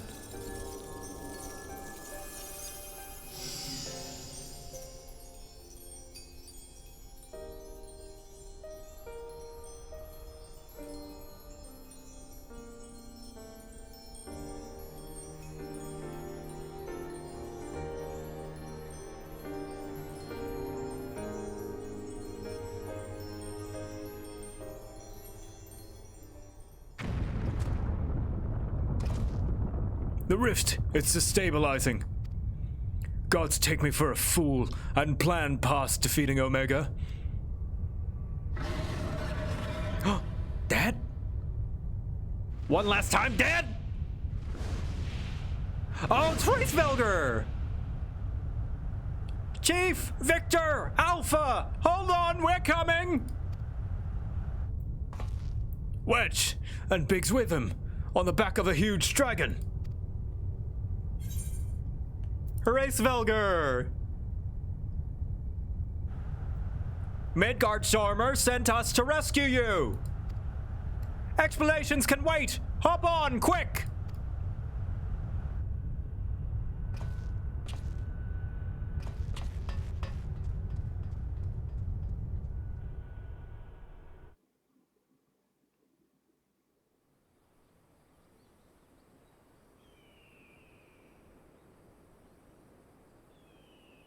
Last of the Omicrons. That's true.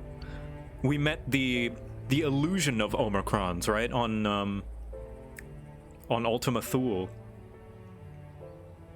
We saw like a simulacrum of Omicrons. Or what was left of them. They're basically in a state of stagnancy, which is very sad. Go to a home that no longer existed. Jeez. Horace Velga, wasn't it? Oh, thanks. You pulled us out of a tight spot indeed.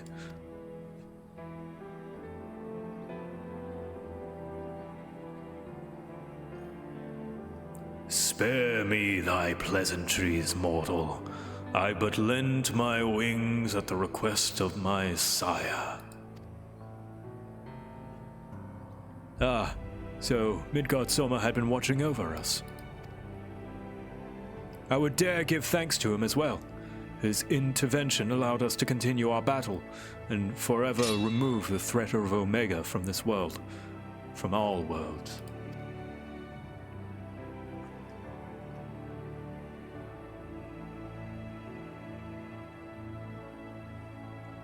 In all the long centuries of mine existence, this marketh the first occasion my father hath asked of me a boon. A gift of gratitude and mayhaps of atonement for those who would face the deadly foe he left behind. Alpha. Will he remain in slumber? 'Tis likely, little one. What is but a fleeting respite for my sire might last a lesser creature's lifetime. But let not thy heart be troubled. Even in dream he doth keep his mind's eye upon the fate of this star. He is possessed of remarkable... devotion is mayhap the closest word in the tongue of men. His love is as boundless as the sea of stars, across which he carried his unhatched brood.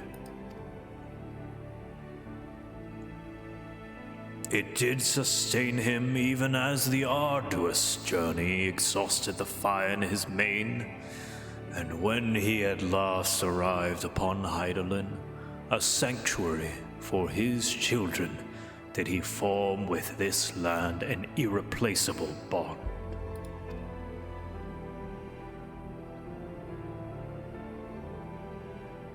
Enough, I've spoken over much.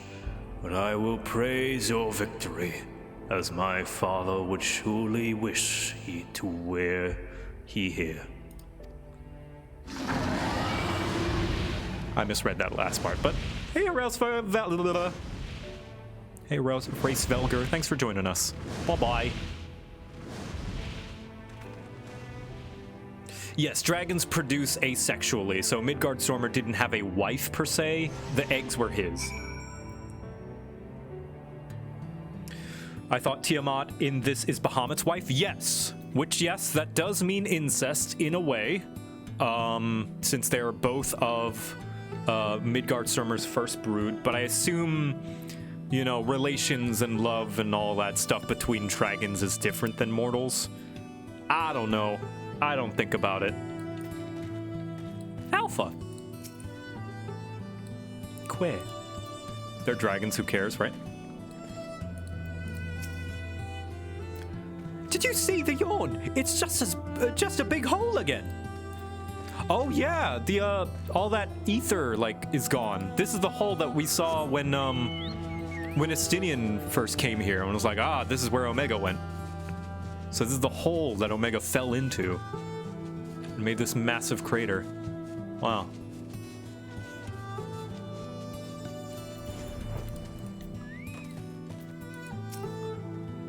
Find incest the same for dragons in this like humans do.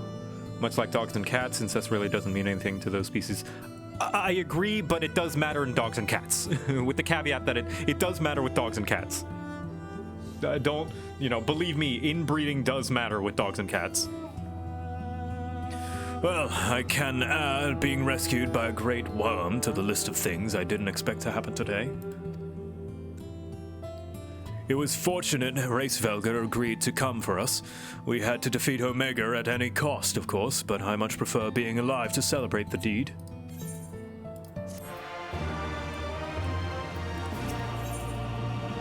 But yeah, these are fantasy dragons that do not share the same type of biology that we do. So what is or is not okay with them is, like, different. Phew!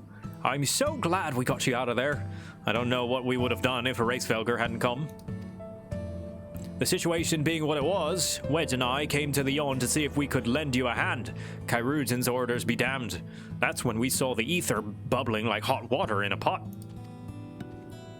Just as we were debating whether or not we should jump in, that big, surly dragon flew down to explain the anomaly. Then he offered us a ride. Yeah, that's right.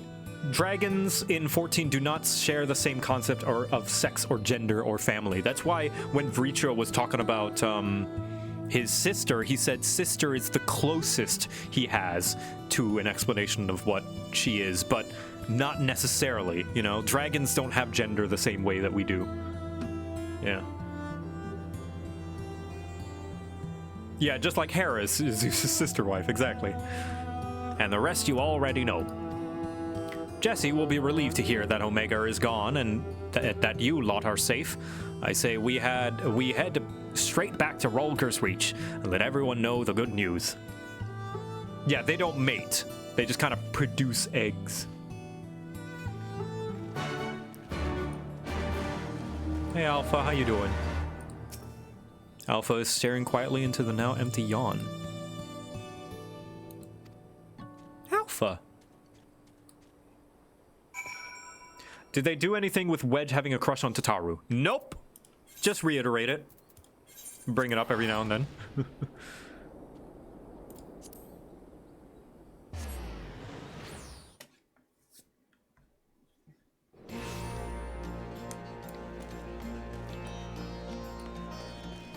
Their consorts brood kind of like their children. Yeah, something like that. Oh, hello. Ah, look! Look at Danny! He's wearing my armor! Look at you! Hell yeah! Look at that sword. Oh, that's the one from the Raktika dungeon, isn't it? The Ravel Keep, yeah. Raktika sword. Sweet. I like to flex my knowledge of glamour and knowing where they come from. Neo was asking how to make 70 artifact gear dyeable. That is Eureka, my friend. Which I might do. Next week I might start doing Eureka, because that's a segment of the game I've never done. Really. Welcome back, Victor.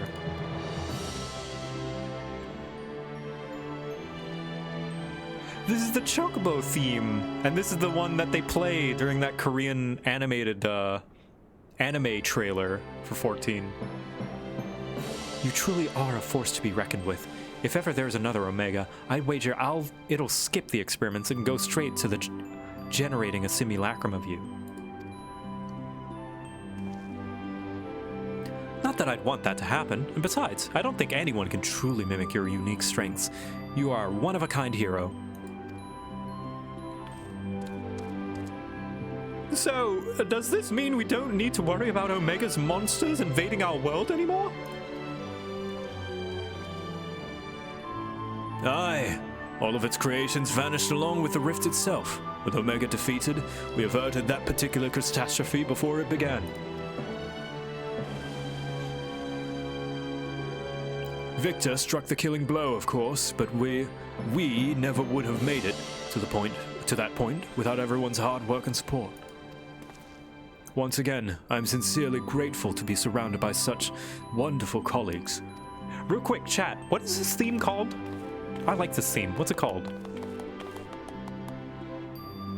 You can skip the relic and just follow the story. Yeah, but I want to die artifact gear. Not to spoil the moment, Chief, but the Alliance leaders are anxious to learn of Omega's fate.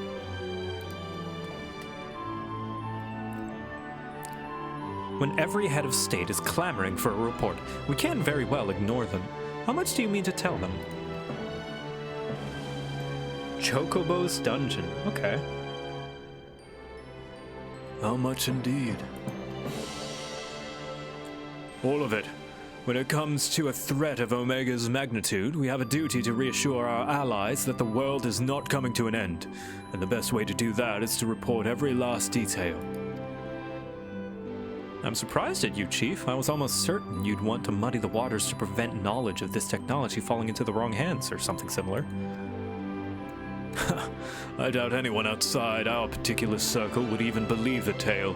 Experiments taking place in a rift between dimensions, facing off against villains and recreated from history and legend, battling god-like beings from other worlds.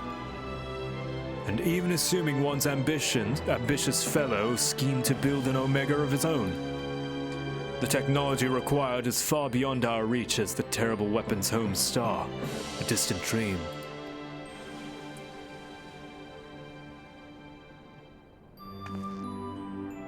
You can farm wolf marks in PvP? Oh, that's right. Yeah, it's like the 70 gear, but like slightly different, right? Right, you heard the Chief. We missed our chance at the front lines, but there's plenty of work left to be done. Round up everyone who's standing idle and get moving on those reports. And don't forget to contact our people still out in the field. Yeah, that didn't age well. Yeah. Thank you, Jesse. I'll leave things in your capable... Not so fast, Master Garland. You count as part of the support team as well. Victor did all the fighting, and Alpha did all the running. But surely you have energy to spare. Who exactly did you expect to sign off on those official reports? And even without the little chore, you have a pile of other company tasks that's grown ours high to an arch, while you've been tending to this whole Omega business. Most importantly, isn't there someone else you should be sharing this victory with? I should probably head over to the infirmary right away. Meanwhile, you should take a well-earned rest. I don't think there is a way to properly reward you for all you've accomplished, but I'll see what we can do. I'm just glad to have everyone back in one piece. Take care of yourself, Victor.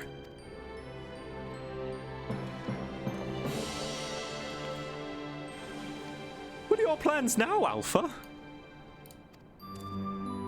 With Omega gone, you're your own Chocobo now. You can do whatever you want, anything at all.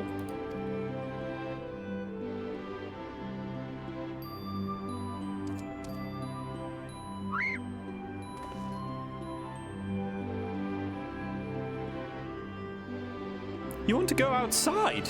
Do you have some place in mind? Come on, Wedge. Get those Lalafell legs a-moving, or I'll leave without you. On my way!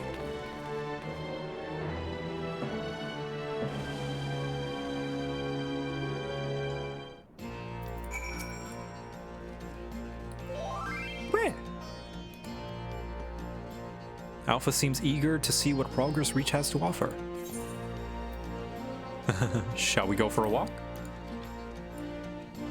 This would be the perfect place for like that NPC follower thing to be implemented. If they ever came back to this and wanted to like polish it up. Oh, hello. You have been selected by the Order of the Toads. Oh God.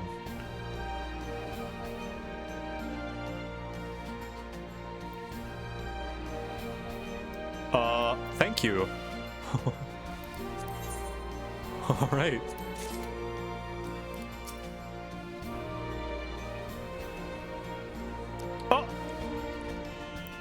We got a knockout on the field. Healers? Healer, anywhere? Thank you, Graha. Oh, there he goes. And he's gone.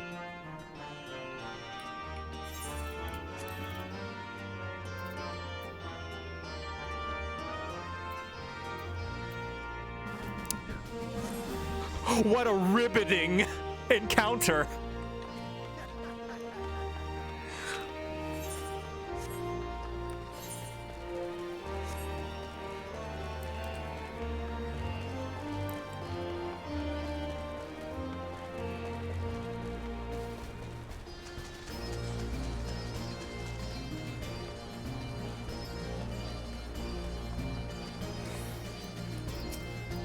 Alpha appears to be watching the inhabitants of Rogers Reach with great interest.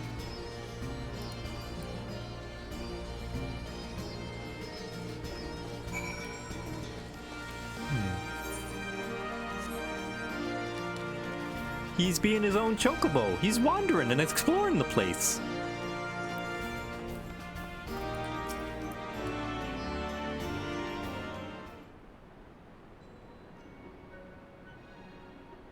Oh, are we gonna visit Nero? Wait. Nero's not here? Uh-oh.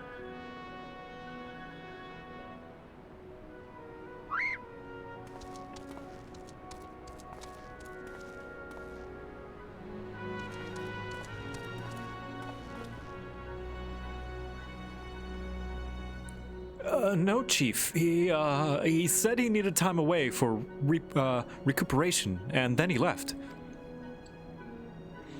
Recuperation? His wounds must be troubling him more than he let on. He asked me to give you this. What's this? A receipt for payment? It covers the cost for the following items: additional machine parts and implements, supplemental reference publications, expenses incurred in upgrading Magitech armor and gunhammer, funds spent on idle research during enforced convalescence. Oh, and it also includes a large sum listed as gratuity for exceptional service rendered. The entire amount was charged in your name, Master Garland. Oh, fuck! Fucking build, Sid. Find him! I want everyone searching for Nero right now! Everyone!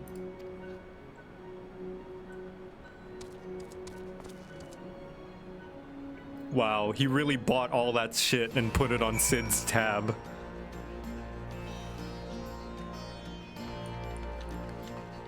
God.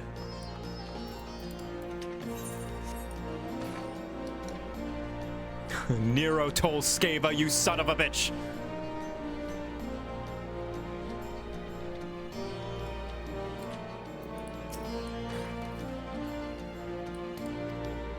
Alpha appears to sense the solemn purpose of this place. A gentle pet might rouse him from sudden melancholy.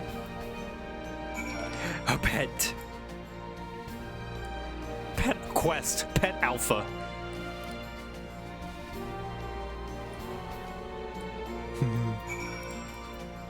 Hello, Helen. Hope all is well with the FC.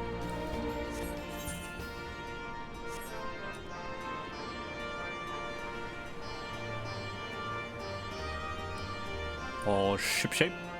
Oh, wait! Are these the... These are the other Scions, right? No. No, never mind. These are other Alamegan people. Yeah, the other Scions, the Scion B team can actually be found across Eorzea in the different city-states. Are involved friends, that's right. They are Scions? Oh, okay.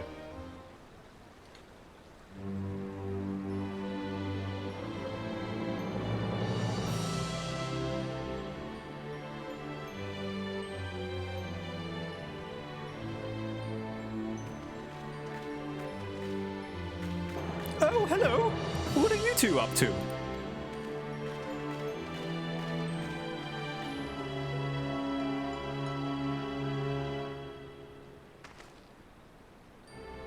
Taking in the sights, were you? And by the looks of things, you're eager to venture a little further afield. Well, if Victor has no problem with it, then neither do I. Just don't go too far, all right?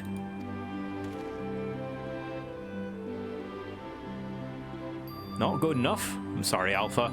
We're all a bit too busy to show you around the fringes right now. And I'm not too sure about sending you out there alone.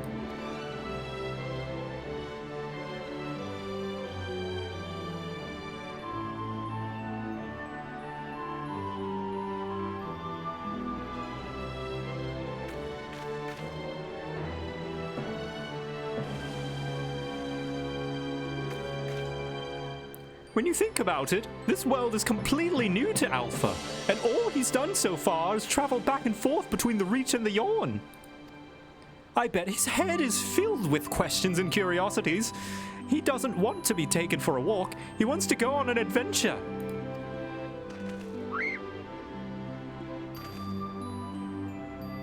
Alpha's not some helpless chick, Biggs. He's stronger than you or me, and I wish I was half as brave. He should be allowed to.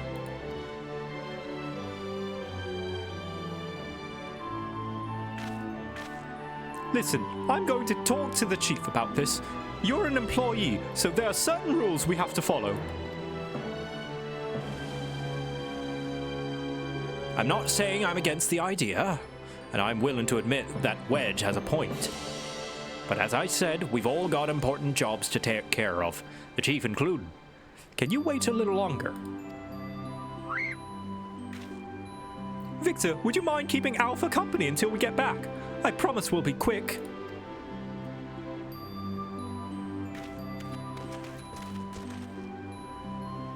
Aww.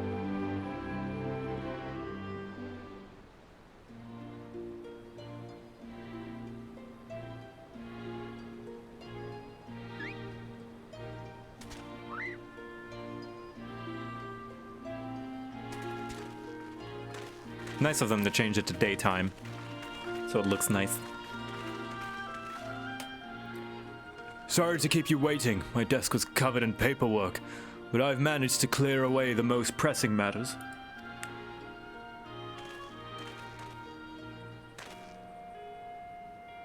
Now then, Alpha, I hear your heart's set on a journey of some kind. I just want to be sure, but you aren't leaving because you think you tricked us into the rift, or because you're Omega's creation or anything like that, are you?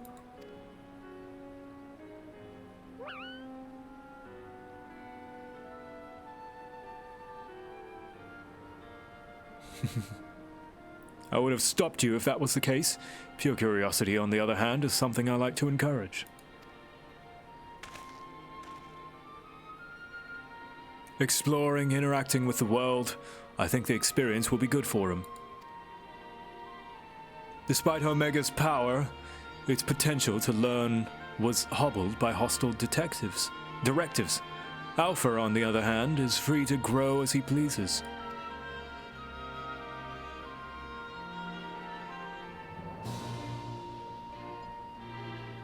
Very well, Alpha. As the Chief Engineer of Garland Ironworks, I hereby grant you unlimited leave to pursue personal research. Travel far and wide and take in everything these lands have to offer, but do come back when you're ready. I'd hate to lose such a valuable employee.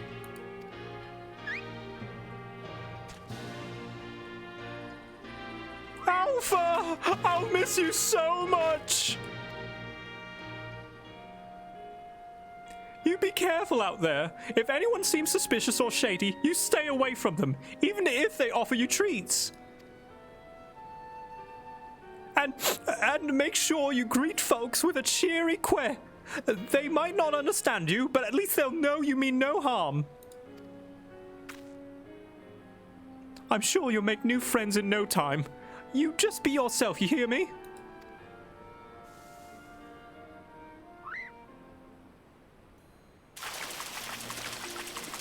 Uh-oh.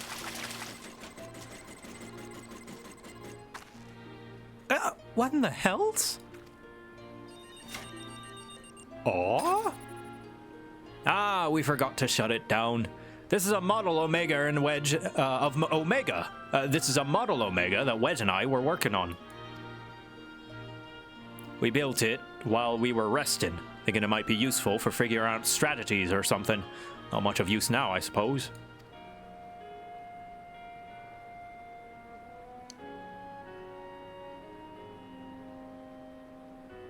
Lowercase Omega. What? You want to keep it?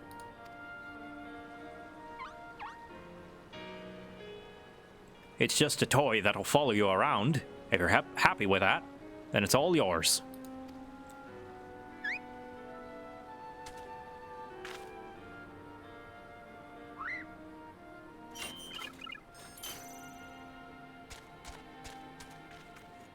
Oh, look at him go. Bye, Alpha. Bye, little Omega. Want to hear a secret about this model? Sure.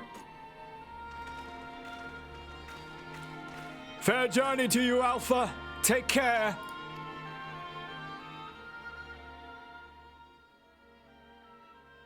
Yes, that is Omega. That's right, because... Oh! Thank you, Victor. I'm off to see the world.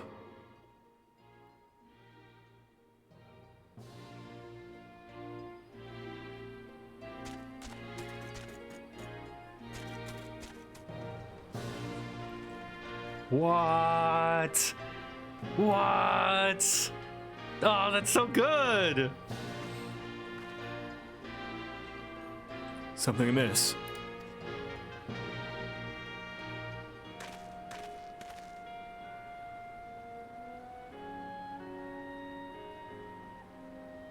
What if he had a crazy deep voice?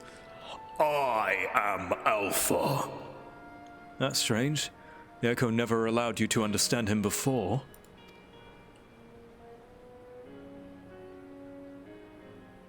This is just a theory, mind you. Assuming the absence of a soul is what prevents you from hearing Alpha's voice in the first place, then does it not follow that the reason you hear it now is...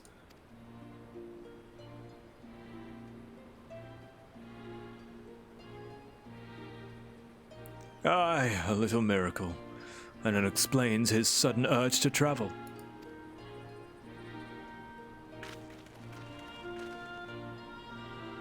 For a newborn soul, this world is brimming with unseen wonders. Oh, that's so pleasant. I like that. There they go!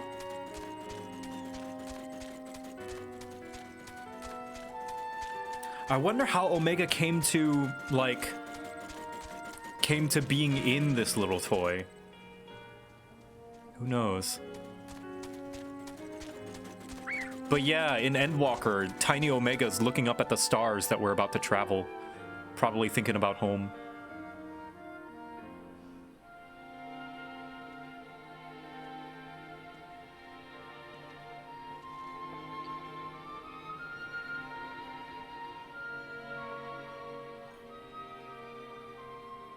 And so your journey begins. I almost envy you, Alpha.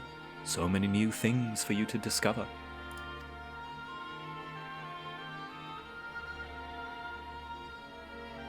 Speaking of which, what terrible marvels can I trouble my old friend with next?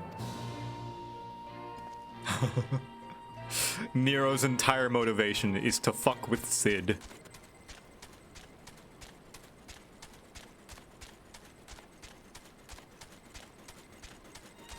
There they go!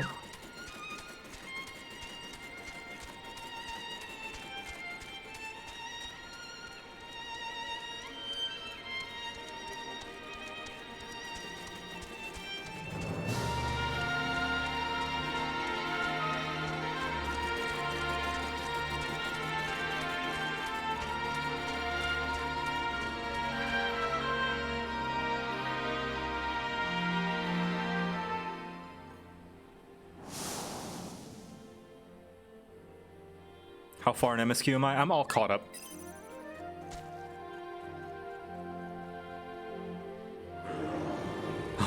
Oh no, monster! Oh, this is adorable! How have I not seen this? This is the best! This is the best ending.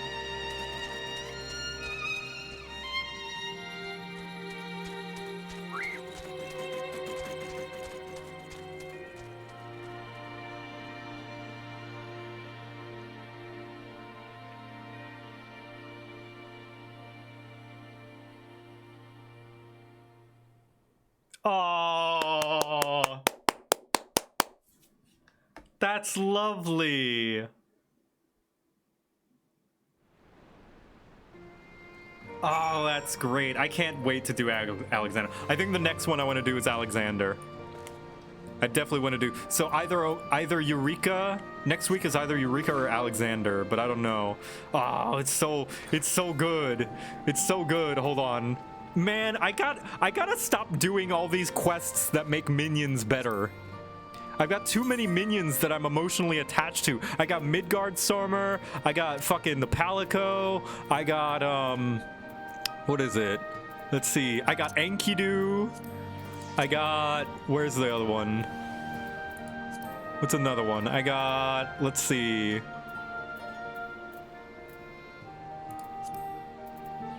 There's too many minions with emotional attachment.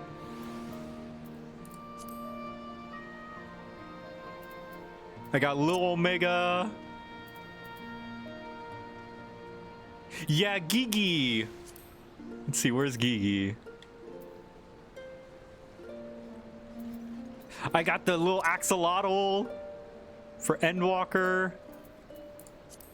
I got Scree. God, I wish the Scree questline allowed New Game Plus. I would love to do it on stream. Fucking, where is it? There it is. No, that's not it. There it is. Gigi. I got Gigi. I got Alpha.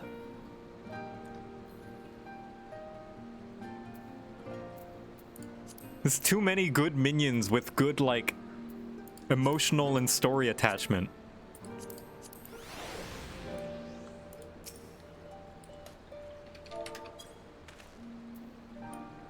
Crafted at the Garland Ironworks, this miniature reproduction of your faithful, if not somewhat deformed, companion was gifted to you by engineer Jesse J upon your triumphant return from the Alphascape. Well, Alpha certainly seems keen. Aww. Look at all the little alphas. Look at the little alpha. All right, Jesse, what you got? Look at him go. Is it just the alpha model, but like sized down?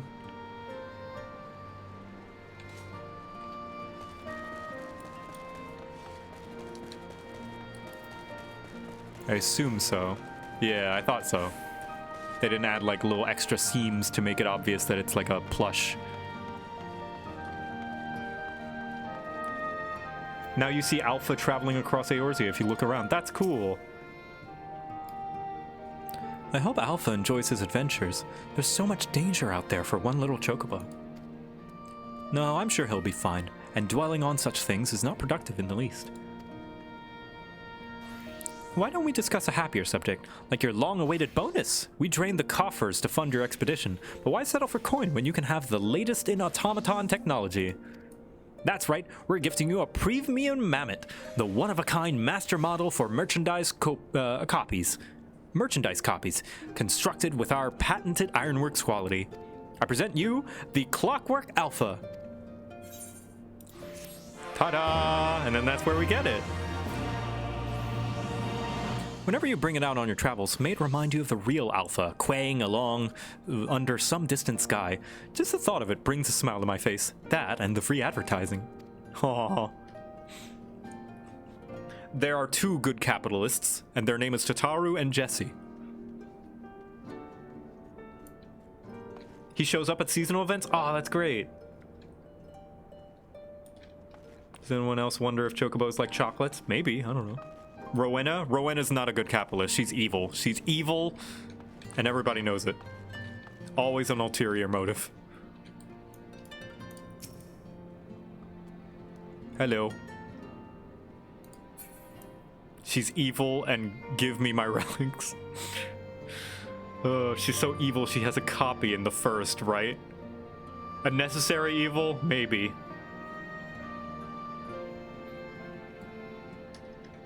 Anyway, what was I gonna do? I was gonna do something else. I was gonna appreciate the music, but I think this is a good place to call the stream. I don't know what next week will be. I'll figure it out. Maybe Alexander, maybe Eureka, maybe something else. But for now, I'm gonna call the stream, and we're gonna look for someone to raid.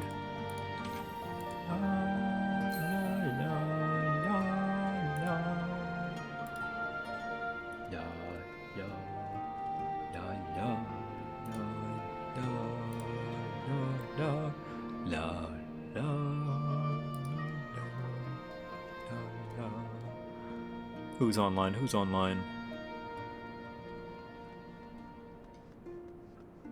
Let's see.